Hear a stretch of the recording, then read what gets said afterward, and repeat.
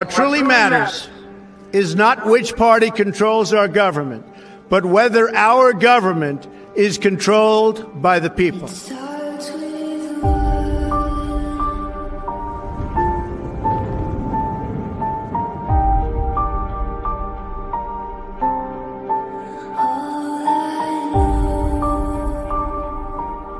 For too long, a small group in our nation's capital has reaped the rewards of government, while the people have borne the cost. The establishment protected itself, but not the citizens of our country. That all changes, starting right here and right now.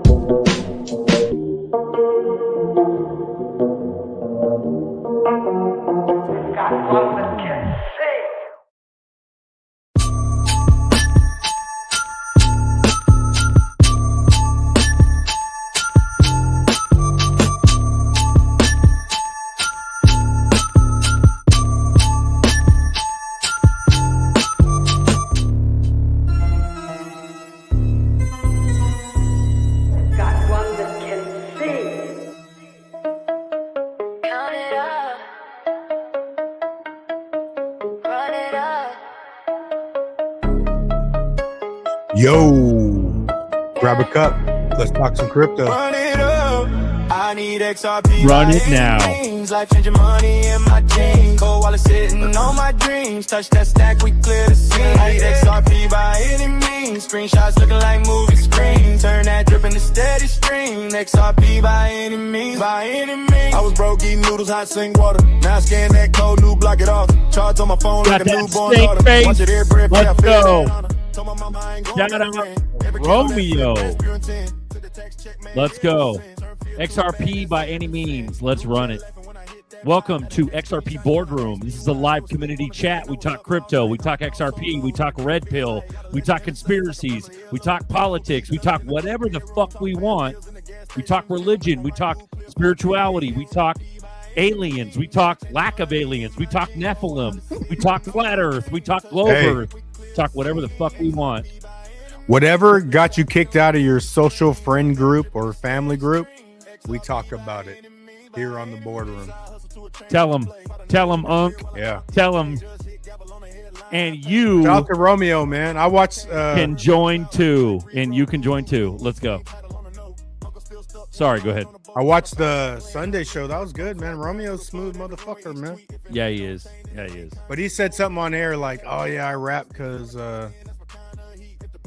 talking to people don't work." I think because listening to him on air, I'm like, dude, he's spitting fire, and he's low key, just a low key stable person. You know how you have that feeling like, oh yeah, he knows what he's talking about. Bro, we were smacking on some I think in his thing, though, we were smacking like, on some... Dude, Louisiana did crawfish at Texas. Remember the crawfish boil that Louisiana did? Yeah.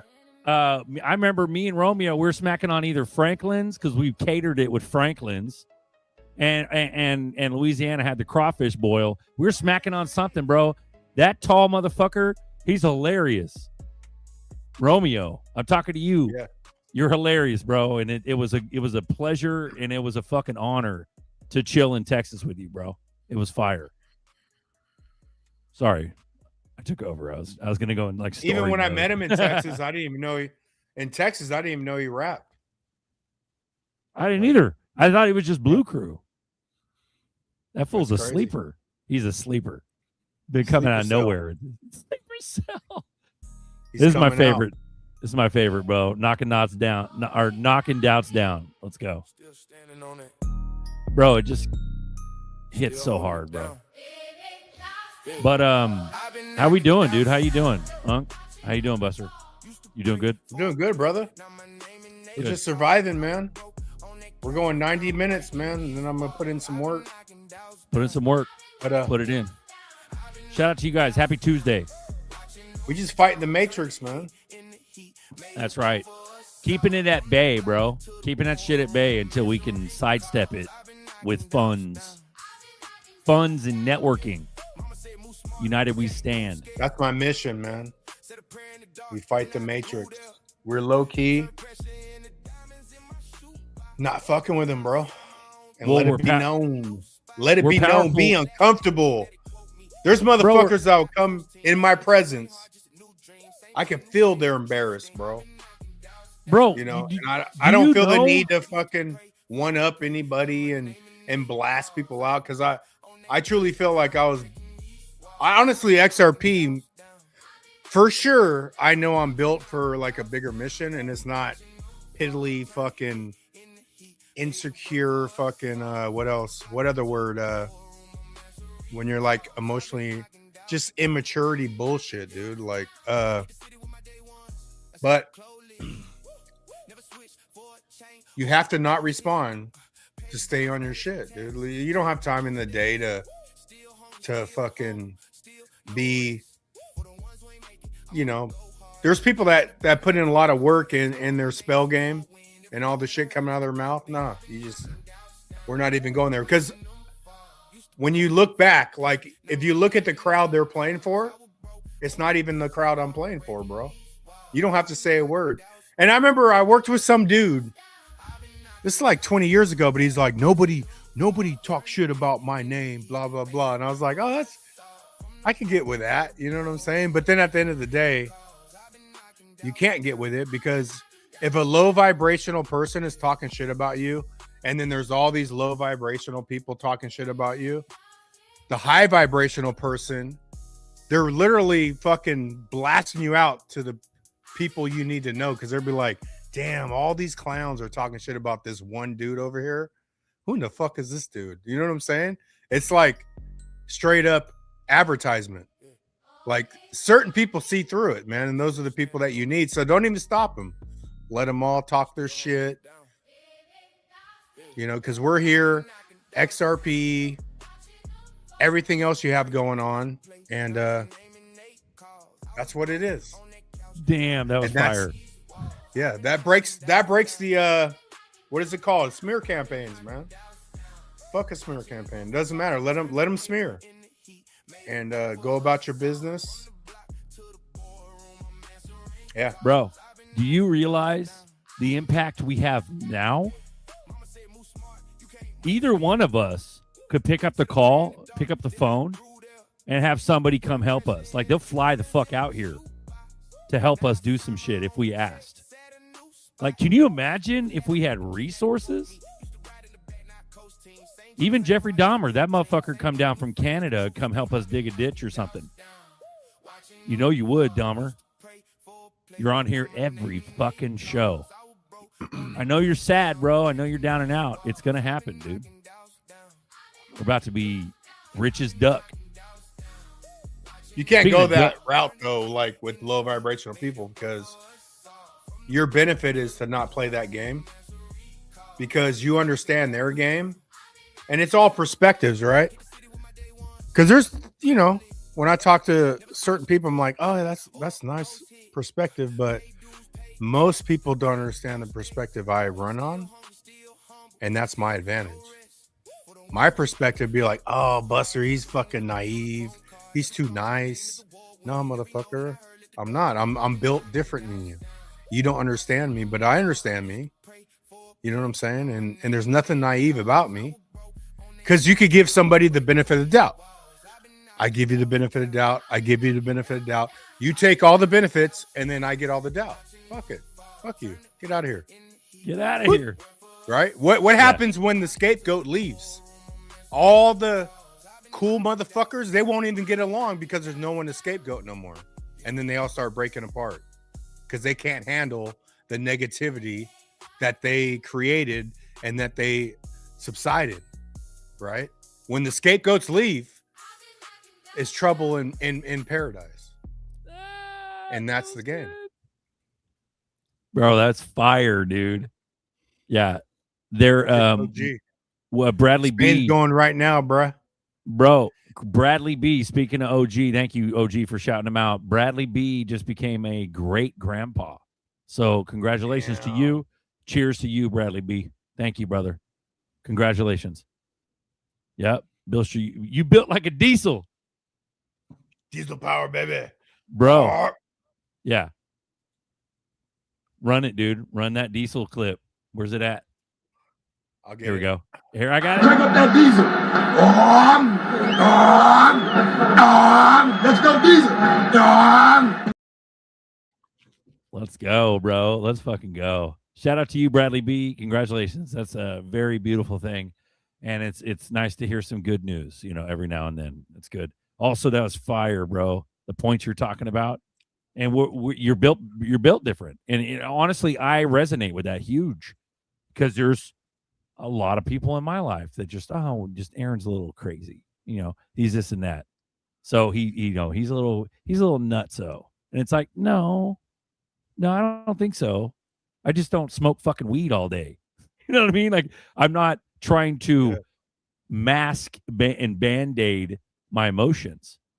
And the thoughts we have are very similar about this current political system and things like that. The difference is that you're afraid to talk about it and let yourself think more critical about it and think deeper about it and talk about it and process it. See, with me, shit, I got a boot camp over here. I fucking do this twice a week. We sit here and talk about all the shit. Whether or not it's true or not doesn't matter. The fact that we're processing it allows your mind to think more critically. And so that's kind of along the lines of what you just said. Like, yeah, it's nice, bro. It's nice to have this as a because even a boardroom, so to speak. Even Dan Pena, when he said the Bitcoin, like, most people resonate with, like, Bitcoin will go whoop in a nanosecond, right?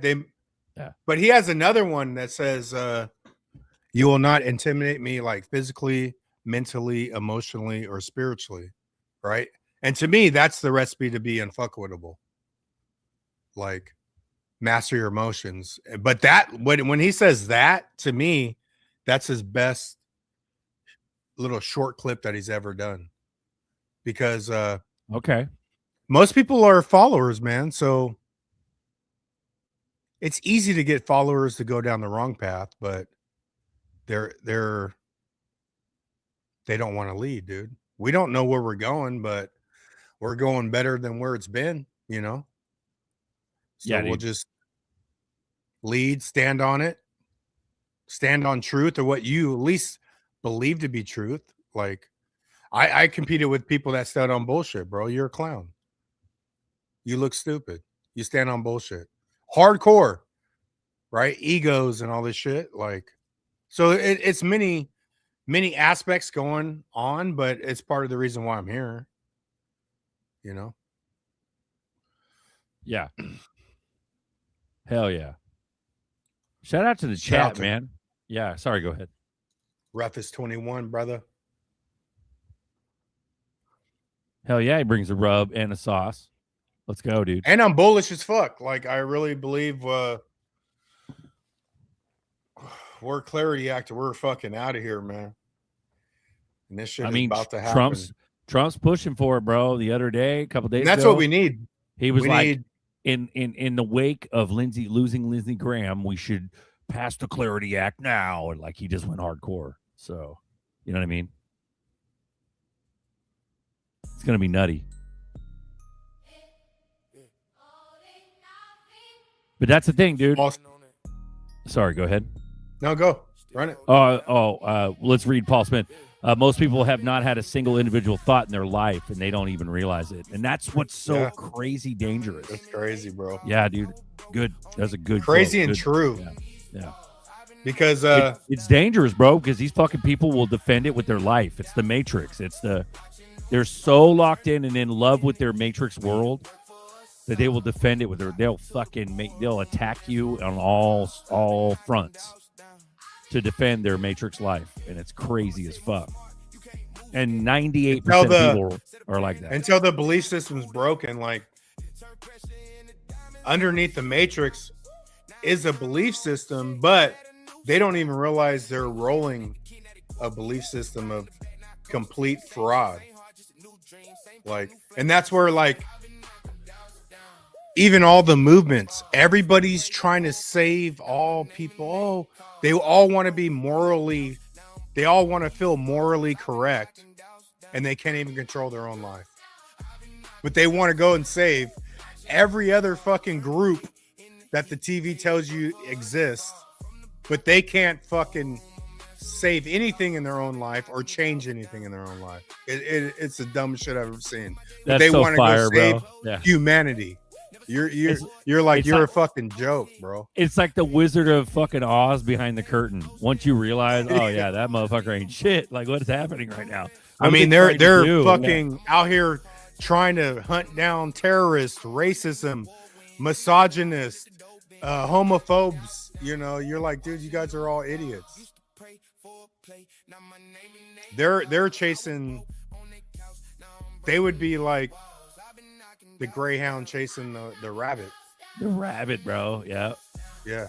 It's an endless loop. They get stuck in other psyops. So it gets them out of their current psyop, the sports, the fucking TV shows, the movie stars, all that. And then they go into another psyop.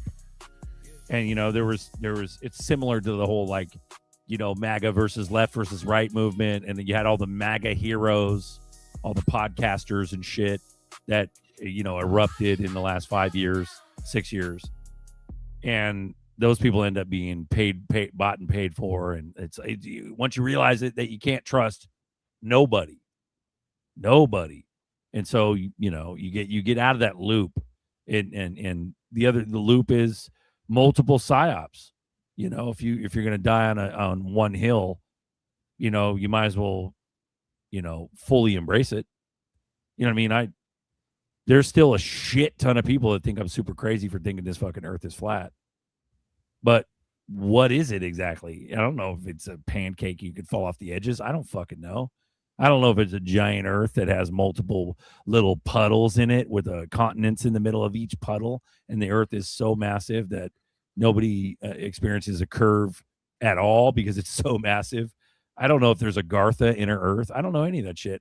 What I do know is that the current textbook McGraw-Hill, you know, Robert Maxwell, Ghislaine Maxwell's dad, you know, thought process of this is that we're on a fucking spinning globe with the sun and all the planets coming around us, and we're zipping through space, even though we see the same constellations. I fought against flat Earth when before I became a conspiracy theorist, but I don't fight against it now. Like bro, this Earth ain't what you think it is. Yeah. Even like when the street was done, I'm on my walks and shit, and they spray painted or when they paint all the new bike lanes and everything. Well, the paint's blasted everywhere for like a couple weeks before it dissipates, you know. But when you're walking, the reflection's a circle of a rainbow because there's so much white paint everywhere. Yeah. I'm like, why is there a circle if there's no firmament above us? Bro, that's the lens. Yeah. It's literally the lens, bro. It's the light lens. You can't make it up. You're like, the shit is the firmament.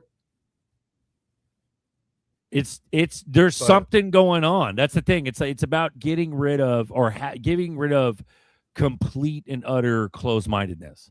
Where, yeah, if you don't believe in flat Earth and you believe it's something else, it doesn't matter. It got you out of the textbook psyop, which is whatever the fuck they teach us when we're kids. You know what I mean? But that's just an example of getting out of the matrix. It's really it's a regurgitation of what you said earlier. You know what I mean? Yeah. Is that, and there's levels. You're not the same. You're not the same. Bro. But flat Earth is, for the people that run the world, flat Earth is like a huge thing, to where if 50% of people all of a sudden believe flat Earth wasn't flat, or flat Earth existed, they would know they'd have problems, right? That's one little measurement that they have to know if they still have control or not, you know? Yeah. Let me see if I can run something real quick.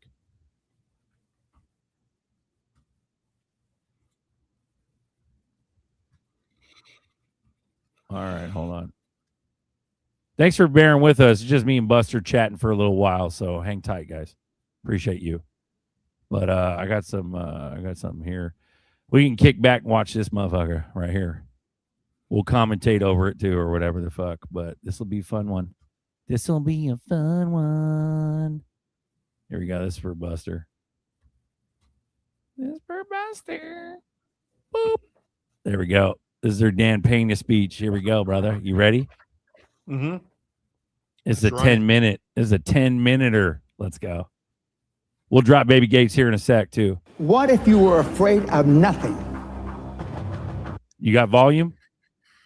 Yep. Cool. Nothing. Man, beast, financial bankruptcy, nothing.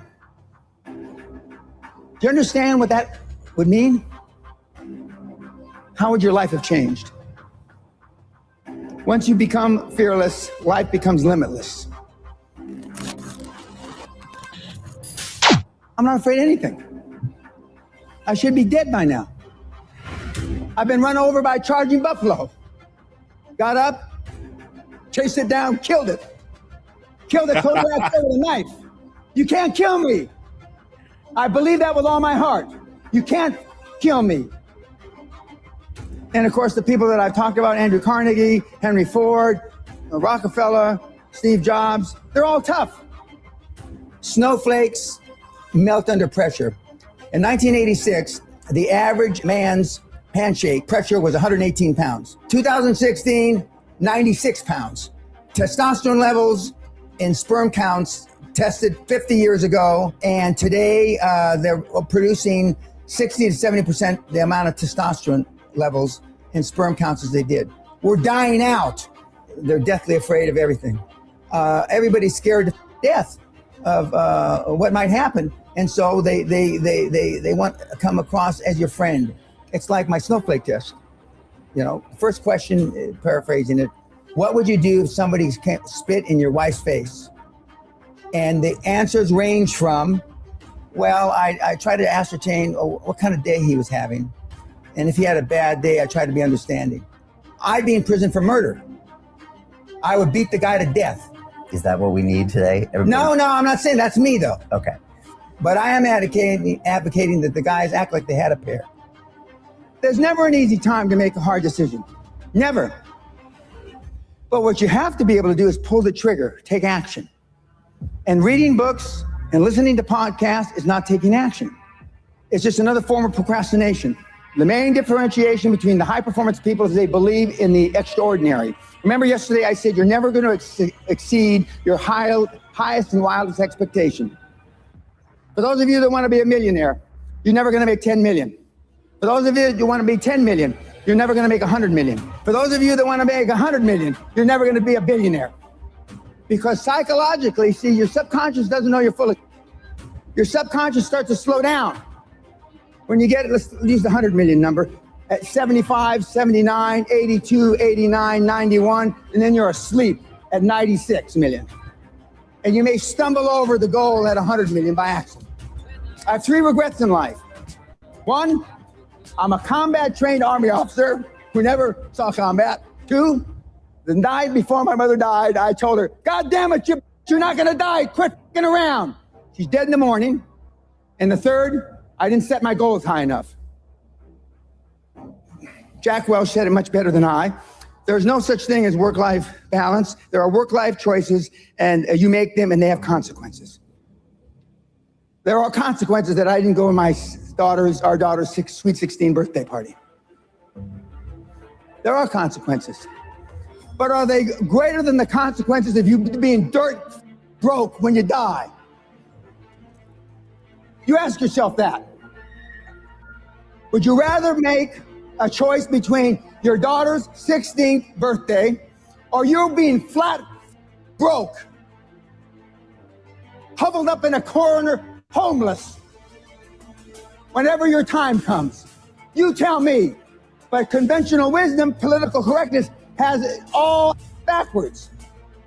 You're a bad person because you missed your birthday, right? You're a bad person because you celebrated Christmas in January, right? Horse. And the pundits that give you this horse are poor themselves. Next, you've got to get by your friends. Show me your friends and I'll show you your future, right? You're hanging out the pub, belching and farting. Those people that you're going to the sports bars, those are your friends. Then there's just general pessimists. Then there's your own guilt. Do I deserve to be wealthy beyond measure? Then there's fear, false expectations appearing real. And then there's this plain society that wants to hold you down. Strange times are these in which we live when the old and the young are taught falsehoods in school. And the person that does tell the truth is called a lunatic and a fool. But John Lennon said it a little differently. Being honest may not get you many friends, but it will always get you the right ones. And what I want you to do from this point forward, no matter if you hated what I said or the way I said it, is choose carefully the people that you associate with. Warren, back when he used to send out tweets, Buffett that is, you will continue to suffer if you have an emotional reaction to everything that is said to you. True power is sitting back and observing things with logic, and power is restraint. True power is restraint. If words control you, that means everyone else can control you. Breathe, let things pass. In my day, they used to say sticks and stones can break your bones, but words can never hurt you. Now it's just the opposite. There are major universities in this country, on this planet, that have safe rooms, that have safe buildings, that if life becomes too stressful, you go to that building. If your adult child needs a safe space to avoid offensive words, you failed as a parent. Most of us care what other people say, and most people care what other people think. And if you can just reduce that emotional baggage just a little, you have no idea how much freer you're going to be and how much more you're going to accomplish in your life. Most people just have poor habits. And, I've had these same habits for about 50 years now.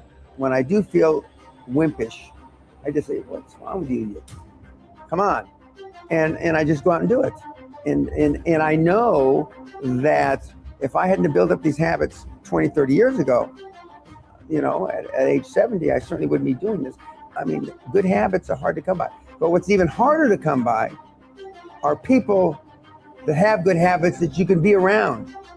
Machiavelli said, a ruler is judged by who he surrounds himself with. If I were to decide what kind of person you were by the people that you are closest to, what would I think of you? How would I judge you? So people don't spend enough time selecting that peer group, even Correct. if they have the good habits. You're Correct. saying that's not enough. Yeah, because they go to default. Okay. What are some of your other good habits? High performance. I never give tacit approval, but I go out of my way to make sure that if I hear both, I tell them it's both.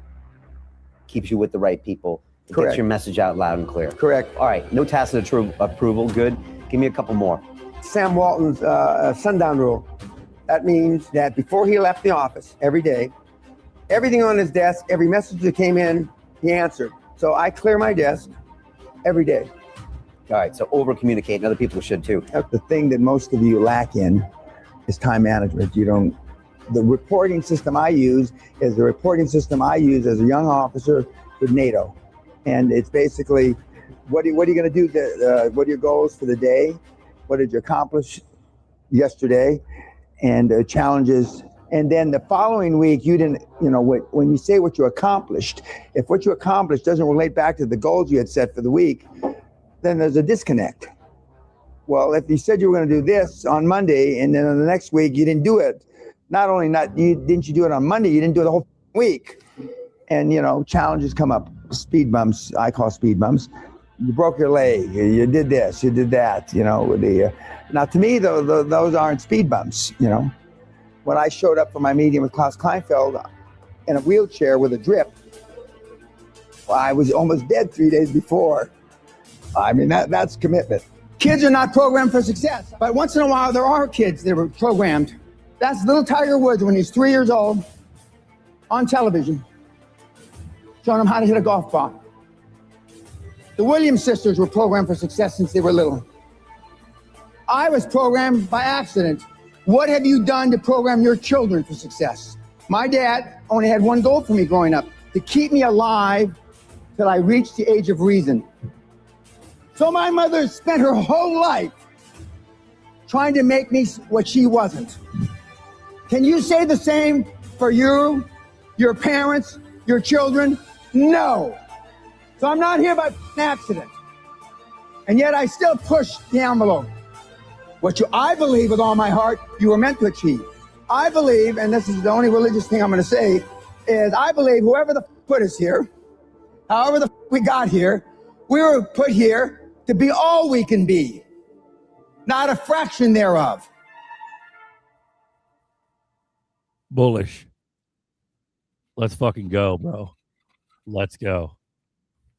We love you guys. We dropped the link in the chat if you want to come join us. This is a live community chat where you can join too. Boom. I thought that was pretty bullish. I don't know if that was any part of the speech that you were mentioning. No, but that was good. Cool. I was trying to accommodate. Shout out to you guys. Love you. We appreciate you coming on week in and week out. And this has become a part of me. I used to bitch about it. I still kind of do here and there, but I used to bitch about how we have to do this and it's an obligation and all that. It's more than that. It's become part of me. And so, yeah, I'm going to miss these days because shit's going to get real wild when we start seeing life-changing wealth. It's going to get really wild in so many good ways, but probably some bad ways because there's a lot of vampires out there. Chris still has issues. Shout out to you. Welcome to the boardroom. Let's go. I want to play a song. Play it. I don't know. I want to play a song. It's not a video. It's just a song. But it's a track. It's like a modern day thing. We'll probably get a copyright for it, but whatever. 5 years strong. At least it's not FIFA. This is called Inner Being by a band called Unified Highway. It's fucking sick. Here we go.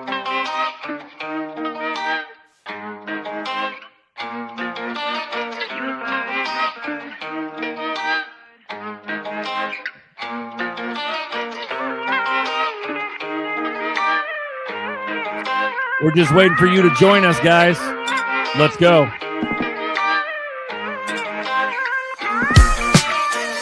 When I find my ground, I'm back for good, a new me now. Turn it back around, I'm good to go, won't let you down. And my time is short, my story's loud, and I'll shout that proudly. My thoughts, my words, my advice now, nothing profound.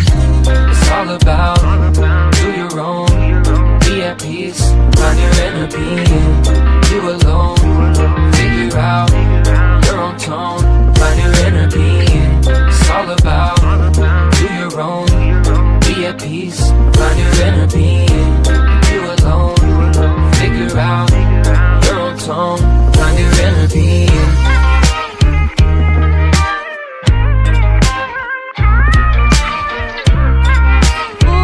Do you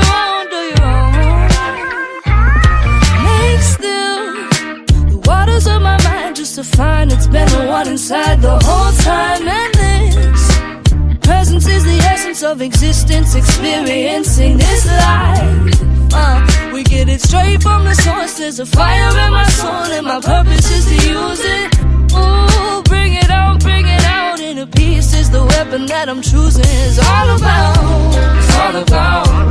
do your own, be at peace, find your inner being, you alone, figure out your own tone, find your inner being. It's all about, do your own, be at peace, find your inner being, you alone, figure out your own tone, find your inner being. Fucking sick, bro. Fucking sick. It's not over yet. Let's listen to the rest. Fuck it. Let's do it live. What's up, Miles? What's up, Nitty? We'll do it live. Fucking thing. We'll fucking do it live. Let's go. Here's the rest.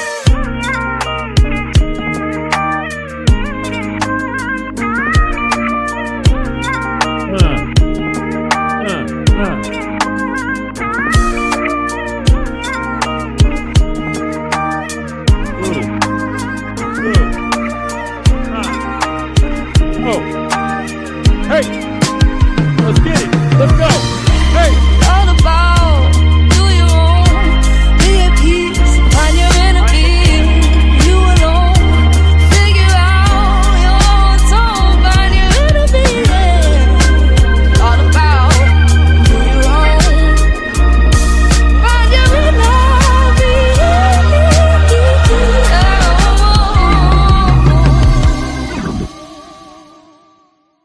Thanks, guys, for indulging me. Appreciate it. We got Still XRP by XRP Bags in the chat. We got Miles on deck. We got Nitty on deck. We're finally starting the show 37 minutes in. Buster, Unk's already dropped fucking sauce, fire, and Zerk's on fire too. Let's go. Welcome to the boardroom.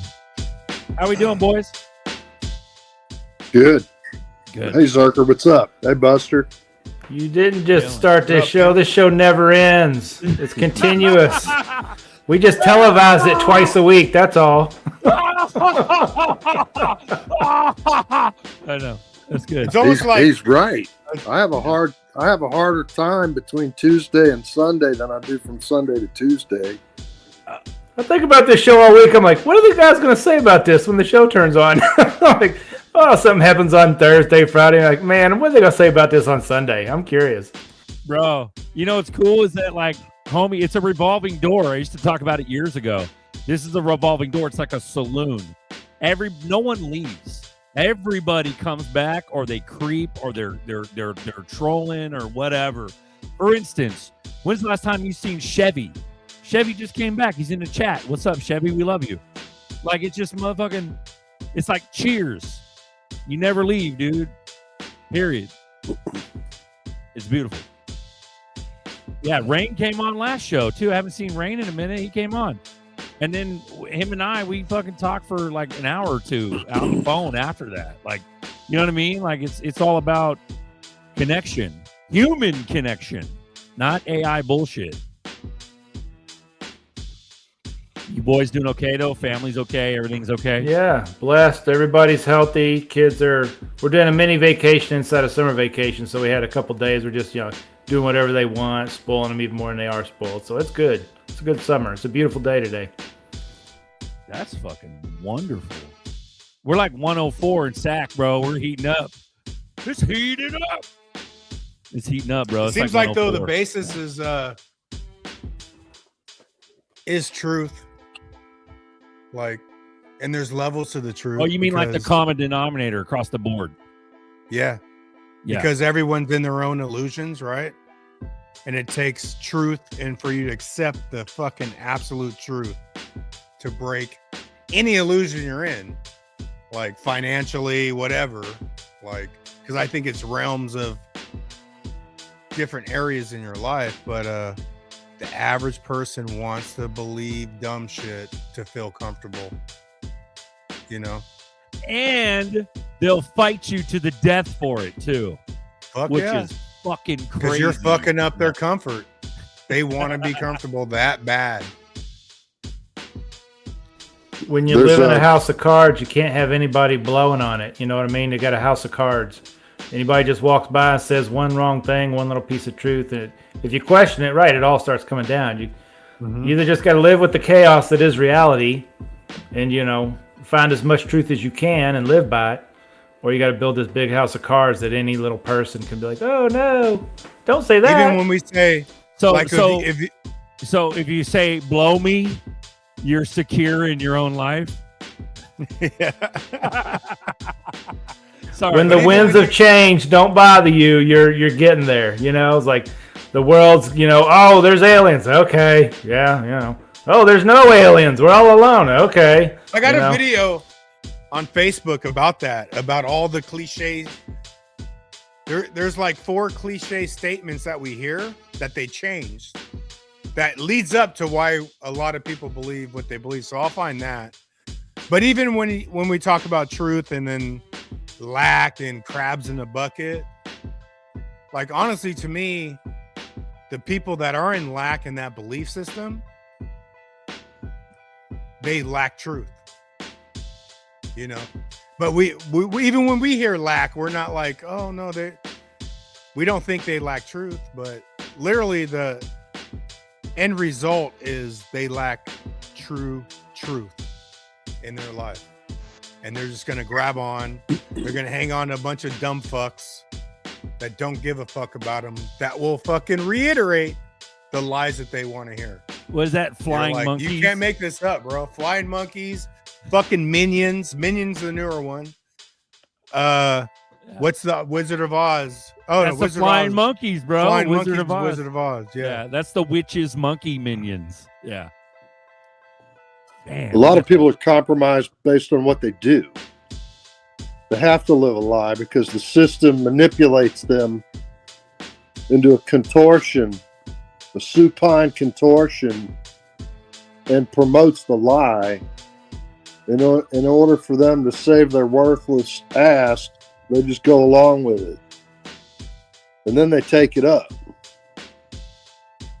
And then that's the opposite of an ideologue. But an ideologue is always a poor man. Charles Tomarello 6337. Yeah, brother. Chip and Jeff are OGs, man. And they've been on this show with Zerk when Zerk was doing his own thing. But they actually came in my feed yesterday, bro. I haven't seen Chip and Jeff pop up on my YouTube for no reason in probably 2 years. And that's why I popped in yesterday. I was like, oh shit. Chip and Jeff just popped up in my feed, which is not normal. So I came in there and said, what's up last night or the night before. But shout out to On the Chain. If you can, guys, go to YouTube, hit subscribe. On the Chain. If you're new, On the Chain. Did Bags get made whole on his situation if they took care of him? Amen. Yes, sir. He got his channel back. So that was totally. He did a video about it. Yep. He did.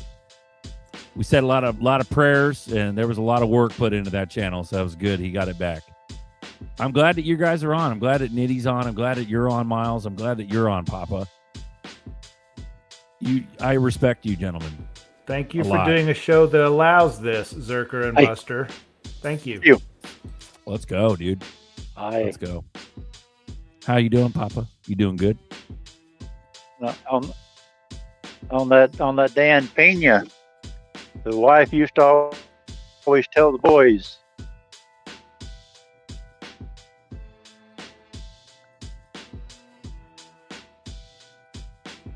I think Papa's a little glitchy right now.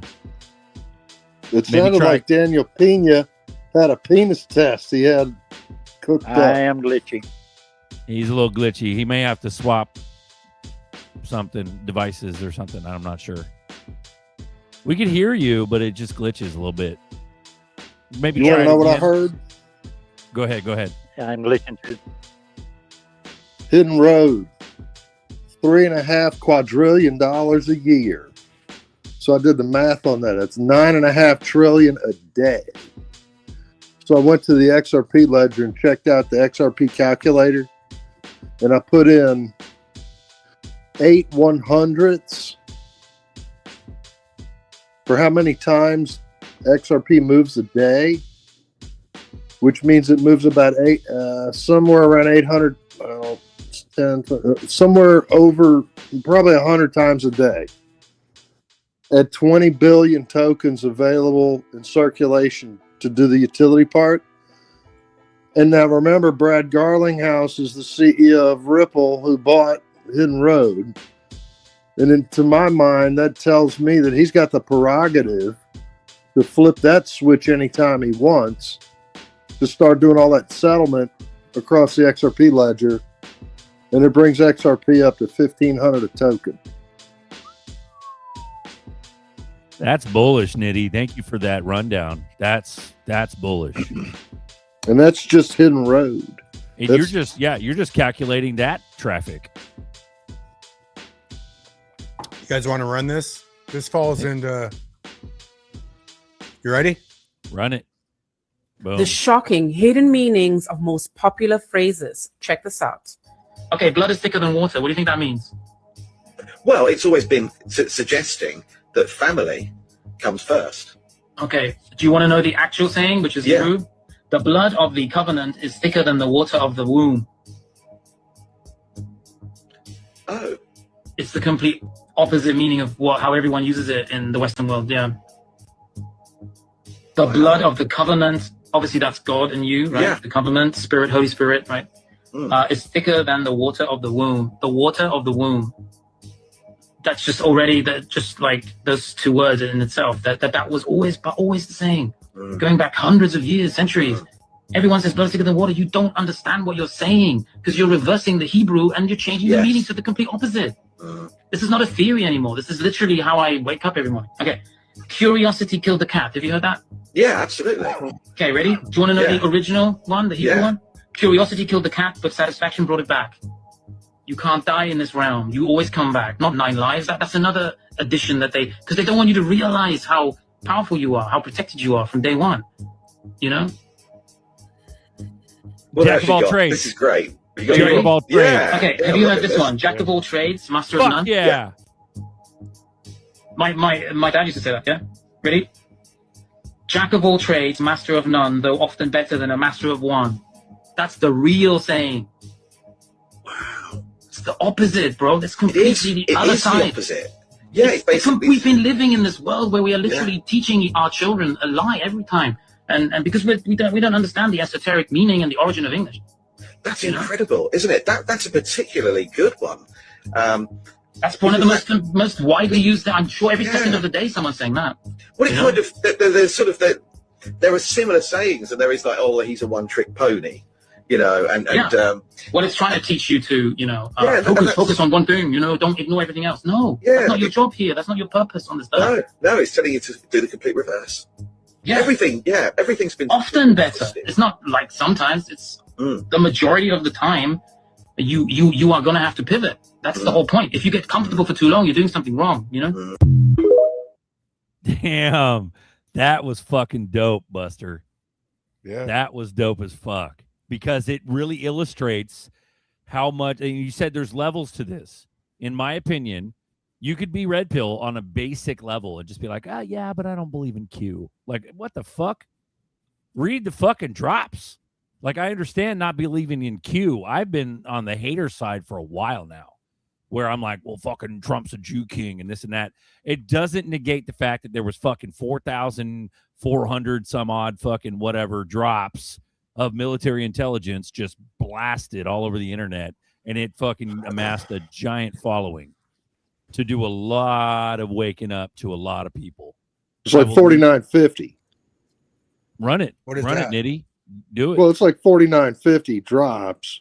And Q even said that. Oh, 4950. Got it. 4,950. Okay. So nearly 5,000. He even said that this program was going to go on until the last Q follower gave up hope and faith. They said that. Bro, Chevy just chimed in. He said the drops are hitting like clockwork. the deltas, I'm assuming, in the association of what's happening today. We're getting close. Bro. There's about to be an unbelievable amount of shit go down. Aren't they about ready to do some 24/5 markets? Some 24/5 market trading I've heard several times this week. 24/7 you took 24/5 is NASDAQ, right? Okay. I wasn't sure which one. I've heard 24/5 is getting ready to open up pretty soon, like end of month or something. I don't think it's going to be 24/5. I think it's going to be 24/7 like crypto. Well, DTCC starts tomorrow. Ooh-wee. DTCC begins in the morning or in a couple hours. Are they running 24/7, Nitty? No, I don't know if they run 24/7, but they do settle the back end of the stock market, which means it's going to be after stock market close. But if it's all digitized and there are AI computers handling it, eventually. But you got confirmation, Nitty. 24/5 also cartel heard. So there you go. So, but the point is it's about the volume and the utility. One of the things I don't understand is they're getting XLM to do the tokenization, but then invariably, somehow or the other, as it moves from one asset to another, be it via some token or fiat currency, it's probably going to have to run across the XRP ledger. That's to my understanding. And I'm going to have to always default to anybody on this channel. I do not consider myself anything like an expert. Yep. We're going lower second or third confirmation. 24/5 Texas Stock Exchange. There you go. Also, Charles Tomarello, he says, ask Nitty his opinion on DTCC. Well, I mean, it's $4.5 trillion a day, Jackson. That's a whole shit ton of money. It's not Tom anymore. Your name's not Tom. It's actually Jackson. I mean, now. Okay. if Hidden Road controls $9.5 trillion a day, listen, I'm using the trillion. I sound like Carl Sagan. Anyway, if Hidden Road's got $9.5 trillion they're doing a day, and it's Garlinghouse's prerogative to flip that switch any just damn time he wants because Ripple owns Hidden Road. See what I'm saying? He could just say, okay, today's the day, guys. So what they're doing, DTCC, which is the entire Dow Jones Stock Exchange, which is like $27 trillion or something. And I don't know what other markets the DTCC hangs on to. But I do know that they own it. It's theirs. It's a trust. They're always telling people with XRP to go ahead and get a trust so that you can discharge your affairs with the veil of protecting your future generations' earnings and wealth. Well, the DTCC stands for the Depository Trust Clearinghouse Corporation. They're a trust. They own it. It's theirs. It was all given to them, bequeathed to them somehow or the other in the 70s. So it's their prerogative to tokenize all of it. Right, because I've heard what Nitty is saying too, that the DTCC, their true power is they actually own the things everybody else thinks they like. If you have stocks, quote unquote, you've put money in the stock market through your broker, or whatever. Holding it. You have you have some kind of expectation. But the people in control of it are the DTCC. They hold the actual primary rights because they're the ones that have to actually move the shit around when it gets bought and sold. They're the ones that actually move the actual asset. We all, as stockholders, quote unquote, only have like an expectation. It's not an art. It's like possession is 9/10 of the law. We don't actually possess those things in their abstract form. The DTCC does. That's my understanding. Charles, otherwise known as Jackson, responded with tremendous. So thank you, Nitty, for that sauce. Excellent. Well, that means that the DTCC is worth $750 on XRP's token price after they go full Monty, which will take a while. They're only supposed to start the initial, and then sometime in November they're going to open the gates all the way. But then we could expect that still to take a while. Are we talking like exponential growth, or are we talking just addition? Because we had Evernorth at 1,500 a coin and 750 for DTCC. You just add those together, that's above 2K. That's right. 2,500. That's right. It's going to depend on how much they're little switches. Sorry, go ahead. Well, that's the thing, I mean, Brad Garlinghouse said there's 1,000 switches. Yeah, but if they're all having, how much is one switch on average? Let's quantify this. Well, I mean, what if there's $10? What if there's 1,000 switches? Okay, guys, I'm going to disappoint everybody. Papa, what if there's 1,000 switches? But what if there's only one date? Ooh. If AI is in control of the switches, they can flip them all within a millisecond of each other if they wanted to. That's overnight moon right there, bro. On one date. They could flip them as fast as they want to if AI's in the middle of it. I mean, they are Masonic, so that's kind of one date. They're one trick ponies, the Masons. So the DTCC is worth 750 on XRP. If it's 20 billion in circulation, if it's only 10, then the number's twice that. I don't know what this. Go ahead, Buster. If that money truly flowed through XRP, like imagine, like to me, it's going to be like more money flows, more tokenization. But look at how much they could tokenize versus trying to bring it on chain. Like I don't understand how tokenization truly works.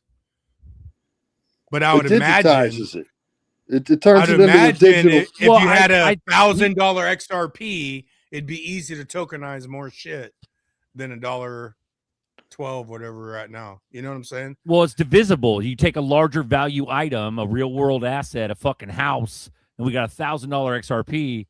It's a lot easier to deal with that versus using 1,000 XRP to divvy up a house. You could. Here's the way I look at it. DTCC, they've got people in there digitizing all that shit right now. It's all being digitized.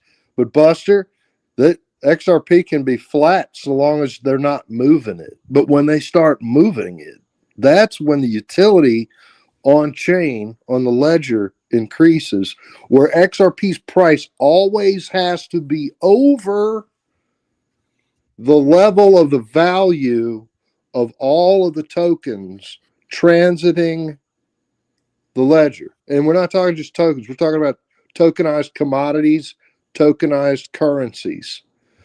XRP's unit price, collectively, whatever's being traded, and that's the cool part, because they could do it with 15 tokens. There's a guy out there talking about it.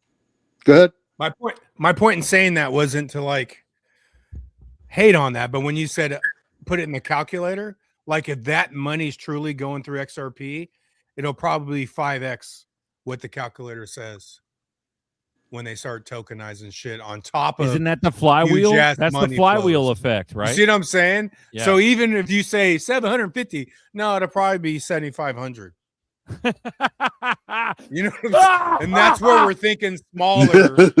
Like once that moment happens, this shit is gonna be stupid, dummy prices. Are you talking about the multiplier effect? Yeah, the flywheel effect. Yeah.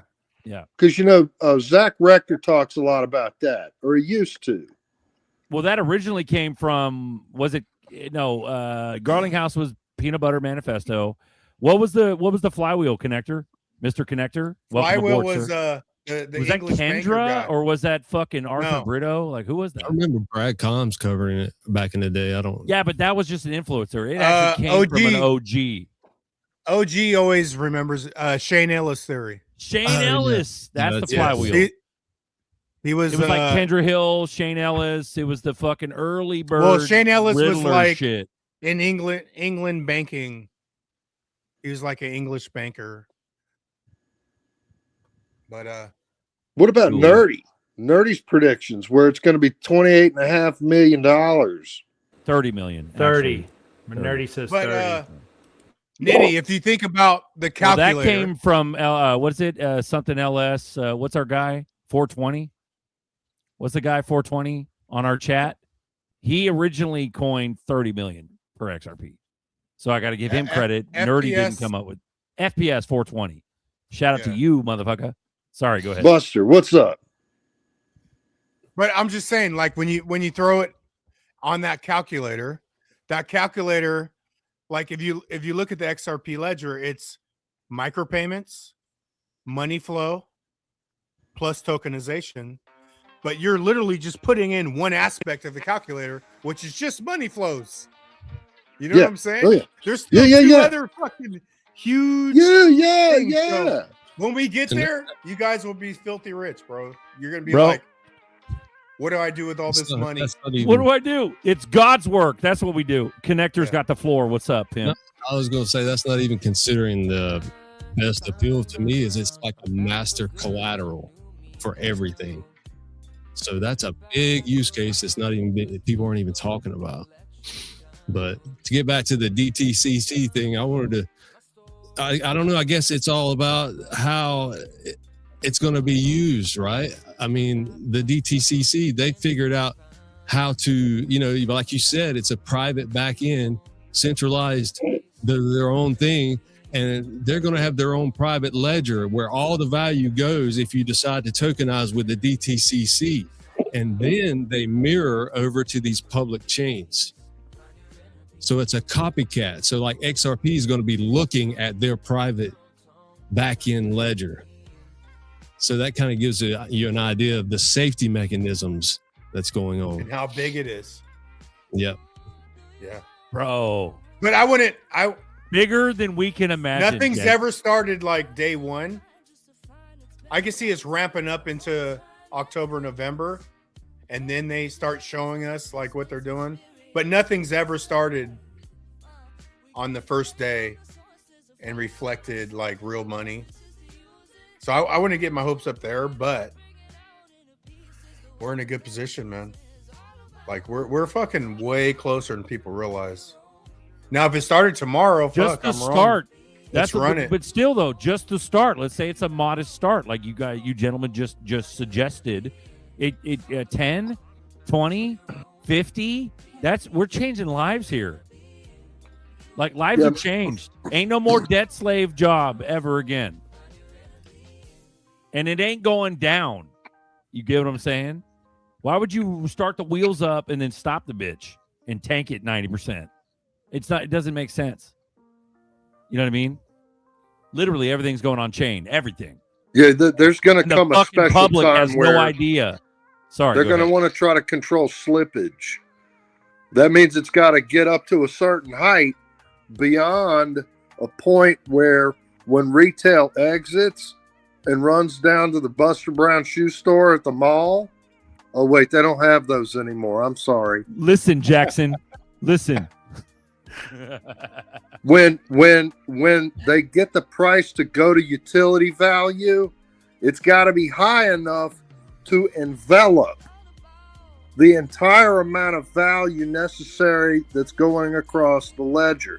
It can't fuck up. It's got to be able to account for 100% of retail hitting the exit door after the movie's over. Oh, wee nitty. But that's why I always felt like it'd be a ramp up, because we haven't got clarity yet. But when clarity comes in and they start ramping it up, we're moving into the next stage of them implementing utility. And that's the flywheel.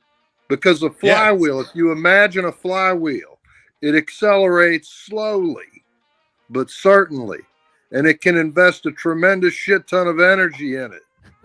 Tremendous. So for the slow kids at the back where I sit, we're basically saying that the price has to be big enough that it cancels out any momentary volatility for these transactions, because they're going to be messing with such big amounts. They cannot have the coin moving percentages or fractions of percentages during a transaction, no matter how fast it is globally. They have to make the price big enough that it's not going to move if some big player wants to manipulate the market and dump something and try to move the price. They got to ensure its stability by the size of it. Right? Let me ask you. Right. How the fuck, and why would someone want to stop a full bore flywheel? Okay, my only argument, I'm not disagreeing with you, Zerker, but what I think No. is... Those are just rhetorical questions. Okay. The only reason they would try anything like that is to use basic logic against you. Nitty was saying last week, that's James Brown logic or whatever, but they know kind of how the market thinks. So my only thing is they may use tricks that we don't think they would use because they're counting on us using real logic, whereas they're going to use Machiavellian logic. Machiavellian logic and every common man logic are not the same. We don't think about how to screw my neighbor and his wife and his horse every chance we get. There's different types of logic, right? If you take real honest logic, but you take it into the Machiavellian world, then what you're doing is you're not figuring out how to make things better for everybody. You're figuring out how to get the biggest scoop of pie. How do I get the biggest piece before anybody else, Ruled by fear. That's my only argument it's against it going the way we think it is because our logic and their logic are not the same logic. Bro, I love that shit when you put pie in a bowl and you throw a scoop of ice cream. Like, fuck a plate. That's too stupid and messy. You get a bowl with a piece of pie in that bitch. Like, you're eating that motherfucker with a spoon and you're hitting the curvature of the bowl with the curvature of the spoon. Well, the spoon. That's called a derivative. Let's backwards engineer that into the conversation, Zerker. Let's do that. Oh, I fucking love you guys. And we're not even rich yet. Fucking A. But God help them when we are. God help them. Speaking of that, shout out to Nova, bro. You've been one of the firest motherfuckers on earth here. I think they have it down. I'm going to own like some buildings with you fuckers. I can't wait for the day, Nova. Let's go. Hey, Buster, I know you got something to say, and I don't want to interrupt you. I want everybody to recognize Buster's a real polite guy. He gets run over a lot, though. Okay, but I got one thing to say to Buster specifically. I got one thing to say to Buster specifically, and then Buster can have the floor. Hey, Buster, fuck crypto. That's funny. Hey, okay. I think they have it down though to where they could go full flip switch and it would work immaculately, right? But I think what a lot of people don't realize is that we're going to plumb the beginning of the system through higher prices with the exchanges. So once we do get higher prices, they're going to be on the back end absorbing the XRP. And then they could literally take what we're sending in there to start doing payments. And we're going to plumb the beginning of the system. That's how I sort of see it happening. But they could go full flip switch. But why when they could get 10 billion more from you clowns? You're talking retail, Buster? You're talking they're going to use retail to do... Okay. I think retail will fire up the system. When you look at Flywheel and all the information, as the exchanges dry up, and let's say they give, a lot of people want $100. So let's say they give you $100 over the next 6 months to a year, and it gets crazy, right? You get clarity, and then fucking sports teams start having XRP on their jerseys, and they start talking about it on the airwaves. Like $100 is realistic in a spec run, but they're going to use that to fucking spark up the system. They're going to use the fear of retail to prime the pump. If XRP goes to $5, Coinbase won't even fucking work. It's going to be $100. No exchange will fail because they are fucking big dick money behind the scenes are fucking absorbing all this crypto that you're feeding it. And they're going to allow you to fucking sell, and Coinbase, Uphold, Crypto.com will never fail. And that's when you know we're about to get close. Like, what if they flash it to like 100 and then they drop it back to like 90? They keep it at 100 for a year. That's fine, but and then they start draining it down. Even when you talk about the price of XRP, it's already stable as fuck, bro. Like XRP is not moving. It might move it during the day, but all day it'll be the same price. Like they could send a transaction and not have. They're not worried about arbitrage because after the system launches, there'll never be. No one will make nothing off arbitrage ever again. My main focus is economic populism. All you motherfuckers. I don't want y'all to get hosed out, or all your buddies that you got turned on to it in the dairy section at the grocery store. They're going to get the shit scared out of them. And I think what we're up against is the sophisticated psychological architecture they're going to use to horrify retail. They're just going to do it. They're not going to not do it. And Jamie Dimon, come on. That guy, he's going to try to take every last.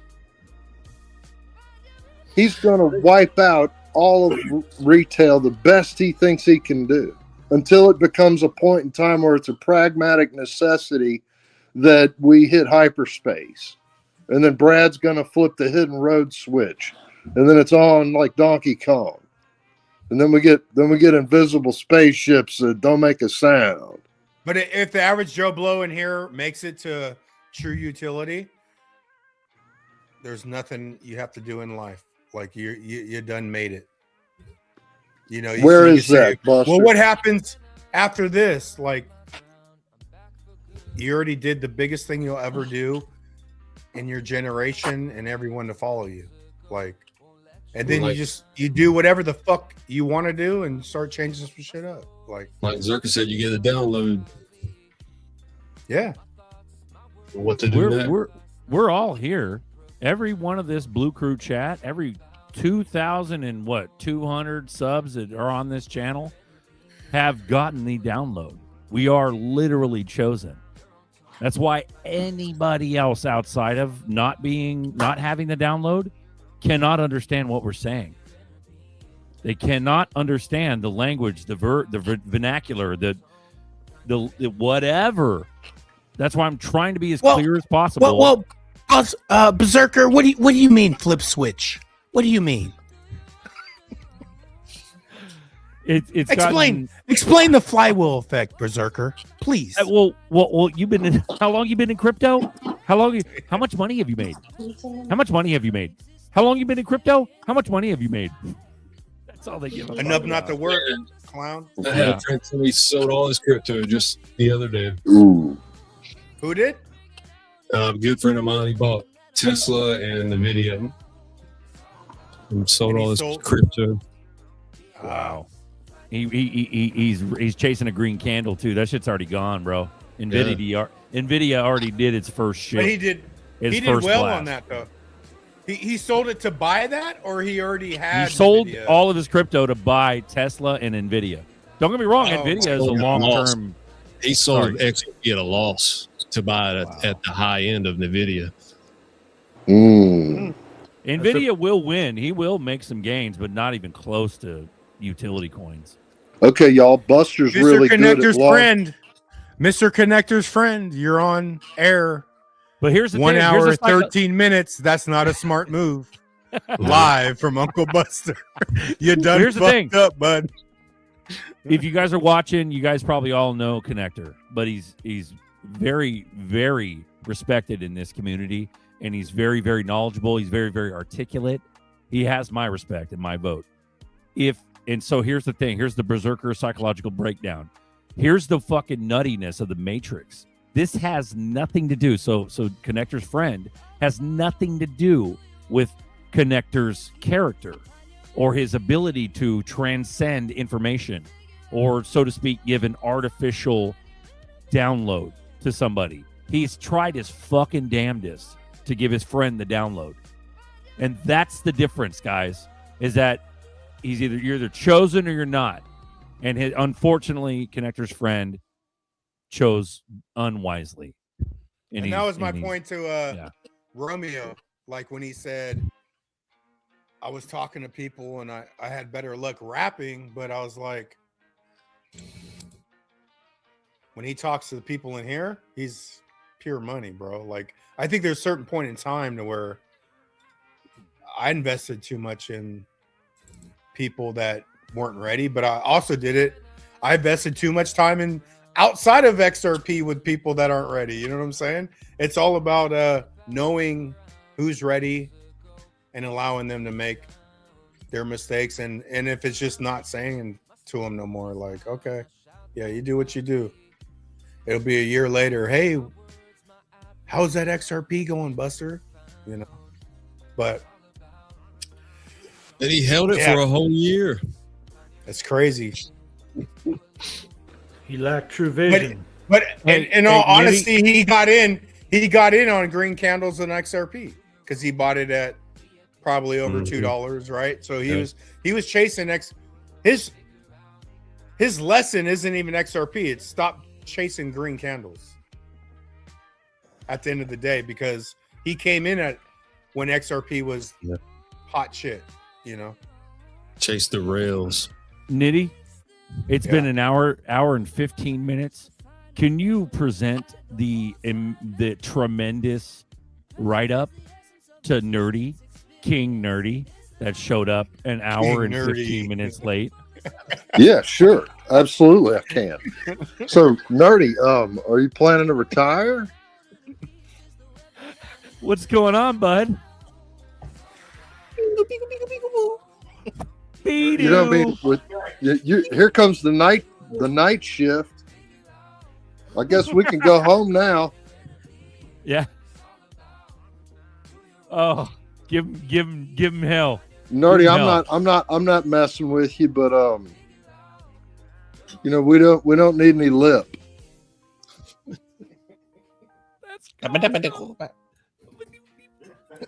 You know, if you're you know, I don't know how to speak Minion.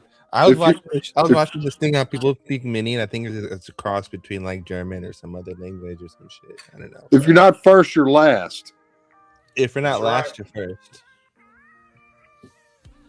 Hey, Nitty, we were talking. If you're second, you're the first fucking loser. We were talking a whole bunch of Moon Boy shit, and somebody in the chat doesn't think we know the Phoenix theory. So what does that look like? Does that look like a general global collapse of all currencies and everything goes to complete shit? We summoned Nerdy with excess positivity. He is now here to shit us back down to reality. Go for it, Nerdy. Everything will be okay. Just don't worry. Stable coins will save the day. Yeah, don't you worry. It was Bitcoin. Bitcoin was always the one. Bitcoin's gonna save us. Silent Giant, you guys are talking about crypto Phoenix theory and don't even know it. I don't even know who crypto Phoenix is.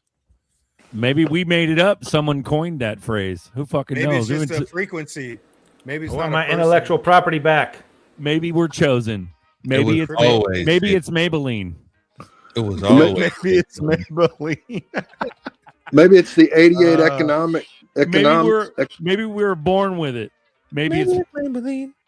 Sorry. The cover of the Economist magazine in '88 had that eagle on it or some kind of bird. It was Cosmos symbol in the middle of the eagle, the coin. Till the wheels fall off, boys. Lower, I love you. Thank you. Fucking A right. Fucking A right. Hi, Lower. How you doing, bro? Hope everything's going well. Bro, this has been fire, Nerdy. Like, the boys have been talking. The boys are back in town. That's right. You know what Nerdy'd be really good at right now? Is if he gave us some of his Moon Boy architecture on price action. That would be a perfect dovetail into what we've been talking about. We've been talking about flywheel effect and, not getting slippage and different price valuations based on certain engagement by different markets. So we've been speculating Moon Boy style pretty big today. 30 million per XRP. There it is. How do we get there? You want to flesh that out for us a little bit, maybe? What do you mean, how do we get there? Well, what do you mean, how do we get there? We just get there, Nitty. Time. It just happens, Nitty. Is up and it's 30 million. That's it. That's how it happens. Time and burn. That's how it happens. One question: How many are trading for utility at that point to do that? What is utility? Well, we've got everybody hodling. We've got all these corporate treasuries. Everybody's got it all stuffed in their bags and they're not moving it. And we've got 2,800 tokens doing lifting the whole entire world. The 6 sextillion tons of inertia that comprises the planet Earth at 1,000 miles an hour. 2,800 tokens are doing it. Is that 30 million a token then? That's only 10 million. 10 million tokens. 10 million tokens. That's only 10 million. And all the other ones are on deposit somewhere.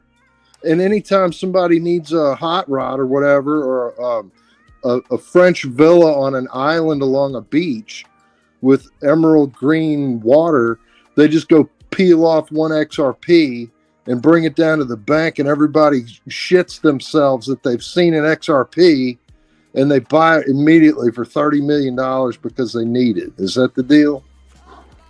And we own the world? Is that how it works? Don't forget the veranda, Nitty. The big giant veranda with chandeliers. I want chandeliers. You guys always remember having that second living room, that stupid veranda in every single house, and you can't go in, and it has all the luxury furniture you cannot even sit on, but it looks all fancy pants for the like. I hate guests that never come. I used to hate that shit. I used to go in that room all the time just to fucking sit in there. Like, oh, you can't be in this room. Well, guess what? I'm gonna sit in here because all the nice furniture is in this room. So I'm gonna sit in this room because this room's nice. We're sitting on it. What the hell? I mean, everything was covered in plastic, and grandparents threatened to whoop your ass. You went in there. Yeah. The plastic. Lord Zerka's going to be so rich, he's going to have a couch just to sit on once. Then he's going to trash that shit and bring in the new couch.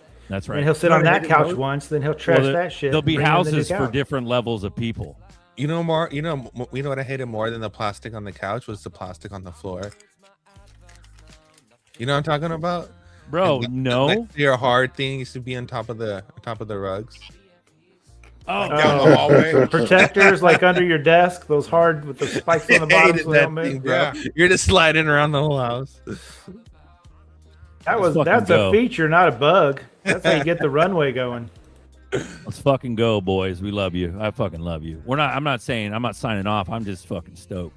There was this commercial because I was streaming the game, the FIFA game, the football game, whatever, and it said in Ontario, we're gonna make houses cheaper, so everyone deserves a house. I'm like, do you guys know about how construction nowadays and the material that they're using are so cheap that the houses are like built like shit? Yeah, it's imitation building materials. Wear that, yeah. It's like this is why the houses are so cheap now, because they're built like shit. David Harrow, Buster, I think it sounds like he's asking for a wrench, bro. But here's the thing, David, you know who you have to give a wrench? Rafa. You got to get on here, bro. You guys see Rafa? Rafa? Yeah. Is he in the chat? He was on the chat on Sunday. That's the homie. That's the homie? Okay. Yeah, Rafa's the homie. Well, motherfucker, it'd have to be in here now for us to give him a wrench. If he's homie and you vouch for him, let's go, dude. Yeah, Rafa's the homie. I follow. He's following. We follow each other on Facebook. Yeah, if you vouch for him, fuck yeah, he gets a wrench. But at the end of the day, where is he? Where are you, Rafa? I don't know where he is. I don't have a Rafa meter. Yep. Yeah, no, and it, boys, I can't thank you enough for helping keep this community as bullish as it is for as long as you have. Now I know we're close to moon. Zerker's getting all emotional and wishing us farewell before he I'm not ghosts fucking us. crying. He's getting ready to ghost us, man. You're fucking crying. I'm not crying. This is the goodbye, farewell ghost speech. Bags probably said the same thing. Nah, till the wheels fall off, bro. We ain't. There's Rafa. Buster won't let me leave, bro. We're fucking. Right, we're staying here. Right there. Good. Rafa's. Oh, that motherfucker. The Neapolitan bowling ball. Yeah. Yeah. It's running. Two in the that's pink, not Neapolitan. bro. That's what's the other one? The two in the pink. Chocolate vanilla strawberry. That's not Neapolitan. Neapolitan is cherry pistachio chocolate. Totally wrong reference. Is that two in the pink? Totally wrong reference. Oh, you guys are dirty. Why is the brown hole? That's exactly what it is, Zerker. Rafa, you need to get on here now to earn your fucking rent. Yeah, Rafa, get on here. Click bro. the links, motherfucker. I just Click gave the him a link. wrench. You did? Oh, well, fuck you. Okay. You got an official fuck yourself from Berserker. There you go. He's Dirty ready fuck. now. Yeah. Now come right on. See, I don't think like you dirty fucks. That's 2 into pink. Like, yeah, okay. Now you do. How about 5 in the pink, dude? Fuck fucking with that stink, dude. Join us in the gutter, Lord ZRK. Join us. Oh, jeez. That actually kind of changes the mood. Be-doo. Because then you're you guys like, gonna damn. talk about big booty Nephilim now or what? What's I happening? was going to ask before we go down the Nephilim hole, or in the Nephilim hole, or the 2, whatever. So, Nitty's asking why 30 million. Nerdy didn't really jump on it, but what if we join it back to Mr. Connector, where XRP becomes so trusted, it's just gobbled up as collateral? That becomes one of the, like maybe the second use of it. The first use is moving money. The second use is collateral. How many coins is there actually going to be to function on the network when everybody just wants it like a bar of gold in their basement or something, or money under their mattress? I mean, they're going to be fighting over drops. Sorry, Connector. No, my bad. How much is Ripple going to give away, too? How much have they promised out? I think it's at least half of what they got. Bro, Because they got to know that there's escrow, going to be bro. laws passed on the percentages. They got to know they're going to come under that percentage. What is the escrow? Can I- 40 right now? 45, something like that? Can I ask 49? 5 billion. Can I ask Yeah. a counter question to all of this? You're a fucking counter question. It's gonna kind of like, I don't know if it's gonna kill the mood or not. That's one counter question. What's your second counter question? Don't kill the positivity that Nitty helped build, bro. Don't do No, it. he needs to kill the positivity to find what's real. Yeah, just listen. If XRP was gonna go to a really high price, why did who was it? I think it was Larson, or was it someone else? One of the CEO people was holding a big amount. Why would they sell at $3? So That's when it easy. look obvious, Because That's easy. one of if the they one don't of the, sell, like why did even when you look at McCaleb, he's supposedly forced to sell. Motherfucker got out of the exchange that fucking took hella people's money. He just happens to sell billions of XRP, and Yeah. nobody says the word, right? Because if it goes to where we want it to go, those questions are gonna have to be answered, bro. Like with Can it just be Larson. part of the illusion they're laying down? Hey, why don't you sell a big thing at $3? Yeah, So and what's that's it where I go on? said I've said earlier that I think that's a secondary escrow of what the founders have, because they're not going to allow these dudes to be quadrillionaires, man. Come on. They don't have a So do you choice. guys think that for partially because of that kind of reasoning, do you guys think that more of the larger holders of XRP are gonna dump more XRP because they don't want it to make it look obvious or whatever? Well, who did he sell to? That's a I good think question. he just sold off the exchange. He just sold it to the exchange or something. And So what we kind of just don't deal did know? he get with the exchanges? What did they get in return? You don't know what. We don't know what's going on really. That's true. He sold at $3 and something cents. He sold like He that. sold to a shell company held by himself. Mm-hmm. Check this out. I don't know. Run For it. tax purposes.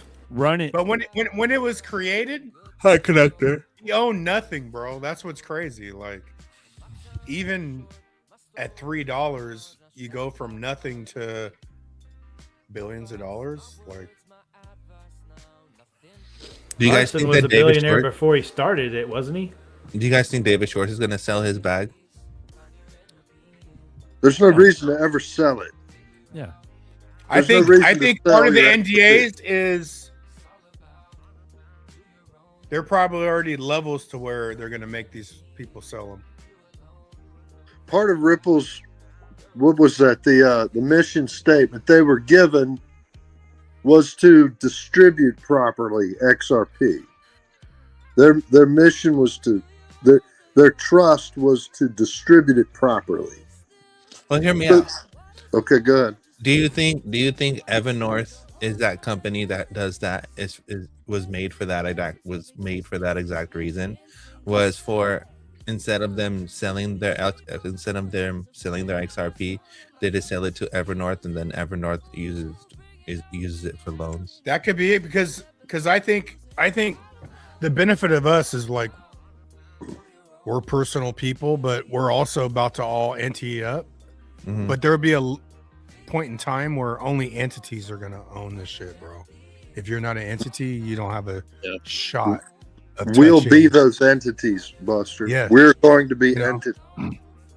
But I don't think when you talk about 30 million XRP, there's zero chance David Schwartz will own 900 million XRP at that point, bro. This is already all figured. Everything in the XRP ecosystem and Ripple is already figured out. All this shit that we're talking about has been figured out probably for a decade. And the Clarity Act is for entities, not us. Remember that, guys. Peer to peer, we're still good.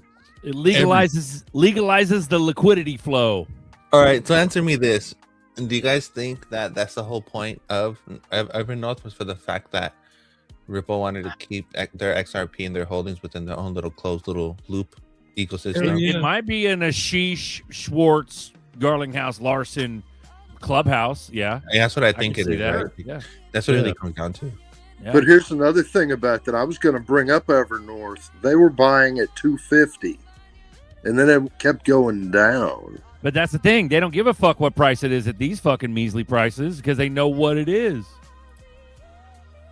250 ain't shit to them when it's 30 million down the road.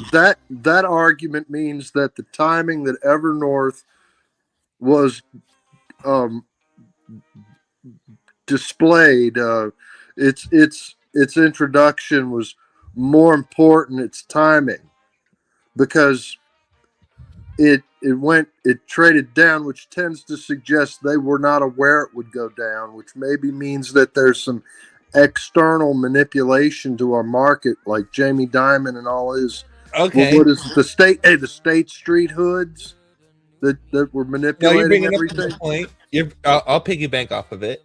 So But hold on, one more thing. One Okay, more go ahead. thing. Don't make me forget. Go ahead. But at the same time, on July 4th this year, they got XRP to 11776. So that means that there's some bot out there that can manipulate the price to 4 decimal points. So which is it?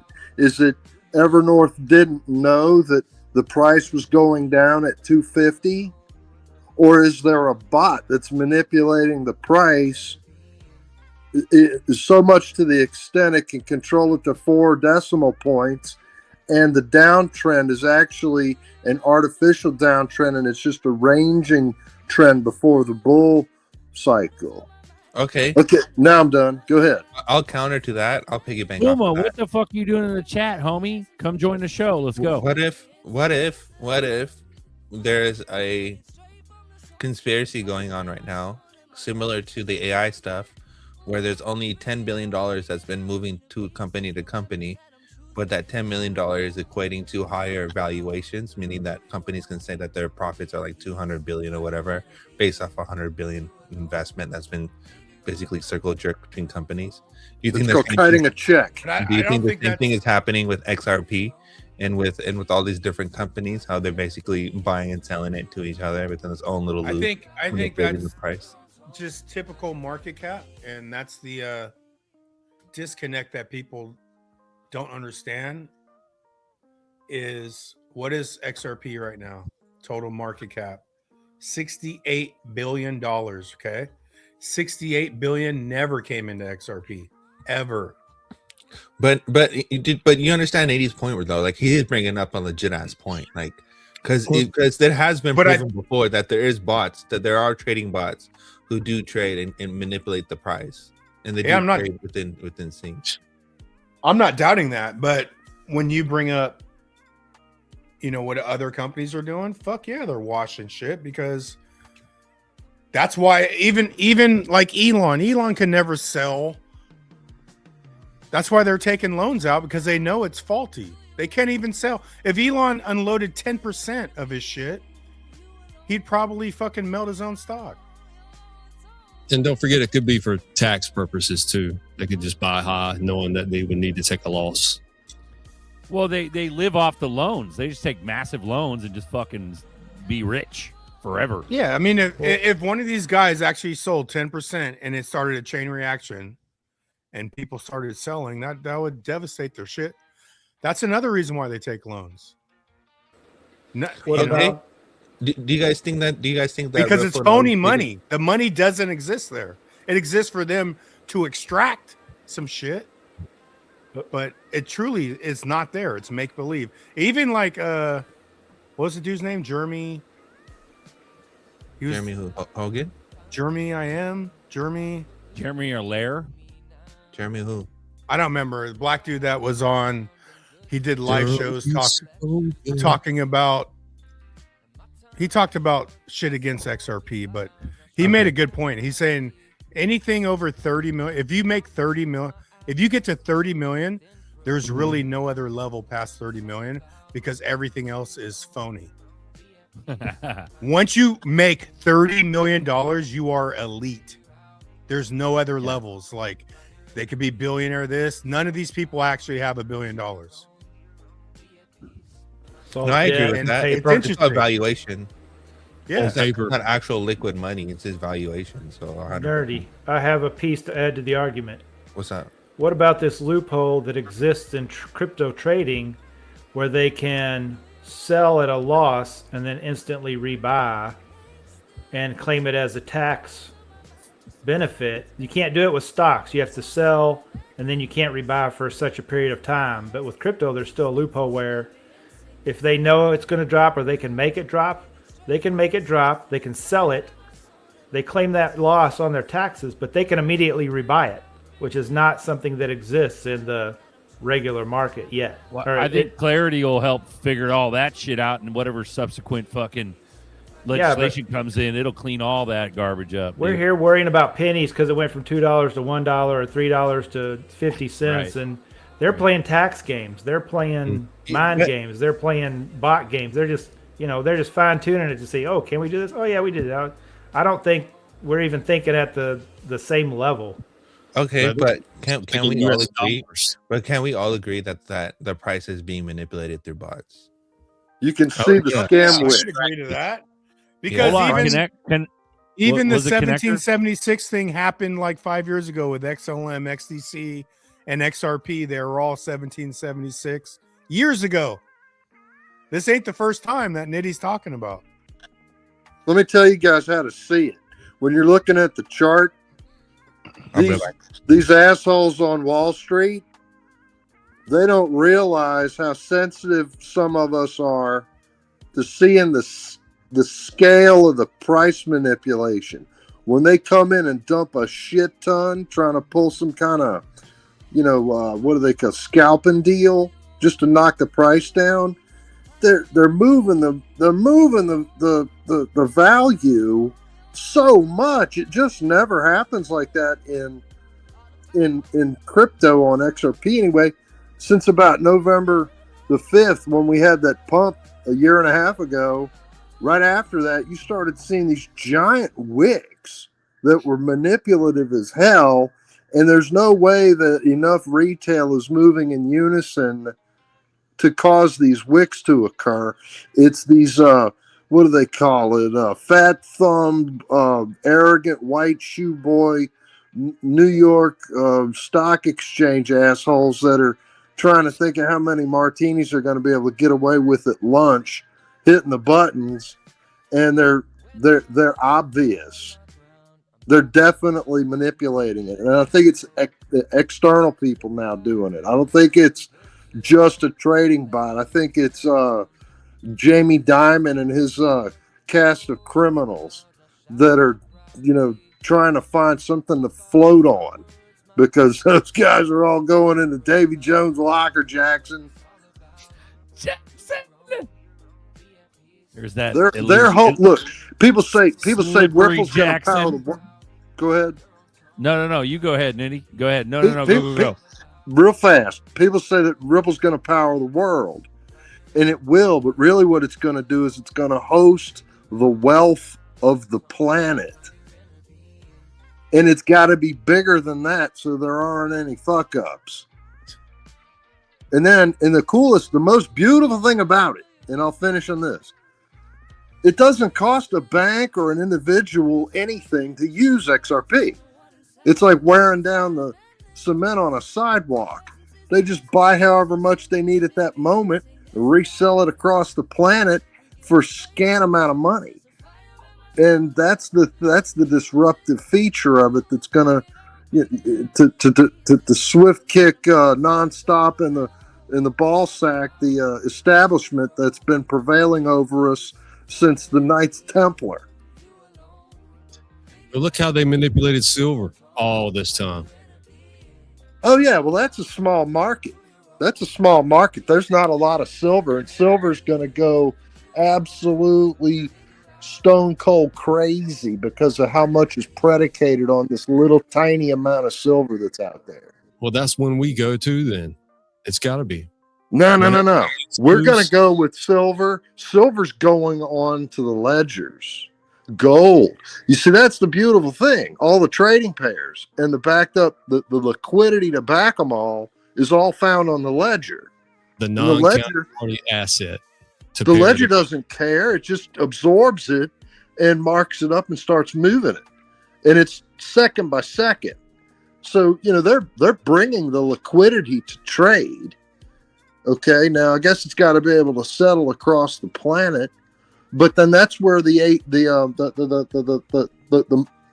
David Schwartz's automated market makers come in with the AI bots. They go out and find it all at a premium price, and then they make the deal go through, and it just gives people and institutions a free way, essentially what is tantamount to free, a way to send money across the planet, all the while the holders of the token are benefiting because of the sheer, stupendous volume of the value that's going across the ledger. As it grows and grows, there's your flywheel. And then all you do is go to your decent wallet and go take a chip off of it, or do what you're supposed to do and go lease it out and live on that, unless you got some kind of big ego and you need an old Can-Am style C3 Corvette with 3 cell phones in the trunk, the old school ones. I think you might need that, Nitty. Probably. Yep. Connector, what do you think, brother? Go ahead. Oh, I was what was I going to say? Yeah, I forgot. The bots. Something I can't remember. Yeah, the bots.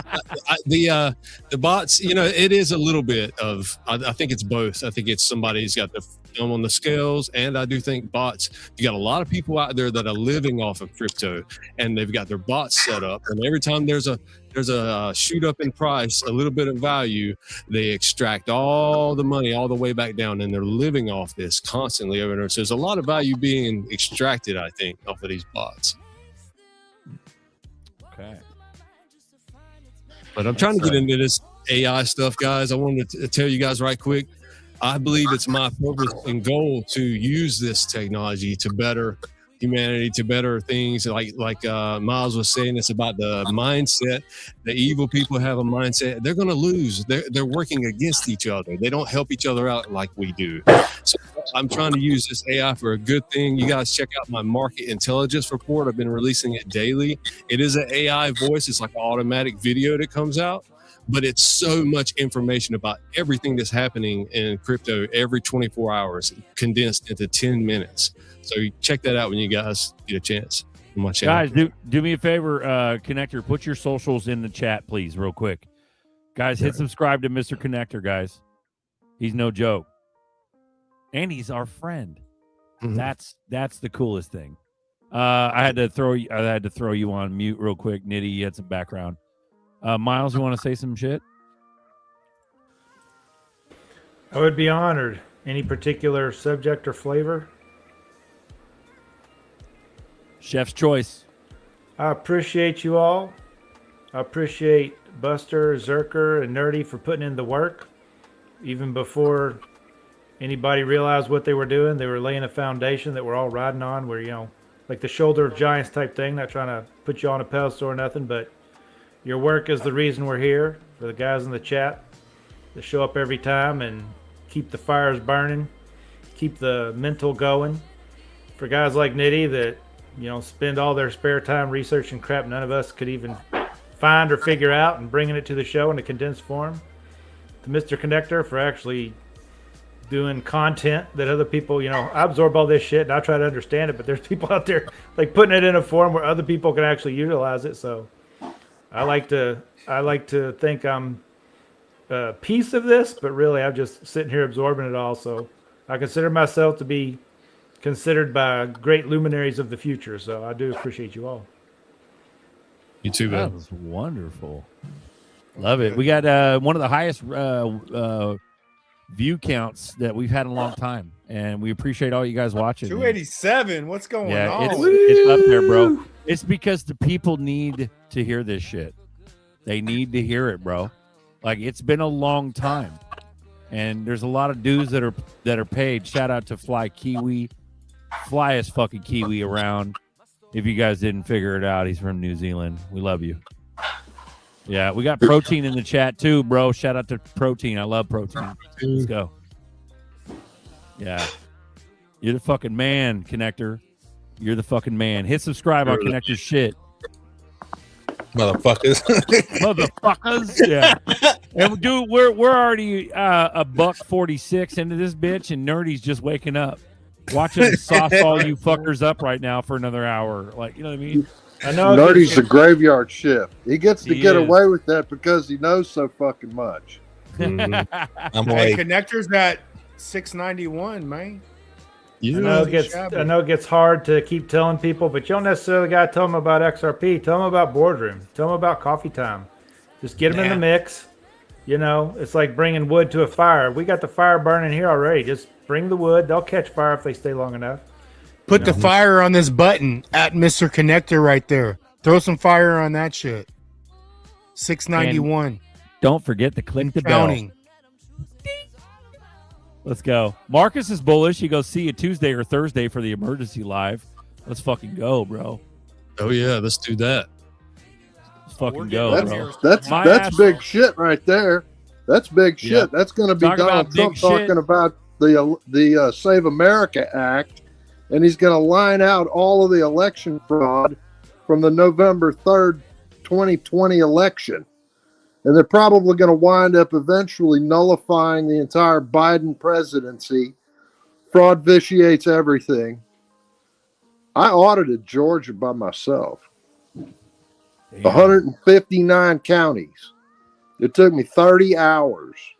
I did FOIA requests on 159 counties to compare the participating voters with the ballots cast. And I can't say anything more about it. Bro, we're all getting key cards. We're all Talk getting about it. We want more information. We're all I can't getting talk more golden. about it. We're all getting key cards for the buildings that we all own respectively within the Blue Crew LLC. We're all getting fucking golden plated fucking telecom cell phones with no internet service distributed to every fucking Blue Crew out here that's vetted with a wrench. If you don't have a wrench and you've been in the chat, someone will remember you. So you'll be vetted and vouched for. We're going to be a fucking force to be reckoned with. But you're going to have to have 8-bit titties to get in the club. Well, yeah, and I got a lot of those to go around, bro. Let's go. I've got like 5. I got some to sell later. I only need 1. You got 5 titties? 5 sets. That's like 1 Nephilim. 10 titties. You got 5 sets. What Nephilim? Damn. When you gonna do the 8-bit? When you gonna do the 8-bit Nephilim series, Zerker? I want to buy some of those. Let's go. We've been talking about it. Got to get it done, bro. Let's fucking go, dude. Bruh. Yeah, what he's talking about, what Miles is talking about, is my NFT collection from a long time ago, and I believe it's Illuminati Nights. We're gonna change the scene around a little bit so I can play that little ad. Here we go. From the early days of the XRP ledger comes a rare collection that captures the bold spirit of crypto's pioneers. Introducing Berserker Babes, 200 unique digital beauties from the original XLS 14D era. Each babe comes with her own style, attitude, and rare traits, from cyberpunk vibes to 8-bit titties. These aren't just NFTs, they're digital artifacts from XRP history. Limited to just 200 pieces, each Berserker Babe is one of a kind, verifiably rare, and waiting for her forever home on the blockchain. Minting exclusively on XRP Cafe. Own a piece of XRPL history before they're gone forever. Berserker Babes, bold, badass, XRP Ledger.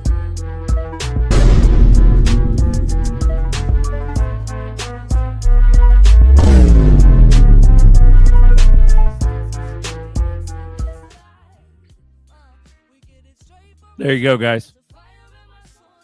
Oh, I got some new news. I guess Decent Wallet just released a recovery card to go along with their Decent wallets. It's called Decent S updates. Meet Decent S times RR3 recovery. You want to explain what the fuck that means? Just fucking told you, motherfucker.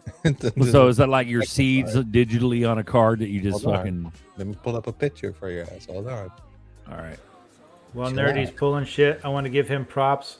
He's been talking forever, at least since I've been here, about our wear of the future is going to be like sunglasses and a ring. And I've been seeing more and more of these meta commercials for the sunglasses. Told you so. Oh, yeah, you were right, dude. I'm telling you. I've been saying, like, no, Nerdy was right. The sunglasses are coming out. I fucking told you so. I'm waiting for the rings, bro. I love Then it's that shit. 100%. Every time I see that shit, I'm like, look.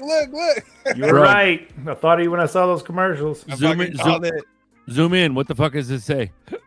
It's not letting me zoom in. Tell me how to live my life. Read that shit, motherfucker. Hold on. Jeez. Oh, there we go. Fucking hell. Come on, Every Lord choice. Zerker. Give him a break. He's producing content on the fly here. Yeah, that's true. That's true. I just trying to fucking Lord Zerker runs a tight ship. We know. I also Papa's on deck. Papa's on deck with full HD. Love you, Papa. Let's go. Hi, Papa. Hi, guys. I finally made it. Papa! Happy to have you. I only took 3 computers and redoing all my settings on 3 computers to get here. What the hell is going on? Isn't that annoying, Papa? That's fun. Yeah. Especially for an old guy. It's really annoying. So it's a recovery card for Decent Wallet. Is that I correct? guess. I mean, we were just looking at it. I didn't even fucking read it. I mean, what? Hold on, man. Here's some shit I found. It's cool. Bye. Let's go. 291 Yeah, watching. We damn. love you guys. Thanks for the 300, damn near 300 Yeah. viewership tonight. We hit Let's fucking go, 299 bro. earlier. Let's run it. Every Maybe choice maybe has that's the answer. They're feeling bullish. They're Yeah, in people, before this shit people, happens. they could feel it in their plums. They can feel it in their plums.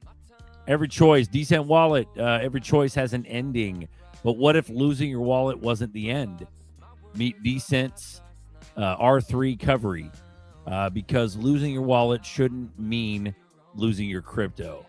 Be among the first to receive Decent S updates. Ooh-wee.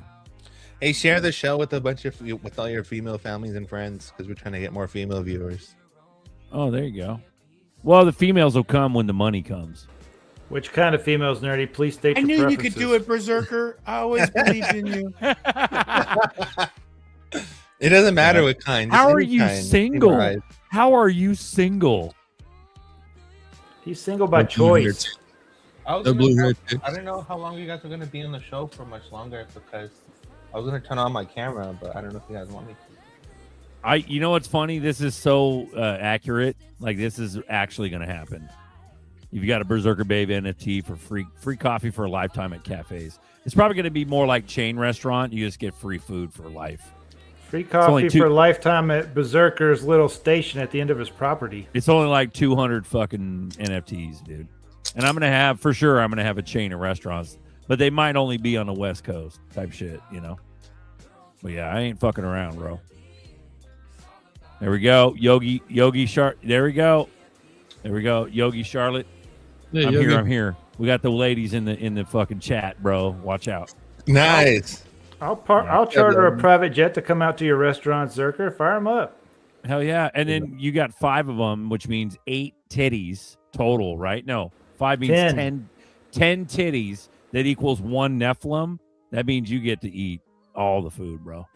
Okay, well, Yeah. I won't be greedy. I'll bring some friends, you know. We're going to need like underlings and, you know, minions.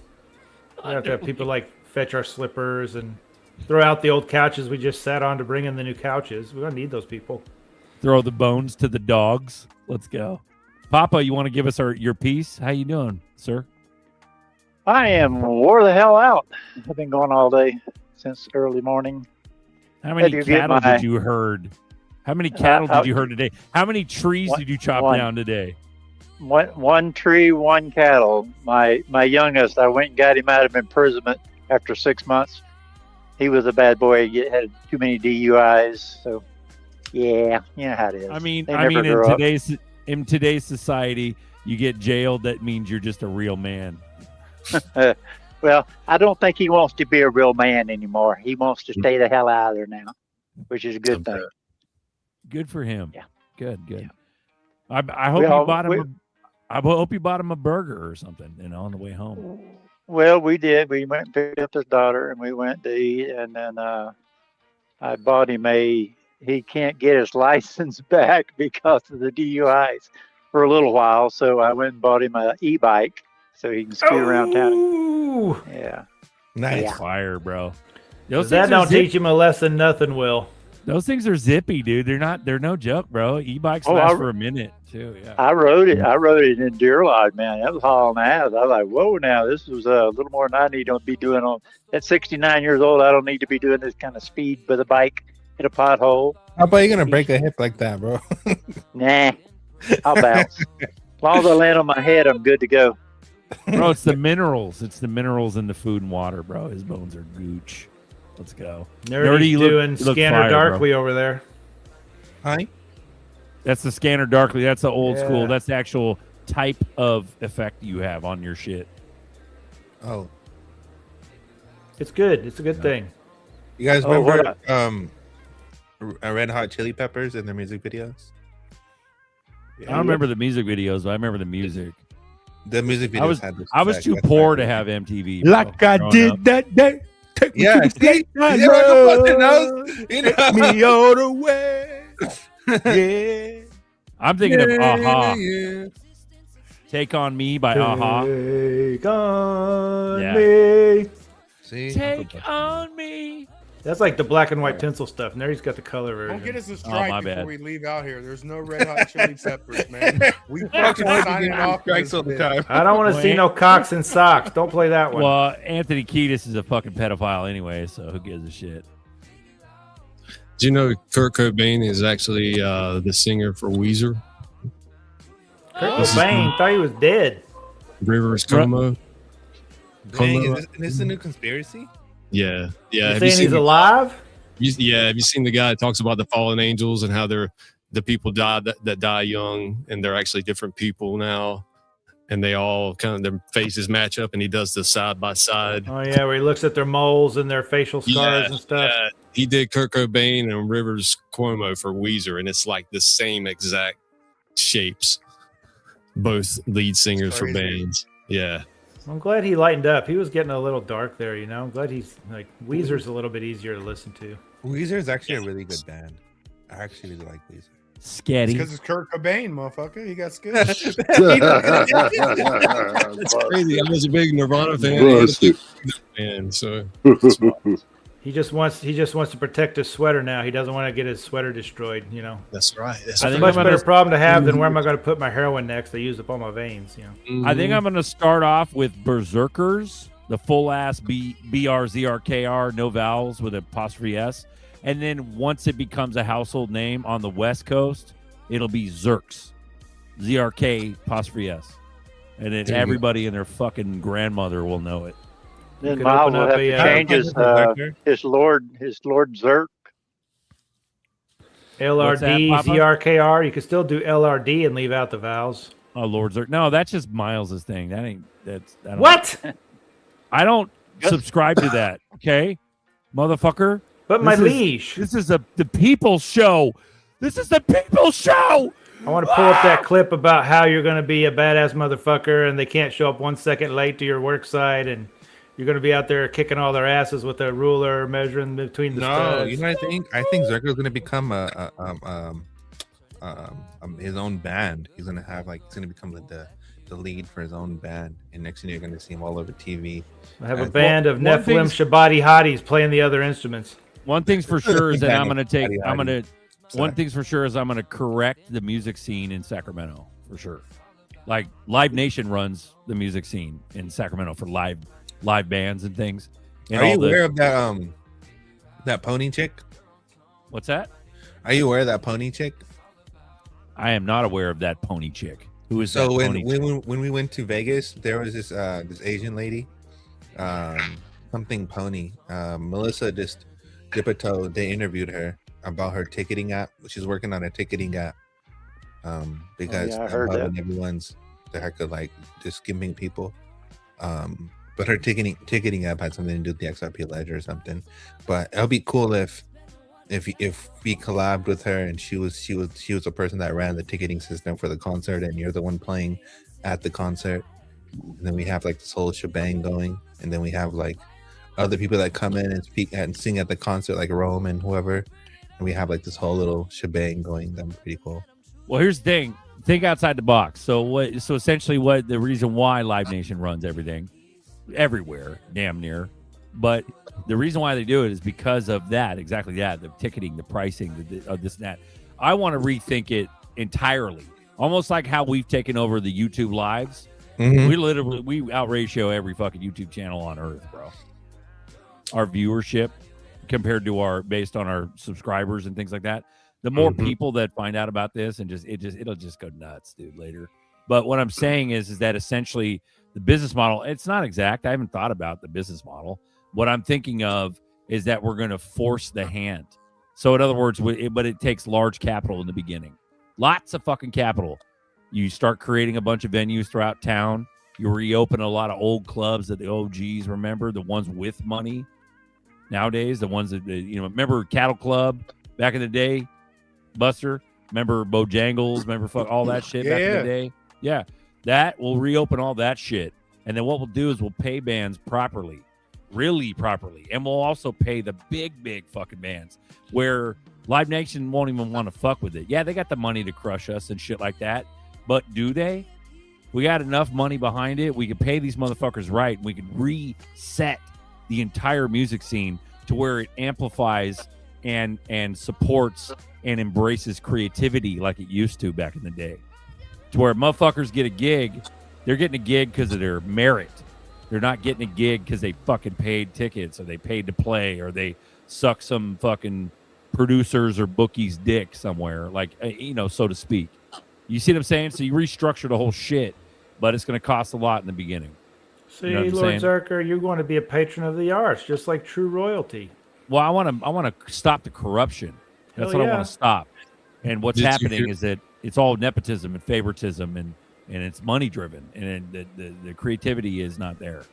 Good bands essentially get neglected and ran to the ground because they don't have a business sense. Well, you shouldn't have a fucking business sense if you're a fucking band. You should have a creative music sense. That's what you should do. Sorry, go ahead. Someone said that the gangster rap hasn't made the charts since USAID has been defunded. Yep, I heard that the other day too. That's a crazy statistic. I did not know that. That's fucking wonderful. Yeah, that's a wild ass statistic that you brought. That's fucking crazy. That is wild, bro. Now we can have USAID went away. Let me reiterate: USA went away, and fucking gangster rap is not charting because it was a fucking psyop from the gate.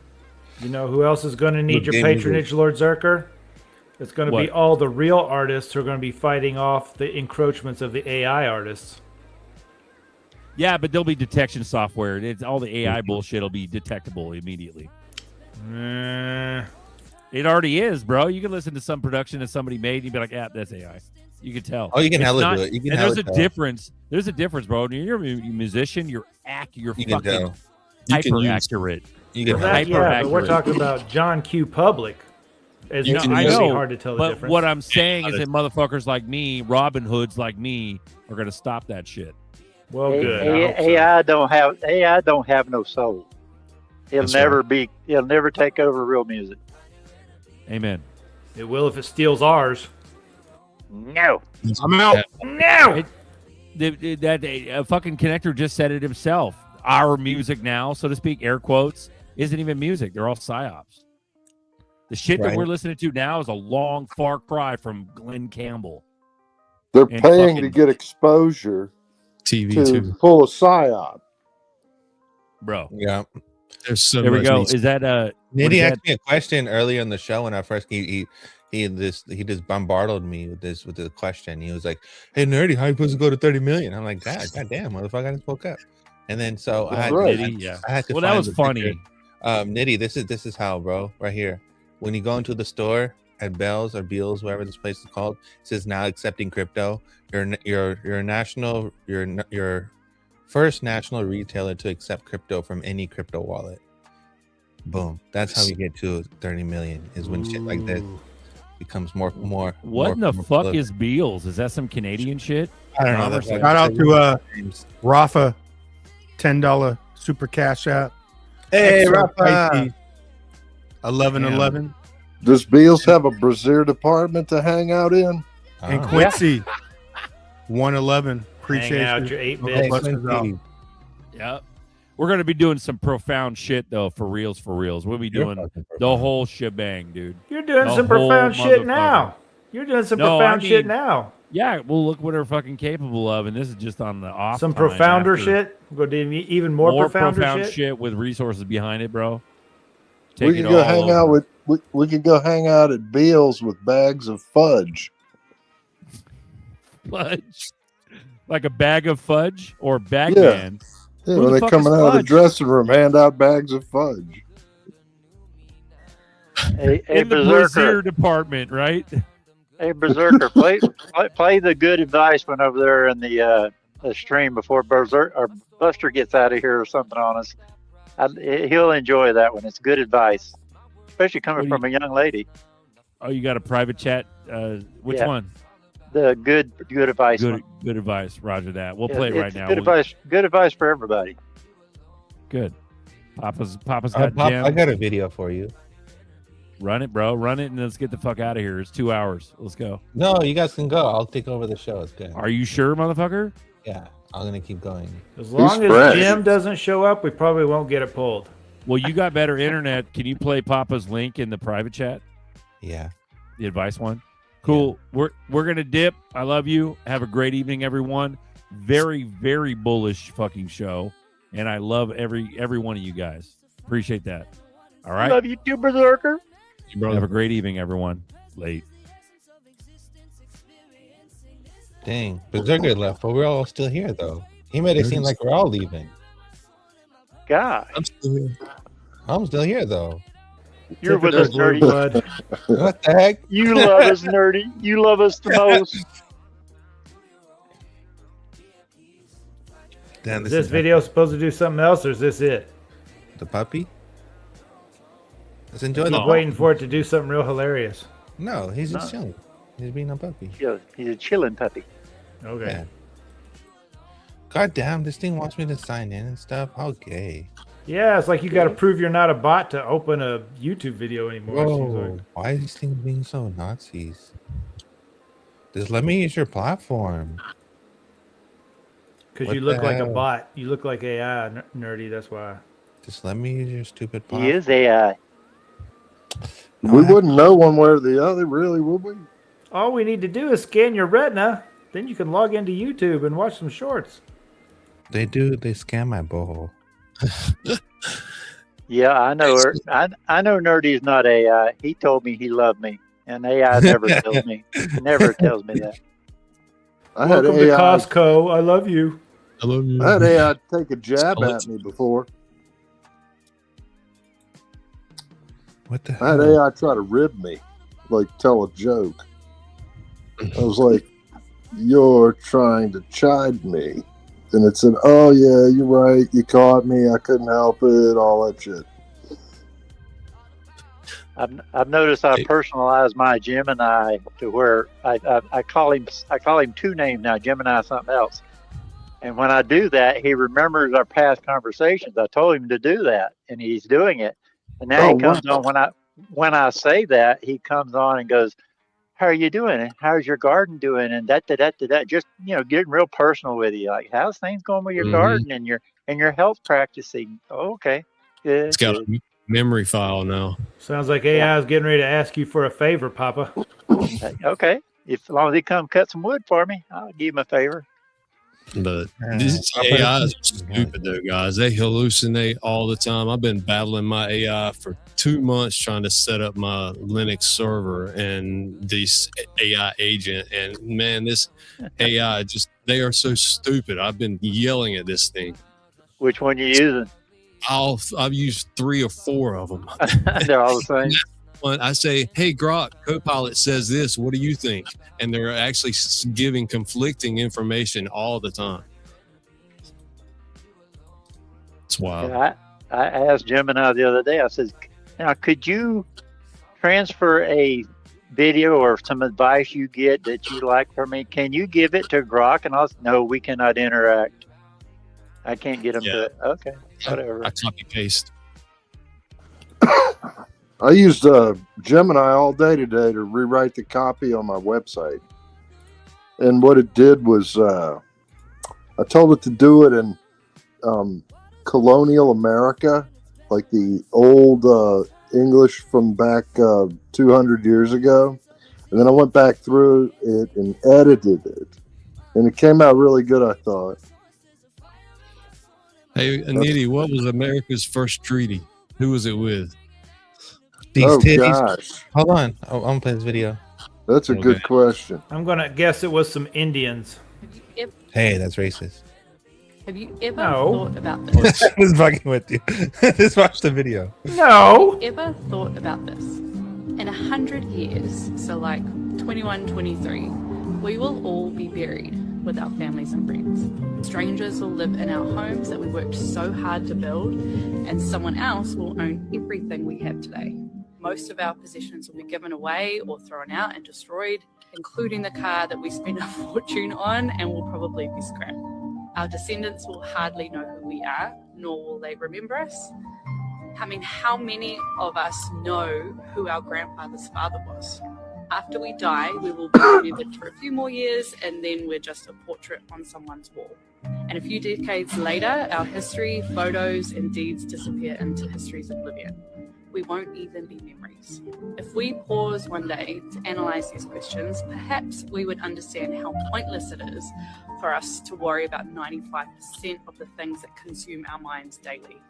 If we could only think about this, surely our approaches, our thoughts would change and we would do things differently. Perhaps we would feel more free to enjoy ourselves and our lives that we're living. And remember the saying, if it's not going to matter in 5 years, don't spend more than 5 minutes being upset by it. That was a nice video, Papa. True. Disagree. If you think about it. Enjoy it today. Enjoy life today, tomorrow. Quit worrying about shit 5 years from now. Yeah, make plans. Everybody does, but don't sit around and stress over it. Oh, I agree with that part, but I disagree with that everybody that's alive now is going to be dead in 100 years because they're doing some longevity stuff. So, well, yeah. But I think there's going to be some long lifespans before it's over. In our present being. Right? Understood. Exchange it for 200 years, 300 years. Same principle. All right. I'll go with the hippie chick. Unless you build and make an AI that becomes so popular and you name it after yourself, and then they have a cult that follows you, kind of like Nerdy's going to. Huh? Nerdy and the Nerdsters. Hey, they were bragging you're waking up. Videos, motherfuckers. And it's a lot, okay? It's a lot of clicking around, so bear with me. Crypto viewing. This is bullish. All right. So here, what is this one, Papa? XRP is being bullish, telling you how the prices are going. All right, that's from a source. Take it with a grain of salt. Okay, so here's the information, the clarification that I'm getting on the $6 trillion market cap of XRP. I have a source who is the high level financial system of the world. And this person knows how it works. And I know he knows how it works because I asked him about the birth certificates, the bonds, and the trusts. And if somebody really knows how the real financial system works, they know the real story about the birth certificates, the bonds, and the trusts, and can speak authoritatively on that. And I'm not going to get into the details here, but this guy knows that. And I've vetted him as a very good source. What he's saying is that indeed the market cap of XRP is considerably higher than what we see on the exchanges. But the $6 trillion mark, he says, that may not be in the market cap yet. It may not actually yet be invested into XRP. He says what they're doing is all the big banking system, people in the banking system and the big financial players know that XRP is going to be one of the foundations of the new financial system. So they've got this money standing by in what he calls a slush fund. So they've got it there, it's on the sidelines, and they're going to pump it into XRP at some point. You will see, according to him, not investment advice, but my source says, you'll see XRP one day soon gap up like $9 above, really high, just like that. And a lot of the holders will say, that's such a great gain, like it's unsustainable, that level of a parabolic run. That people will take their money out, and then something will happen and they'll get locked out, and then this big money fund will come in, the $6 trillion, and they'll buy it all up, and it'll go up so high then that you'll be locked out. So his advice was to hold your XRP. I don't talk about whether or not I have any investments in any of this. I don't give investment advice. I'm just a reporter. I'm just getting information and disseminating it. Did you guys hear that? Gapping up overnight. You know, it sounds very similar to what David Schwartz mentioned all those years ago. XRP has to go up very, very quickly. If it went up steadily and smoothly, too many people would buy up. They would affect the price. So what could this mean for XRP holders moving forward? Guys, could we wake up? Let's do it. Money channel. So another way to say flipping the switch is closing the gate. Sort of sounds like a lot of things been said on this channel before, huh? You know this happened? The boardroom puts down the baby gates. They're going to put up the baby gates. Nitty, that's how you eat 30 million, bro. It just happens. Boom. Shakalaka. Boom. Shakalaka. What would happen if BlackRock just dumped $1 trillion in overnight? What would that do? Hold on. I have my sounds. I'd like to see it. They could, right? I mean, it's financially possible. They could just dump $1 trillion in overnight if they wanted to. Yeah. Well, even if it isn't $1 trillion overnight, if you have multiple BlackRocks dumping in $10 trillion every. Got rubbed. Oh shit! We got a little too close to the truth, or else Nerdy cut him. Hidden Road is going to do $9.5 trillion a day. We're not talking about transactions. We're talking about dumping money in the market all at once. What would that do? Well, we lost the same thing. You disappeared for a second. What's available for the counters still? Does anybody know? Look, XRP's value goes up based on the transactions. It's the volume and value of the transactions of the assets that are being moved. That's it. And the entire market cap is dictated solely on the very last XRP that was sold on a public exchange. That's it. So if it was $2,300, we'll multiply that by 100 billion. There's your market cap. It's perfectly meaningless. Yeah, it means nothing. I got that part. And it's free to use XRP to move money around. They've got the price worked out. What is it? $50 million costs you like 30 cents. So that's essentially free. As a result, it's very favorable to use it. So that's going to lure everybody. So all the money. And that's where you get your valuation, is in the possession of the tokens and the scale of the transactions moment to moment. And that might look like a spire that's referred to by the ancients called the Axis Mundi, which is the 1,600 mile long water column that reaches out between planets that were on an axial alignment behind Saturn, trekking through the galaxy before it got absorbed by the sun. Yeah. What the hell? There you go. What he said. What? So the point is it's going to go out past the orbit of Jupiter, and it's going to stay there. And that's when Baggy says we're going to get to waddle around like rich ducks, which I think is a nice way to say something else. Did you guys see how Korea's stock market pumped like crazy? Yeah. And China's dumped like crazy the other day. I think that's what's going to happen with the stock market. I think we're going to correct, and then everything's going to just pump. So they're going live with DTC tomorrow with tokenized stocks. But that tomorrow? Yeah. Yep. So that means. Go ahead, Papa. No, I was just gonna say the trial starts tomorrow, not full fledged trial.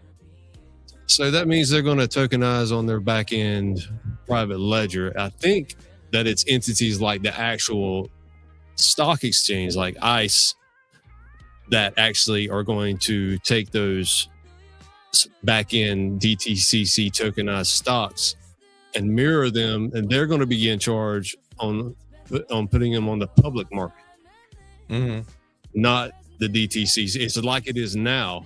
DTCC just holds the back end actual stock, and then they're going to relay it back to the stock exchanges, whether it be ICE. Go ahead. And what goes along with that is what else is just coming online? The Texas Stock Exchange. Right. At the same time. Coincidence? I don't think so. Sounds like a great time for an engineered flash crash. There you go. Now, you know what? I think that there's all this AI stuff. It's created the biggest bubble.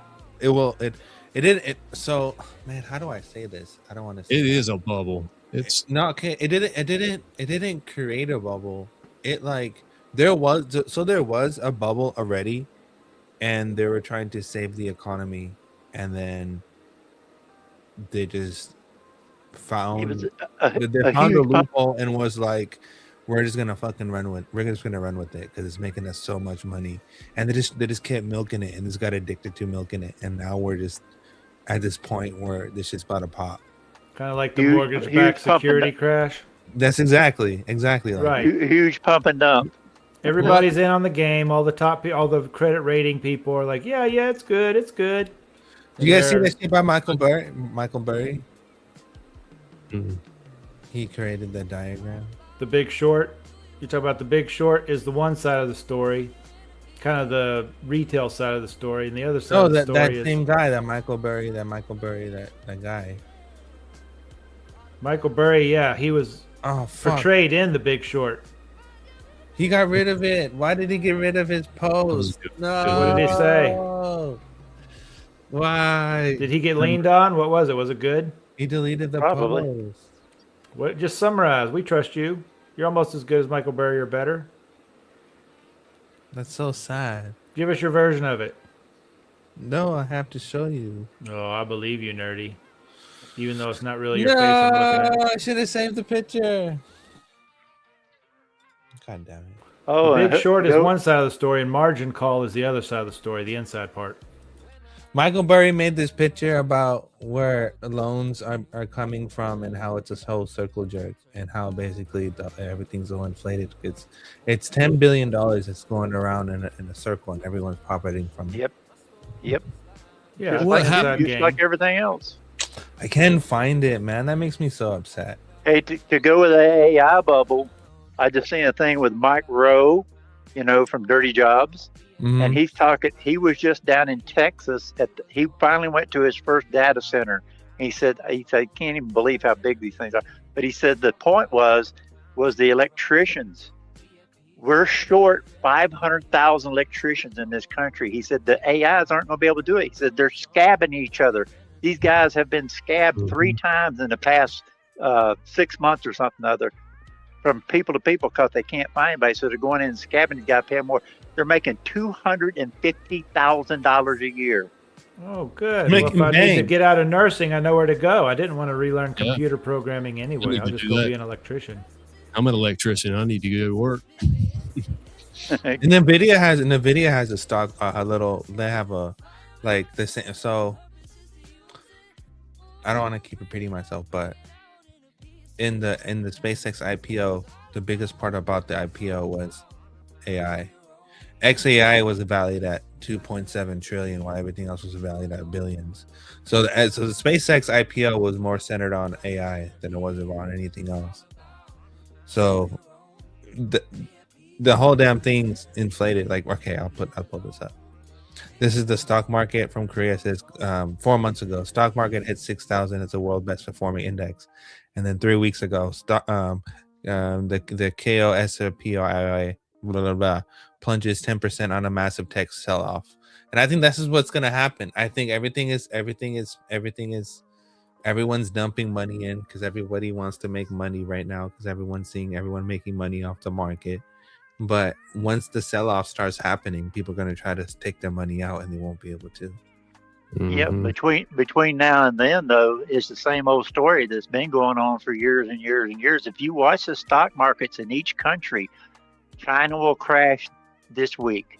Next week, the European Union stock market will crash. The week after that, the United States crash market. Then Japan. They just take turns. They're making money on the downside and they're making money on the upside. I think No, you're talking about financial contagion. Papa, China's already crashing. The AI stuff over there, it already started. So I think China, then South Korea, and then it starts coming around this way. China's in a mess. They've been flooding like crazy. Their brand new canal system they just put in collapsed. I mean, they just spent like $10 billion on it, and it collapses here during the flood. They build for shit. Yeah. The thing about the AI bubble is in 10 years, I mean, they're all banking on this VRAM technology, the GPUs, right? The infrastructure. In 10 years, we might have QRAM, quantum RAM technology, which could make the GPUs all obsolete. I mean, it would be a hybrid system. It would use both. I did a little research on this, but that's the next thing that they're working on is QRAM. And that could possibly in 10 years make it all obsolete. Who knows? And to go with the trade, will look when we get QRAMs. He'll be able to go full scanner darkly, have the changing face like the detective. His mask will fucking change every 2 seconds. Blue, blue. He's sitting in the room with us. QRAM tech. To go along with that trade though, there's a kid. The only reason I remember him, my wife was telling me, "Did you remember so and so?" Yeah, he's like freaking 6'6" or something like that. Real nice kid, young kid. Just got out of high school. Yeah, just got out of high school like 3 years, maybe 4 years ago. Well, he went out to South Dakota. He's a welder. He goes out there. He's, like I say, he's got to be in his under 25. He already owns 3 homes out there just from being a welder. Mm-hmm. Yeah, the trades is. Mike Rose said the trades are the new millionaires. Because you just clock overtime and you're making 3 digits an hour, 4 digits. I mean, you can do travel nursing. They'll pay you $100 an hour in my local area. If you get into certain type of float pools where, we need a nurse over here. If you sign up for the float pool, They'll pay you $100 an hour as an RN. I have one or two nurses up here that live on this mountain I'm on that do that. That's how they make their living. They do the traveling, and then they come back. They travel, and then they started come with back. COVID. I work at a little bitty hospital. We lost a percentage of our nurses to travel because the money was just too good. They paid off their houses, then they came back and they worked PRN. But they all went, paid off their houses, bought whatever, debt free. Our emergency room in Deer Lodge is run by traveling doctors. They come in from Arizona, from here for there. They come in for a week or two, stay, and then the next one rotates in. We got them coming down from Michigan to us in Indiana. And they'll go back. They'll come down for a week. They stay 24/7. They go back for a week. It's amazing what they can get people to do for minimum wage. Because if you look at the price of silver versus what it was in 1962, Nitty. minimum wage today ought to be about $115. So if they're getting $100 an hour, congratulations, you've managed to get to 4/5 of minimum wage. And that's what they've done to us. That's why it sucks. That's why trucks cost $100,000 and they're made like shit crap. It's because people will buy them. Hey, That's nerdy. because the softies that make all the managerial decisions that can't do shit or fight their way out of a wet paper sack, literally, and they're whiny. They make all these policies that are anti-human, and they think $20 an hour is the end of the world. Well, the sad fact of the matter is that Congress and the bankers chewed our money up and made it like just about perfectly worthless 15 years ago. And we're just going on a kabuki dance inertia. But look what it buys in the grocery store. Go check out how much blueberries cost. So your house is up to $880,000, but you're paying $10 for a pack of blueberries. Kiss my ass. Do you like? You see what I'm saying? They say it's all relative, but it's not. And it's this thing where the banks, they have a cartel over the access to the money that our signatures create. Yep. All you got to do is turn the gold chart upside down, and that's the price of the dollar. There you go. Guess what, nerdy? Guess what, There you nitty go. gritty? I'm gonna make a prediction for you live and Go right ahead. I'm gonna sell some silver in November at over 200. Ooh. I believe that. It might be 200 3. It might be 5. It might be I 2 said grand. I said over 200. That's all I said. Ooh. Well, that'll mean that minimum wage, because you see, minimum wage in 1962 was 5.5 quarters, was what it took to make 1 troy ounce. 90% silver quarters, which were everything 64 and prior, were 90% silver. And that weight is nearly a troy ounce. And I think today it's somewhere around 60 or 70 bucks. But not too long ago in Shanghai, they were giving you $130 for a solid ounce of silver if you had it to give to them in the physical. So the point is that Well, no, but what you are saying though is you are making a really good argument for UBI. Here's the problem. You're Which will going to make see the all money even more worthless. the baby boomers. They're going to open their mouths so wide, crying. The lights are going to dim in the room because they can't pay money. They just won't do it. They want Mexicans that work for cheap to do everything, and they're not gonna make the psychological leap to get them to ever agree that their money is worthless. We're gonna have to stop it. Go ahead. I'm not gonna want Mexicans. I want robots. Robot workers. They're coming. They already have them. Yeah, I'd like to see them do a heliarch bead. What's the point? The point is that they didn't discuss. What Nitty is saying is actually making a really good argument for robot workers and for UBI, which makes it worse. Yeah, a skilled tradesman ought to be making between $300 and $400 an hour right now. They do. I know how to weld. The top elite ones do. I'm a pretty good welder. I'm just talking about a guy that's not making minimum wage do a craft or a trade, he's not going to accept minimum wage. And so therefore it ought to be double minimum wage. And what the real value of that today is $220 and up. I mean, and they say, look, they say these people that don't accept work want the government to tax and then give them benefits.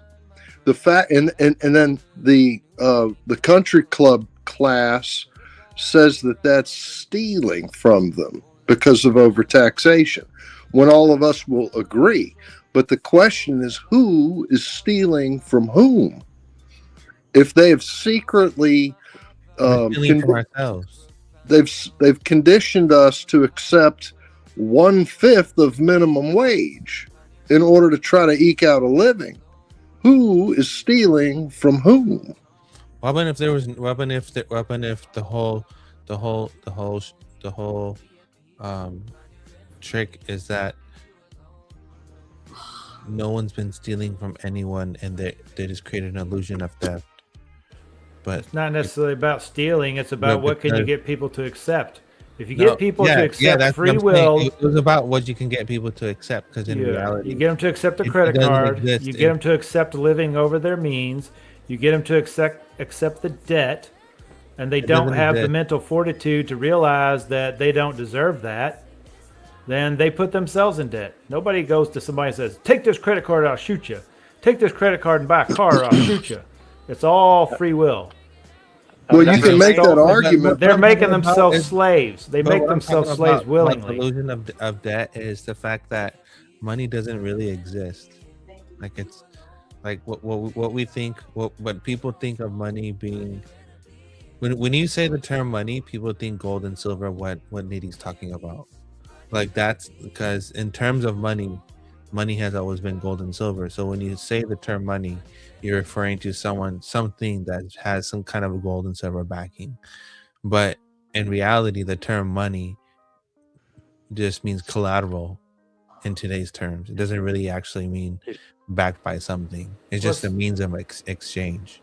It's like just time. Medium exchange of labor is all it is. If all the humans in the world disappeared, all the money would disappear. It's just a form of gold, silver, you name it. Or once upon a time, you traded your labor for tulips. It's just a medium of exchange. Yep. Right. It's a symbol of interaction. Money's just a symbol of interaction and social status, and it's a human construct like time. But like animals don't care about time or money. Even if you get more technical about it, there Chris is like, you're a tulip. If you get really technical about it, like Nitty asked a question, who owes money to who? That was the main part of his question. Who owes money to who? Well, that's actually I think that's the whole joke. It's the fact that they're printing money. Like you can't pay debt back that's issued in your own currency. So they're issuing debt in their own currency and saying that we owe X amount of money in dollars when it's all priced in dollars. You can't pay debt with debt. You can't pay debt with debt. You can't pay debt with debt. So it's a Ponzi scheme. It's a Ponzi. So in their eyes, it doesn't really matter how much empty supply goes up or down or whatever, because it's all just in reality is just a geopolitical negotiation tool, because it's more used for tariffs and geopolitical trade as a tool, as a mechanism to force people to agree to terms, than it is really about exchanging money with each other. If everybody would go to it, if everybody would go listen to Mike Maloney's History of Money, the videos he's put out, everybody to understand it's nothing. It's 100%. It's a big circle jerk. It's a big circle jerk. It's a big circle jerk. That's he's what I'm very saying. Smart. He's got the best free information on the internet. He does. Yeah. He's very good. But yeah, and that's why I think it's important for people to pay attention to stable coins, because if you like what that guy was talking about, the pop-up movie that we watched with the older gentleman that was talking about how he's talking to the guy that he trusts because he knows about birth certificates and bonds and all that. If he knew what he was talking about, then he knew what he was talking about. But that's why I think it's really important to pay attention to stablecoins and the backing and what all these regulations like Clarity Act and all this stuff, what they say.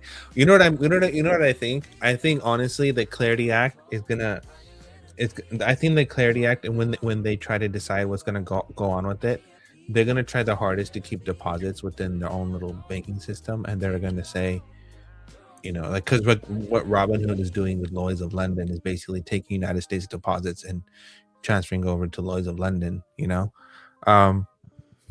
I think this shit's gonna get pretty crazy. I forgot what I was gonna say, but they're gonna leave the deposits in the banks for the most part until it finally it's gonna be a filtering out. Because if you did it overnight and the system completely switched over overnight and everything came out of the banks, you'd have chaos.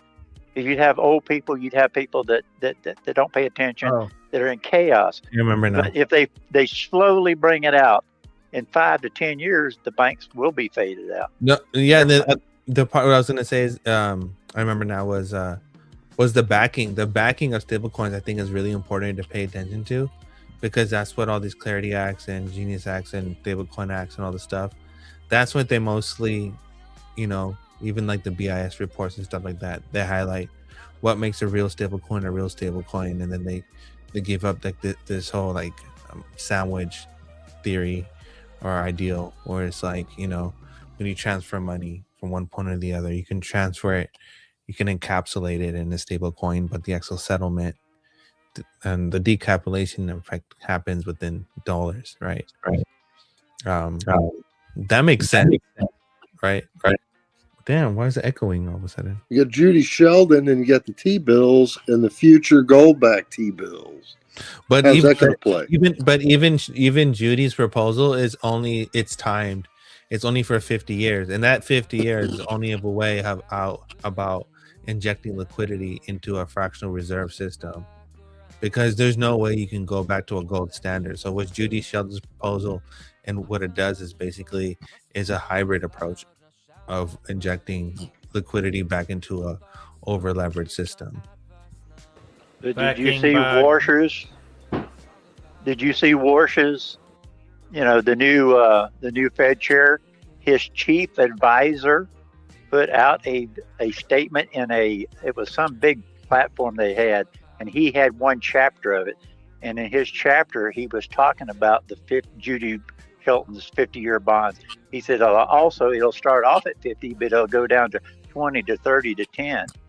And that's the chief advisor for Warsh. Oh, they'll advertise it as a 50-year thing, but in reality, it's only a 10-year thing. What's Russia been talking about? They keep warning that the U.S. is going to do this crazy move to wipe out the debt with crypto. I think that's bullshit. They're talking about stable coins. The whole stablecoin situation, it's the backing of it. So I don't know, it doesn't make sense. That's what I'm saying. The whole illusion of paying money back by something that is printed in, it doesn't make any sense. Here's one for you. Look at gold. All that gold in Fort Knox, or however much the U.S. military can repatriate with the force of the barrel of a gun, and all of the consolidation of wealth because of EO 13818, freezing the assets of those guilty or suspected of being guilty of serious crimes against humanity or fraud. Basically the Vatican's gold, but we're supposed to have about 8,500 tons of gold, and it's all priced at $42. No, I think what you're saying right now is, because Papa talks about this too. Papa talked about this many of times, about that would probably be a liquidity move, would be to reprice the gold and silver to a higher value to keep up with modern times. That would fix a lot of things. That would be your debt wiping out. How about fraud vitiates everything? Look at this USAID fraud. I mean, they've got algorithms that show them where that money winds up. Like, finally, they can tell where it goes, like all the way down. So here's the point. How far back do they care to do the audit? They should. If it's fraudulent and it is the product of a global racketeering scheme that have wrested control of our government in a state capture move, and the white hats get it all back, and they go around with brass knuckles and they wipe out all these pencil necks and take their shit and bring it back, where does the national debt really lie? I'll ask you this question, Nitty. It's fake. Have you noticed for the fact, or have you noticed that the NGOs own all? Have you noticed the NGOs already have it? Have you noticed that ever since we had the was it that Netanyahu died in a missile attack? You guys remember that? The headline, people thought Yep. Netanyahu died in a missile attack. Ever since that headline came out, and now we had more people that are passing away. Do you guys believe this is just random events, or do you guys believe this is all? No. I believe it's orchestrated. I believe it's all orchestrated. Like for example, the guy that's passed away recently, and now we're waiting for Mitch, because they're saying that Mitch is still alive. I don't Lindsey think Graham. Lindsey Graham. Doing push-ups. I seen him. What's up, Papa? That just proves we've mastered anti-gravity technology. Right. I think it's like my wife and I say, you're not seeing these people die, you're seeing the actors retire. Right. They've already been dead. The actors are just retiring. As you're seeing all these officials step down or go away, CEOs going away, all these people dying all of a sudden. They've been dead. The They're actors just going to are repurpose retiring. the clones. Are you saying they're just repurposing the clones? No, take the mask off and go home. You retire. Your acting career's over. Let me ask you another question, Papa. Do you think this is all related to the Epstein case? Do you think that actual military tribunals or actual military case, or some kind of judicial cases going on in the background, and people are taking deals, and they're actually submitting to the death sentence because they're being found guilty? Some to a certain extent. I think Epstein's overplayed. I don't think it's. I mean, it's massive. But on the scale of world corruption and every other thing other than that, it's just a piece of the puzzle. But it's made out to be the biggest piece of the puzzle. Everybody's in there. I think it's bite-sized for public consumption. The Epstein thing's pretty colors, real rich people. They're not talking about, scam slums where there's people who are desperately poor but conduct human child hunting parties in 600 different locations across the United States. They're not talking about that because that's just too on the ugly underbelly of things. I think they're trying to draw together two timelines. You've got the white hat version of events and the illuminated ones. That's us. That know the Q background and have been in it for a couple of decades. And then you've got the normie reality with the baby boomers who are extremely fucking delicate in most cases. And they don't want to have anything change their perceptions. So everything's fed to them in little bitty bites because they're very delicate. Mm-hmm. They get upset quick. And they're going to let you know if they're upset. Yeah, their whole reality, their whole world is. They're drawing the point. I don't mean to interrupt. Please excuse me.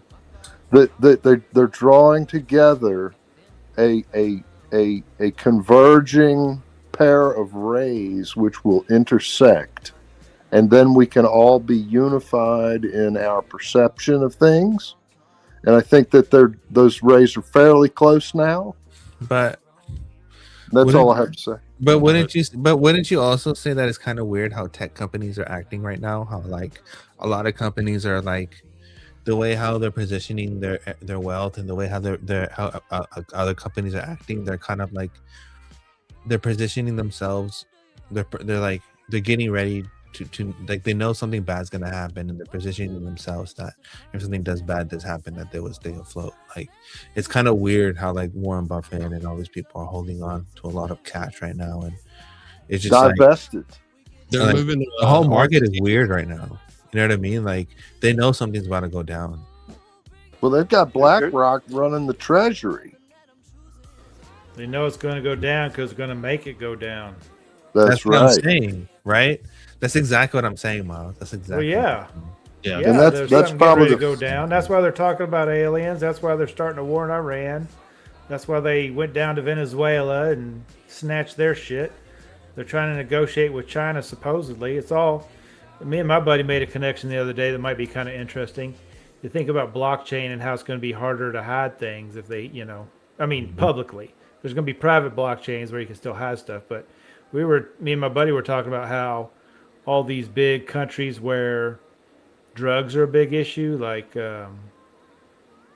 Venezuela, South America, Taliban, you're talking about opium and oil, cocaine and oil. All these countries with big oil a lot of times also have big drugs. So we were talking about how we think it's just a big money laundering thing. Drugs are never going to be publicly accepted worldwide. All the countries aren't going to change their laws and say, oh, cocaine's okay, heroin's okay. We're not all going to do that. So because they have to have a war on drugs, they have to have a reason to, throw you in jail or whatever. But they're going to launder the drug money through the oil money, because a lot of these countries that have big drug production things also have big oil production things. So there'll be a public side of the money, which will be the oil, and there'll be a private side, which will be the drugs. And since there's going to be private blockchains, they can just shuffle stuff in between, is what we were talking about. I've got one.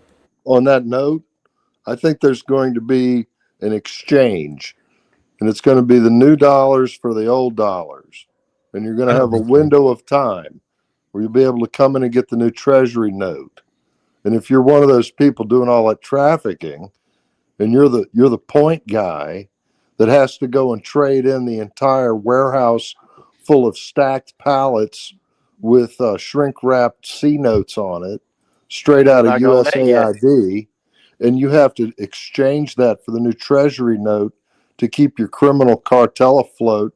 They're going to tell you how much you're going to get for it. Maybe it's 1,776 to 1, but then in the end, they're going to ask you like Columbo, here's your check and all, but we got wondering, that's an awful lot of money. Do you don't mind telling us how you came by all that money, do you? And that's where they're going to get all these fuckers with the drain screen, the little screen in your spigot that aerates your water. They're going to catch all those bastards like early peas on top of that screen. And their money is going to vanish because it's going to get disempowered, because they're never going to be able to turn it in. It's going to turn into Confederate money. That's what I think is going to happen. Federal Reserve note. Gritty. Go ahead. Yeah, I was just saying it's a Federal Reserve note. It'll be worthless, hopefully. We don't want that crap anymore. They don't want to catch them. If you take the drug money out of the system, our banks collapse. That's how much drug money is in our system. Guess what? The banks open. Good riddance. These bankers have been the cause of all of the wars. We don't need them. Some scumbags. Mm-hmm. They're killers. 10 years from now, you won't have a tenth of the banking we have now. In 10 years from now. No, but you'll have all the banks that there are will be 10 times bigger than they are. Yeah, you're going to have way fewer smaller ones, but you're going to have way bigger ones. That's the plan. Something. I think they're going to drop them one by one. And if you think about it, guilty of crimes against humanity. Look at our inner cities. Look at the effect of drugs on people. That shit is unacceptable. Look, you can't even live in a rural area and go to work and come back and expect your house water pump to still be in the ground because somebody's trying to get their methamphetamines. I mean, they got the whole backwoods rigged up on meth, man. It's like, oh my God, there's a redneck on meth. That's what they did to our rural areas. Who's they? It's the CIA. It's our own government. The reason it's like that is because we've been infiltrated from the inside. Yeah, they're fucking traitors, is what my point is. And I'm not arguing with that, but I'm saying you're talking about the system reforming itself. You might as well ask for term limits. You're saying all these guys are going to catch all these guys, but they're all the same guys. No, they're not. The CIA runs the drugs. The CIA runs the music. The CIA brings in LSD. The CIA brings in the Beatles. It's our own government. It's our own agencies, the CIA, infiltrated by Nazis that we brought over after World War II. It's the same. We brought over the Nazis for their science, for their infiltration of intelligence, and we put them in NASA. We put them in our agencies, and they've been working against us ever since. Who's the guys at the top that are going to catch each other? Trump caught them all, and it's the secret group of military men who have been tapped since before the formation of the Republic, and they comprise 200 generals and then some, but they're a think tank. They exist, and they've been monitoring the circumstances. They tried to reform the country before they killed JFK, and that was the first attempt. It's my information that Nikola Tesla, he was a very genius inventor. He's responsible literally for everything that powers our modern world. And I could go on, but it's literally everything around you. Alternating current, HID light bulbs, fluorescent light bulbs, neon light bulbs. And Trump's uncle gathered up all his research. It was Trump's family that took his research. Well, that's exactly the point. I agree with both of you. You're exactly right, and you're exactly right. That's the way it was. This is the way it's going to be because of this. Trump's family is the same thing he's talking about. Did you guys see what I'm getting at. Did you guys see that Trump was taking pictures with his uncle in the White House recently? The one who had access to all of John Trump. Yeah. The MIT that was pretty crazy. So Donald Trump, whose family took Nikola Tesla's research, is the Donald Trump that's going to empower the secret government to clean up the CIA. Let me tell you the story. In the 30s. Tell the story, guys. Let me tell you the story. Tell me a story. It's very simple. You got to remember, we're talking about Howard Hughes. We're talking about Nikola Tesla. We're talking about John Trump. And we're talking about the military white hats, the angels. Now, here's what happened. In the 30s, Howard Hughes had a hard time selling airplanes to the government, getting contracts. He had very good airplanes. They were cheaper, and he could not secure contracts. And he wanted to know why. Now, he was a billionaire playboy, and he knew all of the 1929 flapper girls. The most beautiful women in the world were his friends, and they loved him. And he sent them in to military contractor corporations to find out what is the reason why I can't secure contracts with the government for my planes. And what they all came back to him, I'm going to give you the nitty-gritty version. They came back to him with the answer in something called ritual human child sacrifice. So, now you've got Howard Hughes, John Trump, Nikola Tesla's kit, which was unbelievable. What came out of that? Something called Hughes Aerospace. They built the first communication satellite. They built the Phoenix missile and the war radar that went into the F-104 Starfighter. They positioned themselves in a technological standpoint that guaranteed winning war. So as long as you're fighting war, you've got to have Hughes Aerospace radios in the front of your jets to be able to shoot the heat-seeking missiles and all of this marvelous Star Wars bullshit that they were selling to the government. He took it to aerospace, like this, emphasis on space technology. So here's Lockheed Martin. They've got to combobulate a bunch of reused soda cans and come up with a Mach 2.5 F-104 Starfighter. You can't just do that with your hammer and your dolly on the back patio. That's a big pain in the ass. Fashioning a jet that will do that and not melt and fly right and all of that. All of the Hughes guys had to do is build radio sets and screw them into the front of missiles. Very inexpensive, very high profit margin. And that was the juggernaut of funding for the White Hats war chest. And they got so big and badass, they were using Tesla technology down through John Trump, who knew what he was looking at. Hughes Aerospace money for the investment, because he was a wealthy guy from Hughes Tool Company. His dad invented the oil drilling bit for the drilling rigs. Anyhow, and that's where the money came from. So anyway, now you've got, in the 70s, Congress broke up Hughes Aerospace. Broke them up. Antitrust laws.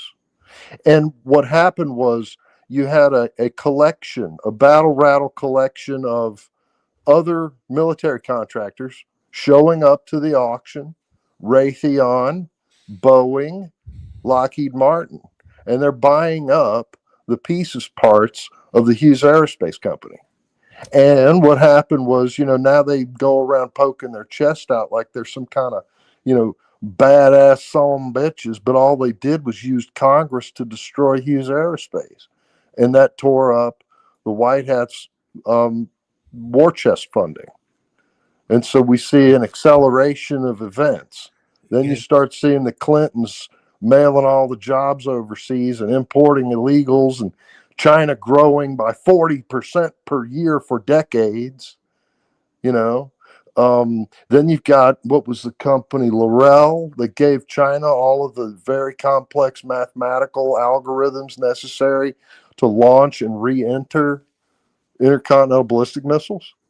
What the fuck is going on with that shit, man? And that was all under Clinton. So what really happened was the 1996 Telecommunications Act. See, Donald Trump said he caught them all. So all these CIA motherfuckers, the bad ones, and they know who they are. They know who each and every single last BLM and Antifa fucker is. They know they've got them all cased. Every one of them's got a tail on them. They know the entire hierarchy, all of the stuff, all of these people globally. They've been putting it together, and Howard Hughes was the good guy that helped them do it. He had the money. So there's your plausible version of reality that brings us to the forefront. And I apologize for taking quite so long. Okay, I'm going to give you the shorter version. That was a good story, but I'm going to give you a shorter version of this. This whole thing, God made man, and it went evil. And now it's got to the tipping point that God can't stand it anymore, so he's removing the evil. That's all this is involved. Mm-hmm. Can I add one thing? I want to add one thing. Donald Trump was the chosen one. He went to military school, brilliant, graduated military school as the chief administrator of the school, and he delegated all of the chores and duties that took place on the school grounds. And he was given an option. Do you want to be a military intelligence officer and work for us, and your front cover is going to be a real estate billionaire from New York, where you're going to get to spend most of your life in the finest hotels on the planet, all along waterways? And you see, that's a great military cover, right? For some kind of a gigantic dragnet, a global scale dragnet. gold-plated hotels. That's where all the Euro scum, the Euro trash goes in, and all these aristocratic assholes from Europe all want to go play it. Trump's casino-grade surveillance. Okay? It's really military grade. I believe Donald Trump is a military intelligence officer. I think he graduated as a brigadier general from his military school. And he's also an economist from a very respected college called the Wharton School of Finance. So he understands everything he's looking at. And that's what's going on. And he plays his part. He plays his part. And Miles plays his part. And you play your part. And Nerdy plays his part. And Connector plays his part, and I play my part, because we're all in this puzzle together. And Trump, no matter what he done, if we weren't playing our part, none of it would matter. We wouldn't be connected. We wouldn't be having all this information. We wouldn't have gotten queued. We wouldn't have researched this shit. We wouldn't have got into Bitcoin. We wouldn't have got into XRP. We just sat on the sidelines and said, what the hell is Trump doing? All animals are equal until the pigs move into the farmer's house. And then some animals are more equal than others. That's the short version. I have video. Sound like in our skies. Joining us this morning is Cary Grant, a professor of aeronautical I agree with all science that at too. Emory It's just Riddle that University. Professor they're Grant, still thank you so much for operating. taking There's the time still to speak evil to us this operatives still pumping this mess out. You see all the race baiting. Poppy, you were right. The X.com, there's a lot of race baiting going on. It's like they're trying to push this racial war on us. Trying. They ain't working, though. Not in the, morning. not in the As big an picture. That's all right. Aviation nerd, I'm all about this story. Well, good morning, Todd. I'm all about the story too, but I think hopes for the sonic wave that is produced by the nose of the airplane and the tail of the airplane. And the FAA has said that this has to be no more than what they call 0.11 pounds per square foot, which for most people on the ground would be nothing more than a slight rumble. So there's a couple things. The airplane has to be capable of doing this all the time. And it's also very dependent on atmospheric conditions. So those type of things need to be taken into account. And even though the FAA has said they're going to green light this, there's still a lot of research to be done on it. And not only are we going to have the FAA complying with it, but it also has to be in compliance with the ICAO, the International Civil Aeronautics Organization. And they said they're not going to have a standard until about 2031. So there's still a ways off before we start seeing these type of airplanes flying. And what you're showing right now is the NASA X-59. It's a research airplane that is trying to determine what the configuration of the airplane needs to be, what the atmospheric situation. Isn't that fucking nuts? We're gonna get supersonic planes in the 2030s. 20-year-old tech. Whatever they're showing you, they've already got something two generations above that. Yeah, when But you we're got the gonna be founder flying of, like really fast. Is that good or is that scary? when the founder of JPL is out in the desert doing satanic rituals with the founder of Scientology, that tells you all you need to know. Mr. Connector turned into a map. Hey, Nerdy, over in the private chat, that very last one at the bottom, it's about Netanyahu. It's a short one that came, I think, from a day or two ago. Netanyahu. Israel Hey, is there any possibility we're going to get Buster a strike by pulling this stuff? I just want to ask. That's all like public news stuff. No, I just no, but YouTube has their reasons, and sometimes you can't tell what they are. Well, so far they've traced all the yanking of the episodes back to copyright infringements. As far as I can tell. And as Berserker says, he doesn't give a shit. That's what we're here for. Right. The people listening are listening. Whoever hears, hears. We'll do it again next week.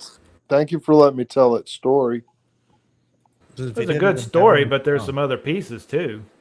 Well, I can't go on, and maybe I don't know them all, but well, you the man, Nitty. Yeah. What about all the tech built on satanic knowledge? I mean, are they just going to give it all up, or are they going to keep seeking these things that we aren't supposed to have, that we build our whole society on.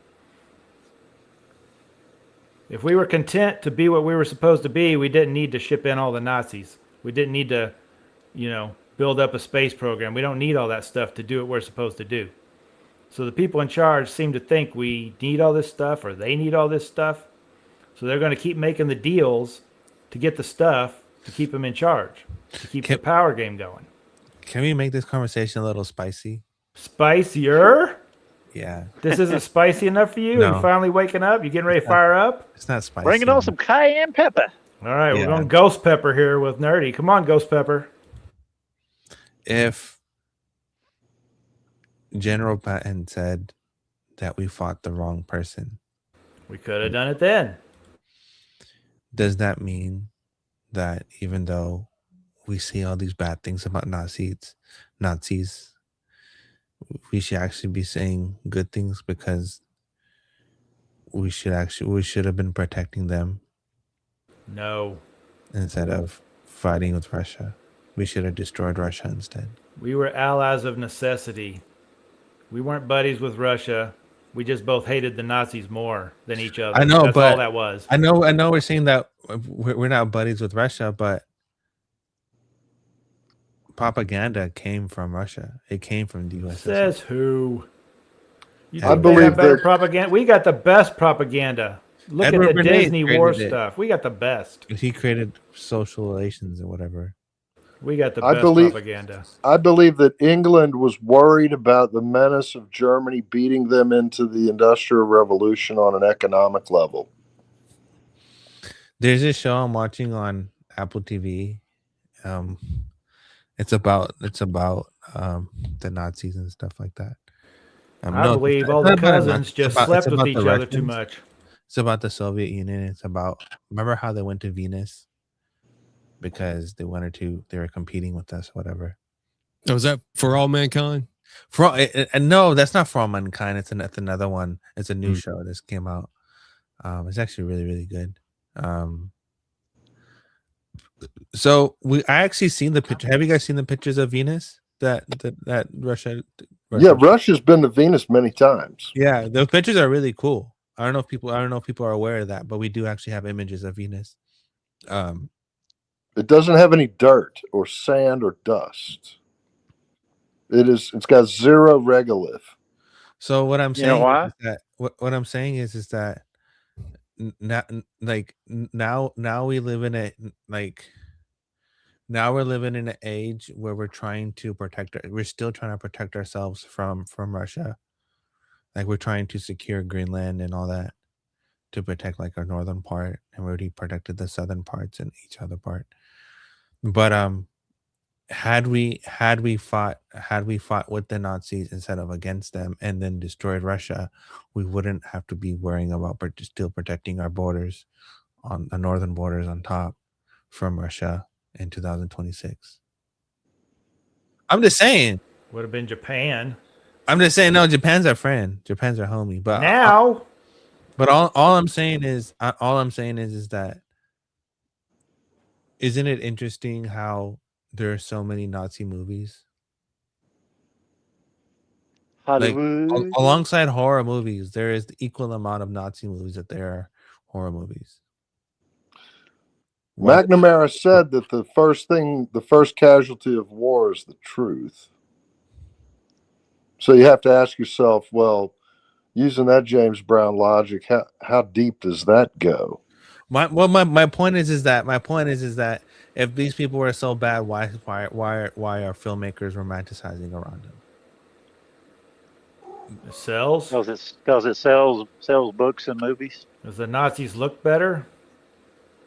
No, I think it's generally a negative. They're the catch trap for everything wrong with the world. But in fact, it may have been the opposite. And you must, for intellectual honesty, remain open to the possibility that that is the truth.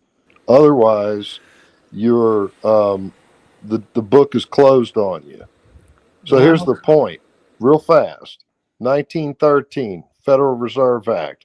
unlimited creation of money. 1914, World War I breaks out in Europe. So here's what happened. Nova Scotia, England, New York, and English bankers go into the top of Russia with a bunch of pallets of cash, and they buy up all the Russian generals. Now, they'd already had a people's revolution, but then that revolution got bought off by international bankers using American money. And the reason for it was because they wanted to get access to the vast natural resources of Russia. And they got it. And then they killed the Romanovs because the Romanovs stopped England from bum rushing America at the end of the Civil War. Okay, So here's the boil down. Hold on, on. I'm almost done. In 1953, Stalin died. And the good guys in Russia got back control over shit. But the same assholes that took over Russia were already in control of England and America. And so they carried on with this Cold War shit and carried on an artificial competition between superpowers to develop the technology to subdue human flesh. And that's my story. Okay.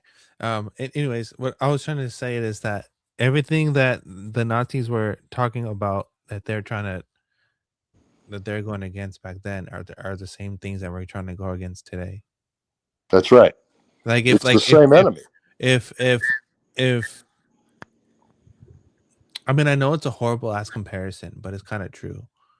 Like if you were to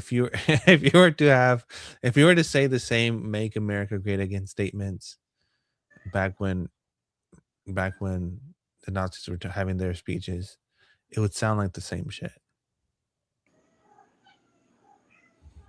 The only main difference is that our Make America Great Again narrative has a mix of Zionism in it, which it shouldn't be. Like there's a little bit of sprinkle of AIPAC, and that kind of like counterintuitive to the whole. I think now I don't know the truth of either scenario, okay? But here's what I perceive. The Nazis were, let's make Germany great again by killing a bunch of people. Whereas Trump is more like, let's make America great again by working harder. Well, he ain't thrown in the killing a bunch of people yet. Now, Trump may, I don't know, despite all this great stuff about him, I don't know his soul. So who knows? I don't know any man. But if he starts throwing in, let's make America great again by killing a bunch of people, then yeah, it's going to sound a lot more like the Nazi stuff to me. Because even in Hitler's old speeches, it wasn't just make Germany great again and let's get out of this hole. It was like, these people are causing the hole. We need to wipe them out. I think that's a lot different. How is that any different from trying to wipe out, like Hitler's thing was to knock out bad people, and now we're knocking out the Islamic people, the radical people. It's literally the same shit. We got guns going over against their guns. It's not like we're rounding up all the ones here and putting. I mean, it's kind of like the same thing, just with a modern twist on it. I think that's apples and oranges. Study the town of Danzig. The town of Danzig. Like, another thing is, you know how people complain about the whole like, and this is the part that I agree with Myron. If you guys do you guys know who Myron is? The poet. No. Myron is a podcaster. Oh. Have you guys heard his arguments around the Holocaust? I've heard several different people. I've probably heard versions of it. Bro, I agree with his fucking points, bro. Honestly, what's his points? Like, it was hyped up and used as a political. You guys want to get real fucking spicy? We're already spicy. I don't know how long this stream's gonna stay up. Just don't copyright infringe. You'll be all right. No, but I actually fucking agree with this. I agree with this point. But you gotta take all this like this. What Nitty's saying is from an information source that you cannot verify. I don't care for shit who you are. Same thing I say, same thing Nerd says. It all comes together from different sources, different places. Is it true or not? You've heard every version of Nazi there is, from good to bad. They were good people, they were bad people. We should have been fighting with them. We should have been fighting for them. You got people over there that were in the camps or near the camps saying there's no way this happened, that happened.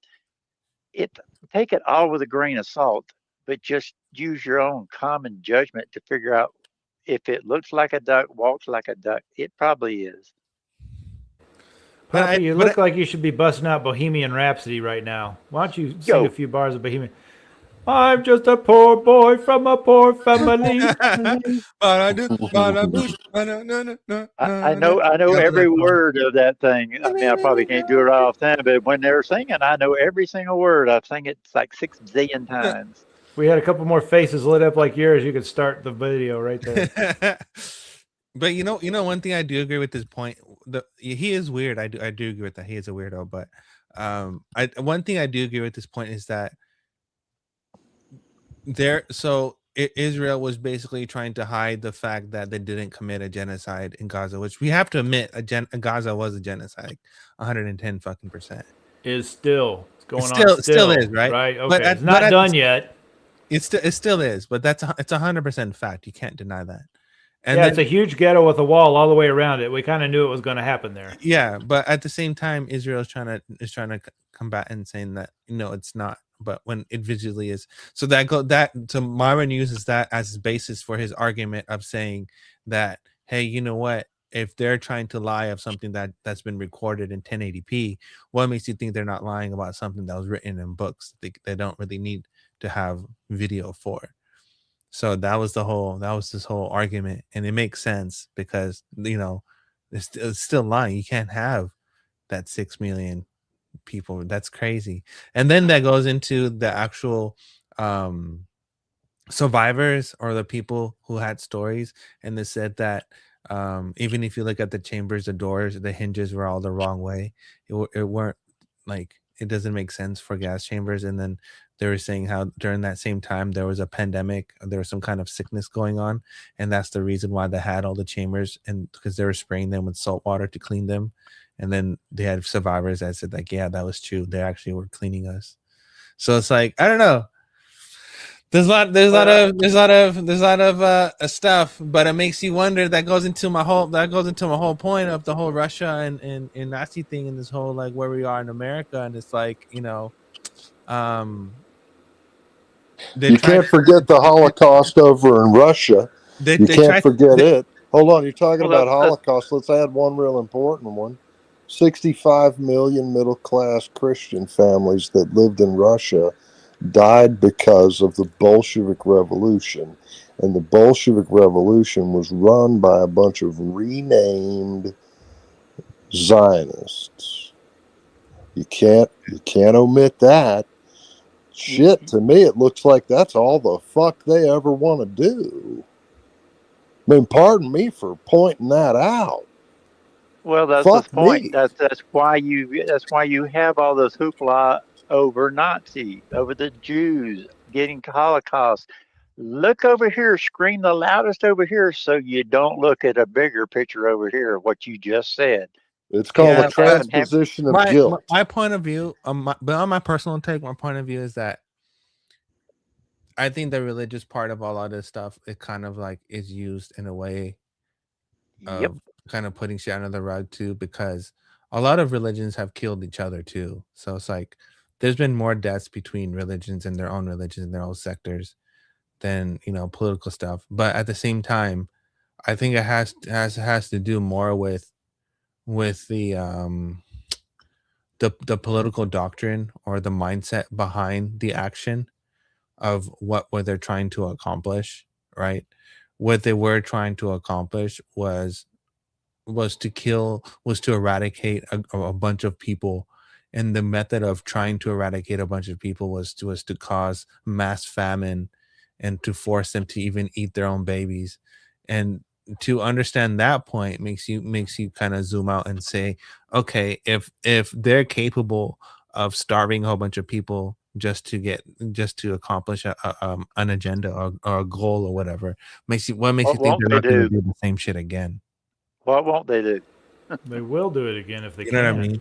And then that goes into the whole manufactured meat and the whole tick virus thing that's going on with making people allergic to meat and all this stuff is like the jabby jab. You know, all that stuff. Those are the points that really intrigue me the most, because those are like repeating factors that you can, you know, have and you can see again today. But like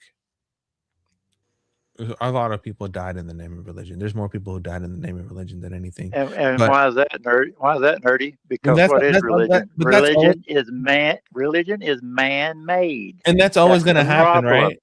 Like that's going to continue. That's always going to continue to happen. Is an Abrahamic Jesus didn't intend for you Abrahamic to be religious inner and war. have division in different churches. He intended on one spirit, one religion, as you would say, as you would think of it, one religion, not several thousand different ones. It's all made up by man to keep us fighting amongst us because in the name of religion. It's always going to happen because it's all the interwars that are happening. It's all the whole ideals are based upon fear, Right. And when everything is based upon fear and an Right. objective of a single like a mono ruler, you're gonna have that battle that's gonna happen until both parties kill each other. That's usually how that kind of equation ends up, where both party ends up just fucking eradicating each other for you know, them believing the same thing, but on opposite ladders, but it's still the same shit. But that's why I try to leave the religious stuff out of it, because, you know, whatever. But if you look at like the psychology portion of it, the whole like how they're able to do everything, that's where you get the manipulating happening, like the history books, how it was owned by the same people who were part of all the other stuff. So it's like information, they control things through information, and information is what's manipulated. And that's what goes up on my point about going to comparing the USSR to the whole Nazi ordeal, is that even though we fought against this enemy, the so-called enemy, we surely adopted a lot of their stuff, right? Like it was such a facade. It was such a fake war to say that, you know, United States was teaming up with the Russians to fight the Nazis, when in reality everyone was best friends with everybody. There wasn't actually like an actual war happening. It was more of like a trade of secrets, and people were trying to figure out which nation was going to rule the quote unquote rule the world. But in reality, what happened, that is kind of like gave shared pieces of each part, and there was like, hey, you know what, the best of the best of each part, let's just meet on a level playing field, and we'll just share it. We can all fucking rule the world. So it's like, it's such a like the whole just good side, bad side, this person against that person. I think that there's so much mishmash bullshit within that a lot of people are not really looking back and seeing like, oh shit, maybe everything's a fucking lie. Yeah, maybe everything is a fucking lie. Maybe It's closer to everything's a fucking lie fucking bullshit. than It's the version of events they're giving us. Like You know what I mean? Marcus Wolf, the East German head of the East German Stasi, he wrote the Patriot Act. It's a lot of people. That's what I'm saying. There's such a cross. There's such a like there in history. There's such a just cross thing of people who you think wouldn't have a major influence on the way our world works today had a major influence. And it's like once you go into history, it's like, oh shit, it's not as black and white as people say it is. There's so many fucking gray areas. This is wild. Well, the lies built into the language. There's so much lies, bro. The lies built into the language. There are no race wars. We're all one race. And that's my thing. If you were to Right. go, and that's the part that the FIFA people were seeing, is that they realized in Europe and wherever the news that they're being fed, that it was all bullshit.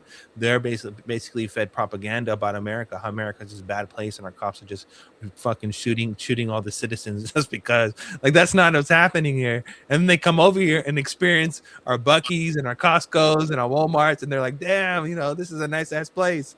It's like, yeah, everyone's hella nice, everyone's hella chill. Like, come on over whenever you're ready again. It's like, I do believe we're heading to an age of prosperity, because if they want to do this, like somebody was saying, it's not my idea, but it sounds right, that if they want to build this age of tech, this age of, stability, so they can do all this, they're going to have to end the wars, at least for a while, because you can't build the peak of a tech and blow everything up at the same time.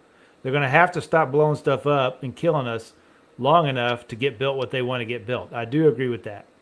And they'll divide us again when they want to divide us. They'll come up with some other thing to divide us over. If they're still around. If they're still around. Yeah. There's always going to be anti-life forces. That's the whole. I know Nerdy doesn't want to get into the religion. Not really.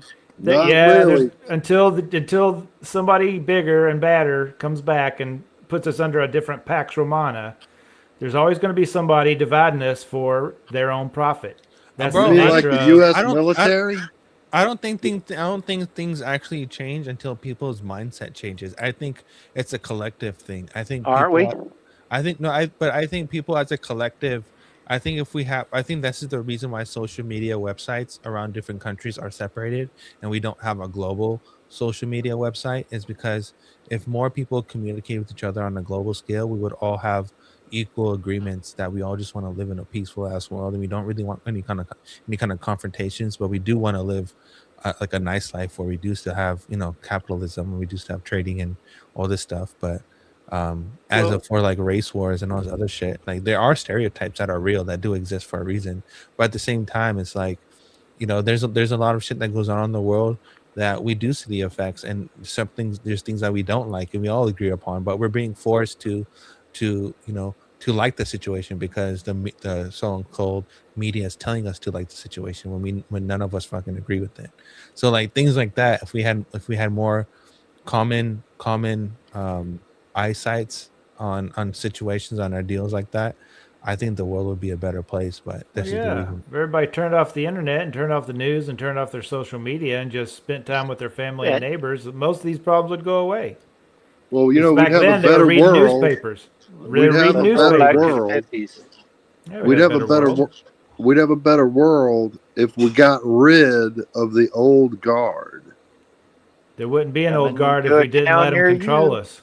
The only reason there's an old guard is because we fall into their lies. We do what they say. We do, like you're talking about the Holocaust being a propaganda thing. Well, how'd they do it? They did it with newspapers.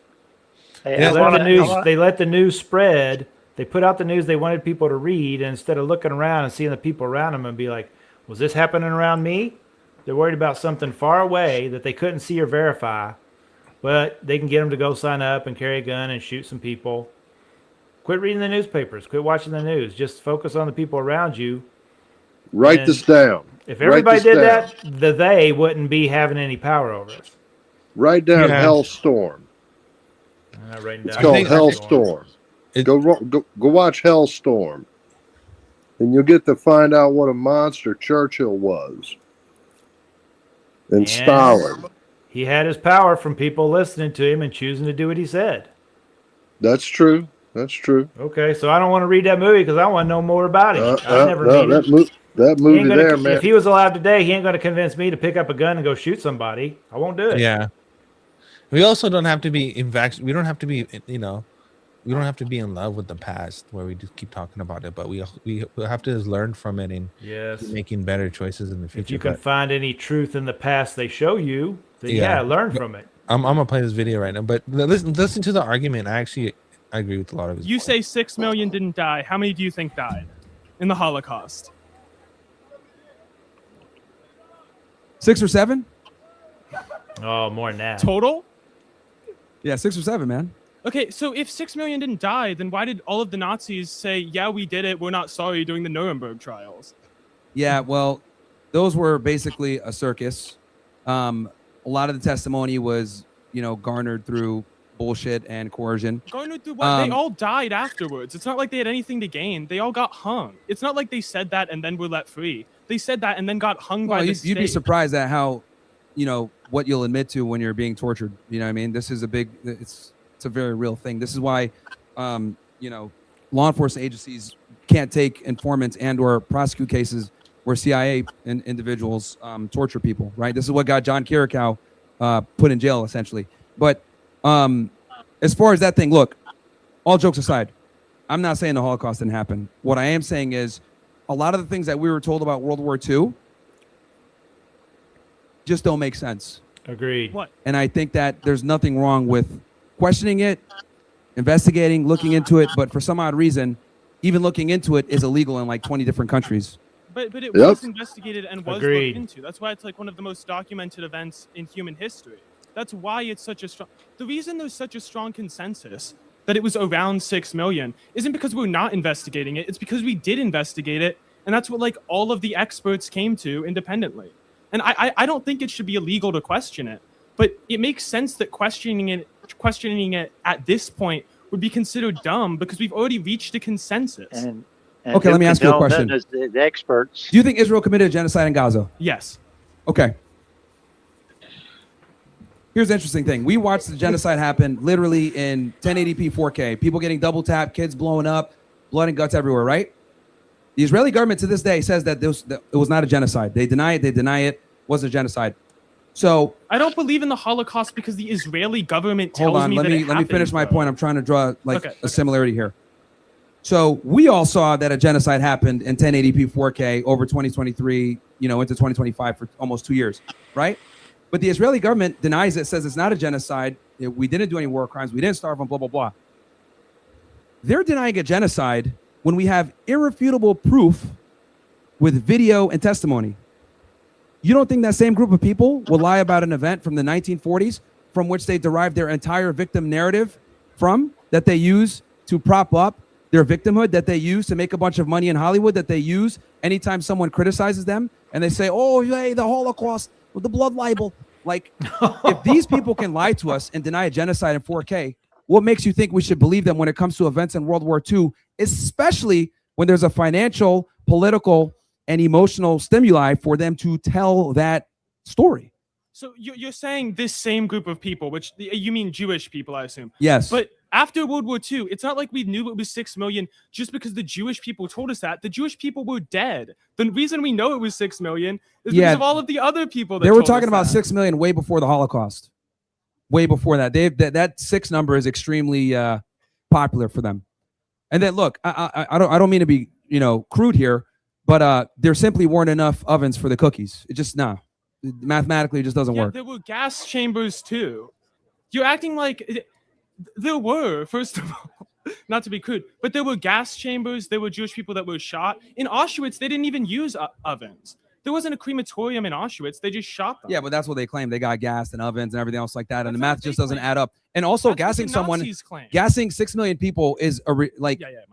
That's number one, that's a counterproductive, costly, and stupid way to kill someone or to do a mass extermination. That doesn't make sense. When you look at the camps, a lot of them didn't have remnants of the gas that they're talking about. A lot of it was Zyklon B, which was used to delouse. A lot of people died from typhus, not necessarily from, being systematically killed. Like, there's just, I'll tell you this, because obviously this topic is very controversial and obviously we're on fucking YouTube. So I'll say this, look up the case of Ernest Zundel, okay? He went ahead and was passing out pamphlets on the Holocaust and questioning the official narrative. They arrested him for it. And what ended up happening was he went to trial and he brought in a bunch of different expert witnesses to defend his case. And that ended up showing a lot of the holes and inconsistencies with the official Holocaust narrative. They brought some of these survivors in, and a lot of them came in and said, oh yeah, I was selling a book. I was just using my imagination, So I question everything that comes from that side because they've lied so much. Here's another one. Do you remember when Israel said that they were burning babies and beheading babies after October 7th? I believe that happened. You believe that happened? No, I believe that they said that. Oh, you believe that? Do you believe it now? No, I believe that they said that. I'm not saying I believe that it happened. Yeah, but you want to know the crazy part? That's not true. Yeah, So a guy named Yossi Landau, look him up, from the ZRK organization and these other like organizations that they're the first responders when anytime something in Israel happens, because obviously there's Jewish religious rights to preserving the body and burying it as quickly as possible. He made all of it up and he admitted it. Yeah, but that was hold on. That's hold on. Years after the Holocaust. That's a different event. This is my point. I'm trying to establish to you that they have no problem lying to perpetuate their victimhood. He went ahead and said, oh, there was 40 beheaded babies. We saw babies in ovens. We saw a woman with a baby cut out of her stomach. Here's the key. Those lies were used to push for an aggressive military front against Gaza, because by the time the truth actually came out, it was too late and they already had boots on the ground and they were bombing the fuck out of Gaza. Okay. So those lies were directly used to conduct a genocide. So my thing is this: if they could lie about if they could lie to us about a genocide that occurred in front of all of us at 1080p or 4K, if they could lie to us about 40 beheaded babies in 1080p, you don't think they would lie about an event in World War II when there were no cameras? But again, they weren't the ones who came to the 6 million number. It wasn't a bunch of like. It was them. They've been reporting 6 million forever. No, it wasn't just a bunch of. And if you go to Auschwitz, they've been lowering the number. They're not the ones that came to 6 million. If you go to Auschwitz, they've been lowering the number every couple of years. It goes from 6 to 3 to 4 to 2. No, with Auschwitz, the only changing of the number was that when the Soviet Union initially arrived at Auschwitz, they said it was 4 million. But then the United States and the Jewish institutions or whatever actually said, no, it wasn't 4 million. It was closer to like, I think 2 million is the number. So no, so that's the problem. They're changing the numbers. No, not they. It was the Soviet Union that said it was 4 million. The Soviet Union said it was 4 million. We changed it to 2 million because that was the correct number. And that was like 80 years ago. It's not like it's lowered every 3 years. That's just not a few years. That's just. You get what I'm saying? Like none of it makes sense, and it all continuously changes. Go watch Hellstorm. Shifting reality. What's up, You know who got genocided in World War II? The Germans. They tried to kill every last single German. Go watch Hellstorm. It's called Hellstorm. Go watch it.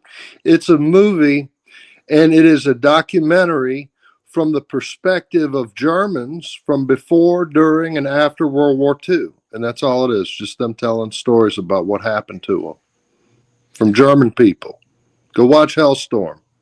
You'll start to get your head. You'll start to get your head around the guy sitting down. But you get what I'm saying? Like how he said the fact that the Soviet Union gave him a different number, and the Nazis, there was a different number for the Nazis and all this other stuff. Like the relationship between the United States, Russia, and Germany is actually a lot closer. They're not really enemies as people think they are. Miles, Hey, nerdy. Miles, Hey, nerdy. What's up, Papa? Hey, Miles, play that last video in the chat, and you'll see why. I got an explanation for you why you want to play it. Oh, okay, Miles, unmute yourself. You're muted. Whoops, wrong button. There Yeah, you go. because all the leaders are literally related. World War I was They the are clearest related, example. you're right. Yeah, all the leaders are related. Yes, they are unified at the top, and they divide us at the bottom so that they can stay at the top. Exactly. And we keep biting the hook. Yeah, we do. We keep watching their movies. We keep reading their books. Instead of finding the truth of human love between us, we go and get their version of history, whichever version we choose to believe, and they'll make a version we like, and then we'll sift it through our worldview, and then some of us will be convinced to go sign up and do their shit, and some of us won't be convinced to sign up and do their shit.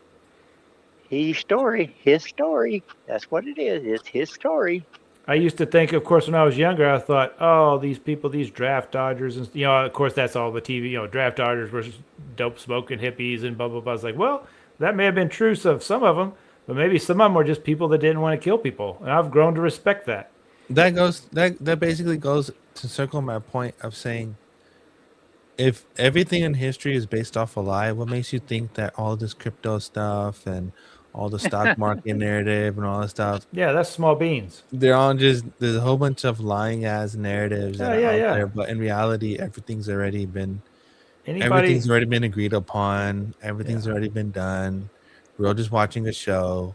Here's about this.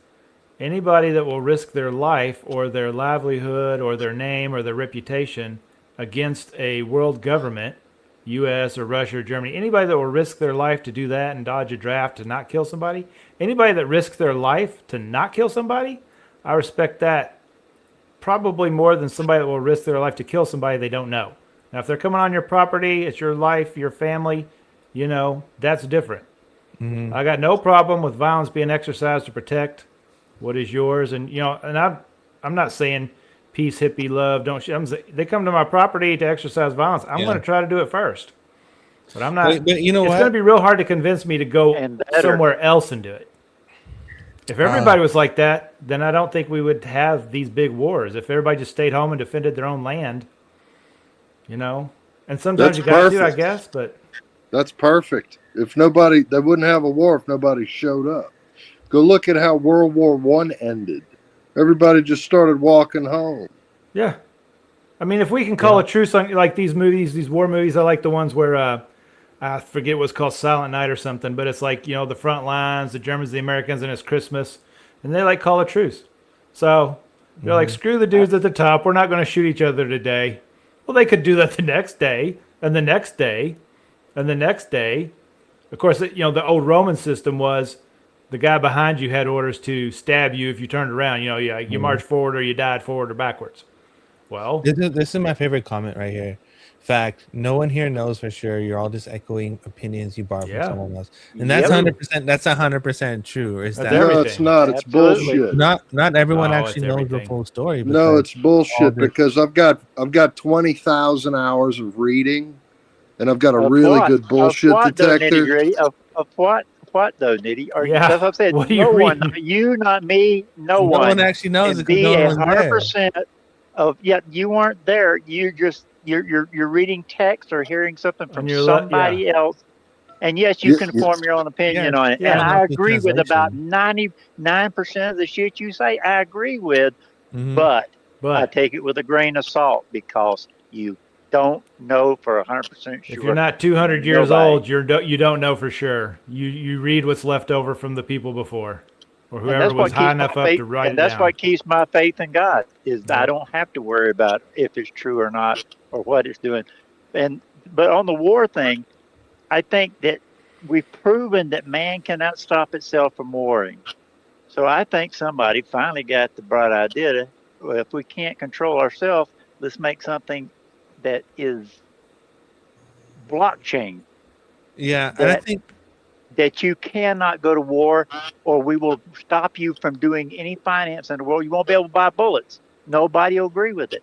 That's how you stop wars. I think that's what we're going into. The blockchain is gonna stop wars. I think this also brings up a bigger highlight of how people form identities based off of other people's opinions and other people's iterations of historical events, when in reality it's like we don't really know. And you know, I think we have more. I think we should take information from history and, you know, be mindful of it, but we should also understand that the future might prove more things about the past than the past actually does prove about the past. You get what I'm saying? Like there could be experiments or discoveries that we run into in the future that we haven't even run into yet that actually, you know, just completely destroys a story of the past or a narrative of a past or something that ever happened before. So because we don't really know, even like the time, even like the whole time situation, how they added 1,000 years to history. Even that, like, you know, we don't even we don't even know how far away, how long Yeah. the Hungarian Empire really. People in charge get together and decide to change the calendar. And now it's like, well, what year Yeah, is it? even the calendar changed. The calendar changed. Time. How many months are in the year now? We don't The know. Romans We don't had know 10 any kind of months. truth. October is 8, November's 9, December's 10. Yeah, like we have no sense wait. of any kind of My truth birthday, whatsoever. my birthday don't line up with those words. It's like the number of the month doesn't line up with the words. We're all just going along with other people's narrative. Like we also going on with time and this fucking gopher. Fuck this gopher. It's fucking putting the hour back and forth. Fuck you, gopher. Gopher. But Yeah, we can't even get the time right from year to year. It's like, oh, now it's an hour earlier. Now it's an hour later. Yeah, so You I know don't that think- the heart attack rate goes up the day after a time change? Really? Oh yeah. That's crazy. Because there's always a certain percentage of the population that's unhealthy as a certain level, and just 1 or 2 extra hours of sleep a night was keeping them from their heart doing something. So, yeah, there's always a percentage of the population in those time zones that you change the hour, you give them 1 less hour of sleep, and the incidence of cardiac events goes up when they do a time change. Did you see Congress is pushing, and they've sent it up to the Senate now? I think they passed it in the Congress to keep keep the time change, not change anymore? I saw it. It's the stupidest thing ever. Why are we changing the time back and forth? Supposedly it Dumb. was back Because we're from the dumbasses. railroads. I don't know, farmers Stupidest or fucking I thing mean, ever. who knows why they did it? We do it for To mess with harvesting. to mess with your circadian rhythm. Yeah. That controls your heart attacks you're talking about. To make sure you follow what they say to do. Now we're gonna do this. You're gonna do it? Okay, well guess what? You're gonna show up to work late. All right, you ain't gonna get paid, you know, they keep you in fear. Oh, It was I guess more I gotta aimed change for my whole life farmers. routine now. I started showing up to work at 9 o'clock, and I told my boss that the change to daylight savings time was just to try to get me to feel bad about being an insufficient employee. And I told him FO and turned around and walked off and got to work. And he started laughing about it because I gave him a big dish of shit. Because I'm not going to get to work any earlier just because some asshole in DC changes the clocks. Well, if everybody did that, then there you go. They wouldn't have that power over us. Unfortunately, I have not reached that level of independence yet, Nitty. I aspire to get there one day. You'll get there. You'll do it. Everybody does it all at once. What are they gonna do? I mean, that's the thing. That's the thing. It's like unity and division, right? If we all decide no, then it's no. But we just let them tell us. Are you guys aware of I think there was a theory or whatever you want to call it about how nothing is random. How nature itself is chaos. Like nature loves chaos. Nature's natural order is chaos. Disagree. But within chaos there is a natural pattern, which means that even within chaos, nothing is actually random. I had a girlfriend who used to be able to plot chaos formula that would stay within a boundary. And then she got in with a group of people that were using that for high frequency trading because there was a plottable, the plot that it began to make stayed inside of a certain upper and lower limit, though it was a chaos theory. It's called chaos theory. And there's still a pattern in it. There's always patterns. Oh yeah. There'll always be a pattern. That's the thing. The world's built off math. You break down particles, they operate mathematically. Our whole world is built on math from the ground up. Or math describes how the world works. It was almost like a divine being did it. And he was Almost. like really smart and really good at math. Good at math, good at physics, good at chemistry. People don't realize creation. Yeah, people don't realize that the frequency of the sun as it goes down changes into red light, which affects your brain to use melatonin. The setting of the sun physically changes your body to prepare for sleep. It changes your digestion. So every time you turn on your electric lights and you go on your own routine, you're just becoming a little unhealthier. Because if you went with the sun every day, if you were able to or you chose to, you're going to be a little bit healthier every day. You know, the reason why I brought up the randomness and chaos thing was because even though all this crypto stuff might seem random, I don't think it is. I think that if you look how legislation is happening, I think a lot of tech companies and a lot of big companies and governments are positioning themselves to protect themselves because they know that a major correction is coming and is gonna last. The effects of the correction is gonna last a very long time. Yeah. And I also think that was part of the reason why tariffs were introduced, meaning that like the whole tariff tax thing, not tax, but it was like a check, like a tariff check. That idea of a tariff check was introduced. A dividend. The dividend, yeah. So, and I think that also aligns with the UBI narrative or high value income or whatever, high value payments or whatever. And if you can't get out in the sun, nerdy, do the next best thing. Bring the sun to you. Oh shit. Goddamn. Papa got the sun in his room. But I think that Look at all the colors. Nice. Every cut, all seven spectrums, main seven spectrums of the sun. Nice. I think a lot of this like open stable coin stuff that are coming out and Clarity Act and all this stuff. I don't think these things are random. I think they're they're being done for a reason, because Agree. even tech companies are now competing with banks, and banks are now figuring out how to become tech companies, and like the world is transforming to like a human oriented world to an agent oriented world where things really are centered around automation. So it's grand. It's a grand orchestration. I think it's more of like Yeah, a pretty grand. much. It's like more like a Fourth grand industrial reform. revolution. It's another industrial revolution. Yeah, A it's like grand reform. it's So like it's a all grand. orchestrated. Yeah, it's like a grand reform. It's New like world order. like people knew exactly like how their business models and everything had to change, and everything is changing within steps, and they're moving society to shift towards that direction. Like for example, like a person working before, like Nitty brings up a lot of stuff from before to today. Okay, I'll tell you, I'll bring up another one from before to today. Is comparison from before, a person who had more purchasing power, was working a job, maybe at a lower age, at a lower wage, which would be seen today, which would seem like it was a lower wage, but actually had more weight to it. But that person wasn't doing as much work compared to the person who was doing crazy amount of work today. Like for example, if you were to work at a job as a tech person, right? Let's just say you're a coder or something. Not before, you only had to maybe learn Haskell or COBOL or whatever, and as long as you knew those languages in C++ or something, as long as you knew those languages, you can develop banking apps or develop stuff for the government or whatever, and you're good, right?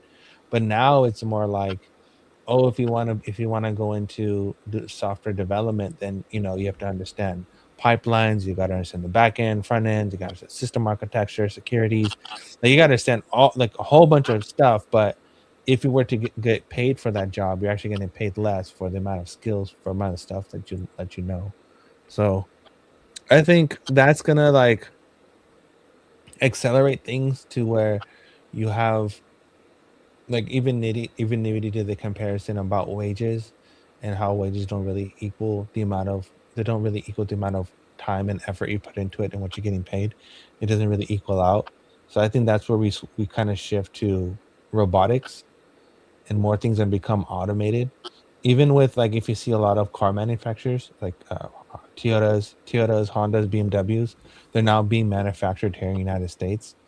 There's a lot of international cars that are actually being assembled here in the United States now. I think that's going to carry on. Figure is working with BMW to create their Figure robots to help with developing cars. So I think that's going to be a thing where robots enter the manufacturing field, and I think it's going to force a lot of people to lean more towards trade jobs. I think you're going to see a lot more people going into like roofing and like construction and like welding and shit like that, because it's going to be more of like a people to people interaction, and people are going to be like looking for that rather than dealing with robots. I don't know, but all I'm saying is that if you understand where the world is going, and you understand that everything's a pattern, you shouldn't really freak out. If banks and everyone are setting themselves up for a correction, and then know that it's going to happen, that the recovery of the correction is going to take a long time, then I think it's best for you to position yourself correctly today. And if you know that the AI thing is all a bust, is all just bullshit, take advantage of the stocks today, but don't hold those positions for a very long time. Understand that it is a temporary position, not a long-term position. And even with this crypto stuff, I think one day it's going to boom, because it's a part that people don't understand, is that the price of the token and the actual use of the network are two separate things. They're not really linked. And to go along with that with nerdy, if you think about this, That's my spiel. Miles said a minute ago about the Industrial Revolution. Well, we're in another industrial revolution, basically, whatever you want to call it, another revolution. But if you go back in time and think about the time frame from the early 1900s And when we went through all these changes up to this present time, how everything always back here we were going at 10 at speed 10, and then 50 years later we were going at speed 20, and 10 years later we're going at speed 30, and we just been going up and up. And now look at the speed of change, like the crypto, the currency, the world, everything is just flying right now. Well, we have Time's to running out. no, well, I know, no, but we have to get to a point where we go back to settle down and relax a little bit and not chase this 90 miles an hour, this supersonic jet. Why do you need to get over there so quickly? Is that your most important thing? Is getting over there and making another buck or whatever? I mean, you got to stop somewhere. It's good that we're doing this, and I know we need to go through it right now. But at one point, we need to go, okay, that's enough for a while. Let's enjoy this now. Not just let's see if we can go 10 miles an hour faster. Oh, You let's sit think down that's and in I the think, cards, Papa. Papa, one thing what you said about how things are happening so fast, I also think that a lot of these markets are going to pump that fast too because things are accelerating so fast. I think a lot of these things, I think people have no idea how fast we're going to go when we do go. because Everybody, well, of it's that going to take years. Exponential growth. because of the exponential growth that you mentioned, I think people don't really understand how powerful that is and how fast things really start taking off when you put that stuff into equation. Like, And you think about that same thing, that time frame, the exponential growth from the 40s to the 50s to the 60s to now. Our exponential growth now is so fast. We're going 6,000 miles an hour right now. Well, that exponential curve is going to get up here quicker than it did back here at 100 miles an hour. We'll be there, I think. People are going to be astounded by the economy and by the rise of the system once it gets done. Yeah. I know we got to have shit done. Once it gets to that point, though, I think people are just going to sit back years from now and go, holy shit, what was that? yeah, I think they already have, like, there's so many movies and shows where you see these crypto, like a lot of these like Bitcoins and Ethereums and XRPs and stuff priced at like crazy values in these like old 80s and 90s movies, and we didn't even know what it was, but it's like this stuff is so orchestrated, it's crazy. And when we go to, like, right now we're talking about, market cap and all these things, but like when it comes to crypto and all that stuff, it's not really bound by those metrics at all whatsoever. So, and for the fact that there's never been an asset class like this has ever existed, to where you can have like a 30 million whatever per token type situation. It's a centralization of control. It doesn't, like, it's crazy, you know what I mean? So yeah, but I think that's the New World Order is dead. The New World Order has been taken to the garbage, and Trump started doing that back in 2017 using the U.S. military. And there's 750,000 sealed indictments, and that's where they're all going to go. And each one of those can go 1 to 99. And that's the New World Order and what's going to befall them. The rest of it is going to be peace on earth, one way or the other. We will have it, and that's a prayer.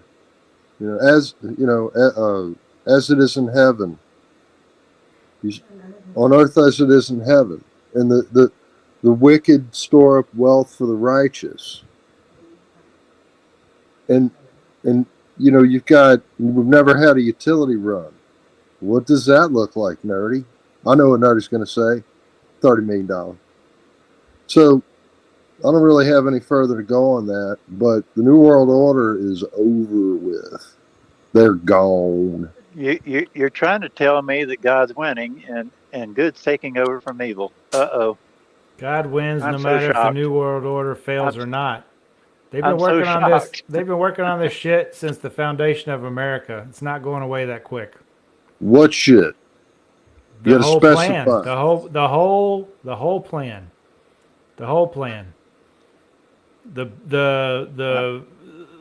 bringing of a civilization here, the wiping out of a previous civilization, the mechanization, the modernization, the Civil War of America, where we start off the war shooting each other with single shot muzzle loaders, and we end the war with repeating rifles.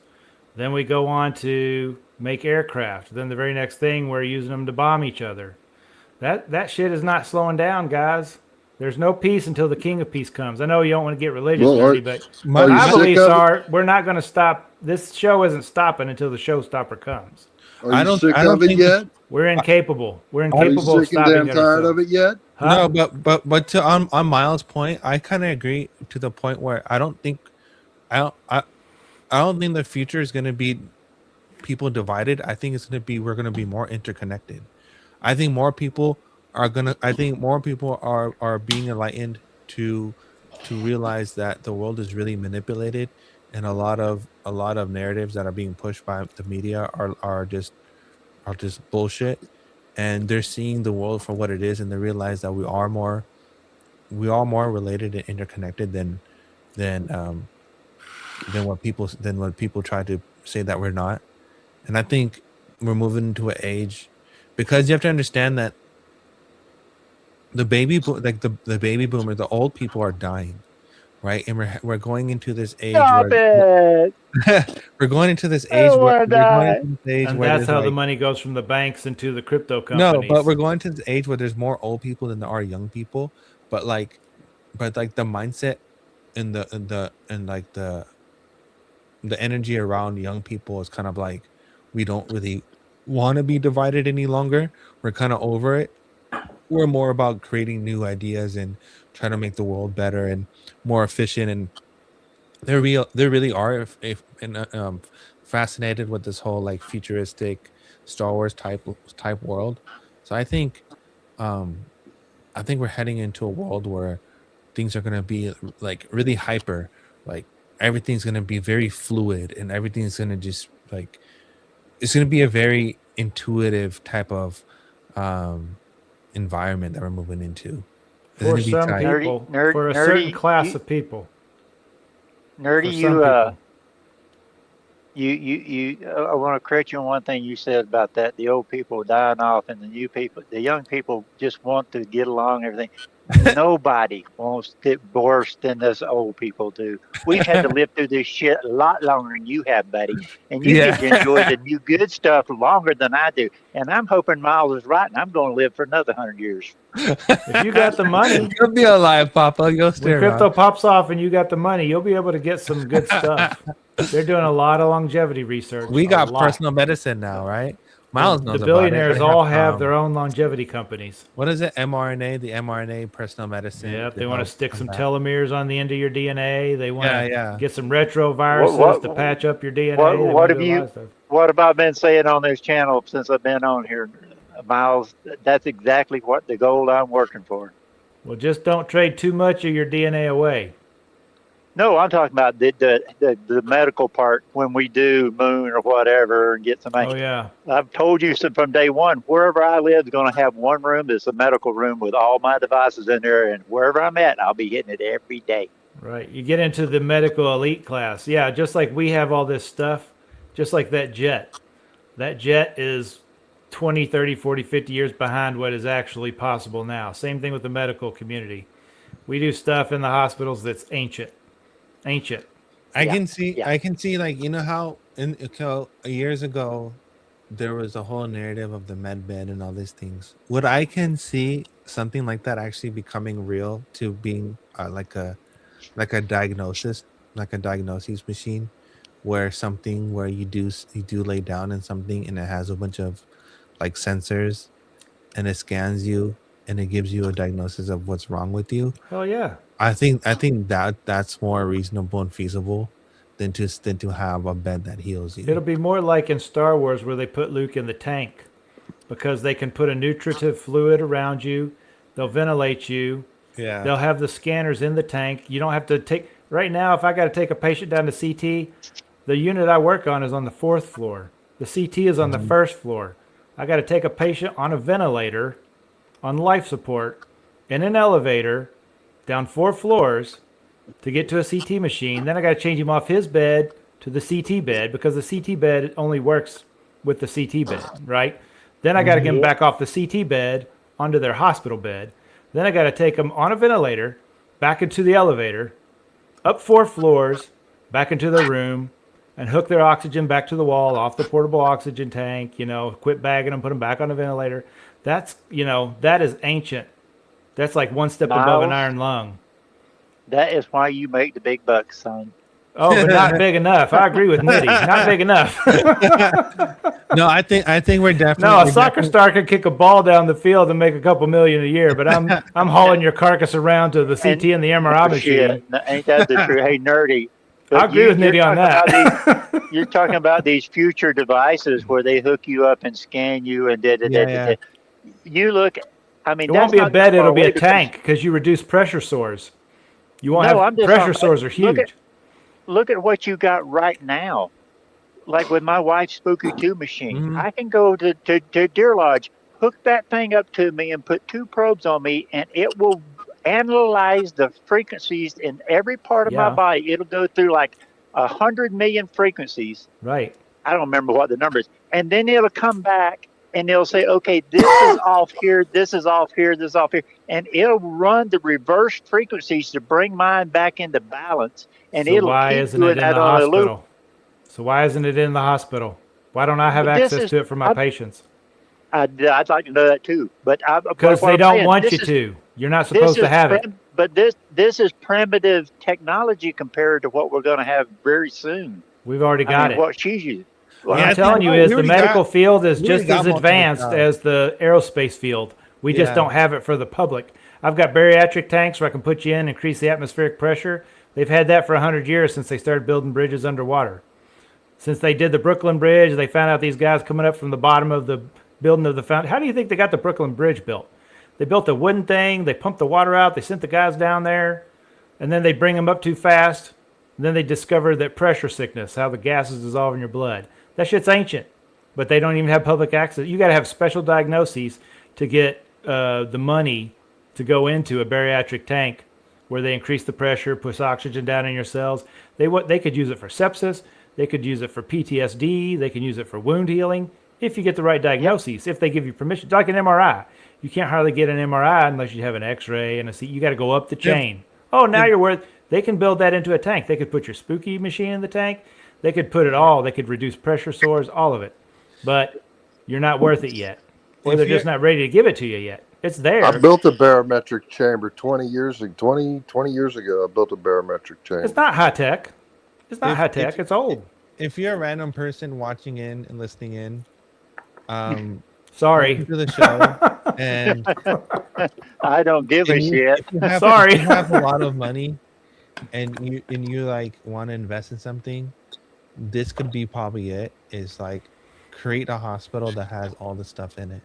They exist, I'm sure. Oh, it's coming. It's coming. If It's you got the coming. money, you can get into them now. Make it like a luxury type of hospital. Give it a luxury. Like, How did Ronald You Reagan got- get over colon cancer? And then Yeah, you've got the starts of it already. You've got clinics. How that did people Magic have a lot Johnson of get these- over AIDS? I think that's gonna be the next big thing where you're gonna see a lot of hospitals popping up. Oh, it'll be concierge. It's called It'll be regeneration therapy. It'll be coming to your house. And I think that they can go proactive with the frequencies and the wavelengths.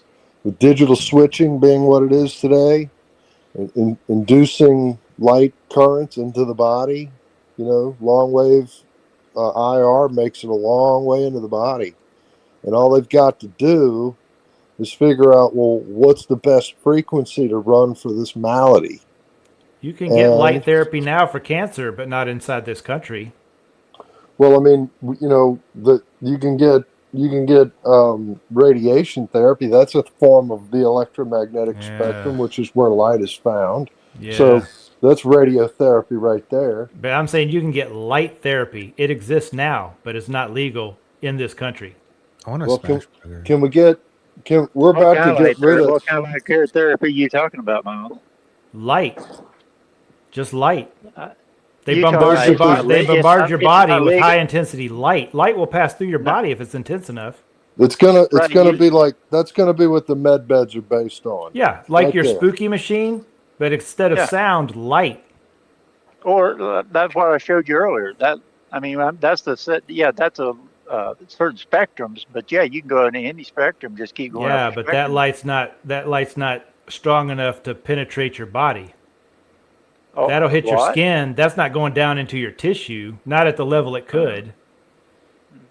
If they turn those loose on the public, they'd fry themselves with them. On the lights, they could. There's light therapy for cancer, but it's not legal to use to sell here in the U.S. You can go out to a clinic in Mexico. There's clinics in Mexico. There's a lot of cancer treatments you can't do here.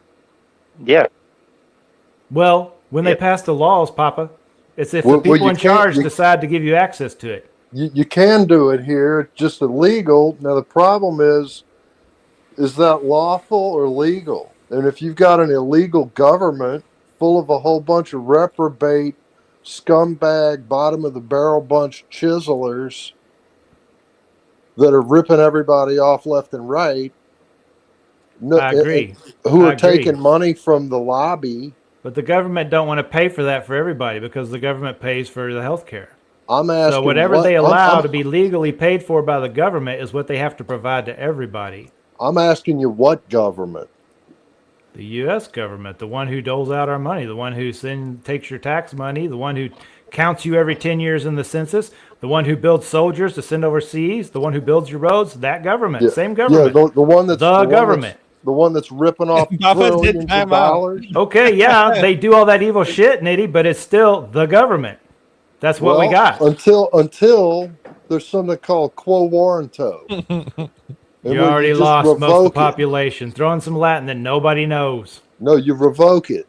You put in a proper government instead of a forced government. Sure, get everybody off their iPhones. Let's do it. Okay, you guys can just keep on keeping on. Papa is going to take a shower and go to bed. He's had a long ass day. See you, Papa. All right, guys. Love you guys. Good show. 4 hours and 15 minutes. We're gonna call it. That's enough for me. And no copyright infringements at all. Good job, Nerdy. No copyright infringements in the whole 4 hours. Thanks, Papa, for joining the show, guys. Thanks for running it, Nerdy. There's a remedy. There's a remedy for everything. You just got to be willing. Love. God bless you all. God bless. Truly, God bless. Here's a remedy. A remedy for it all is to get on your knees. That's the remedy to it all. That's right. Love you, brothers. Love you, brothers. See you guys. Blessings to you all. All right. Cheers. Peace out, everyone. Where is it? Oh, here it is.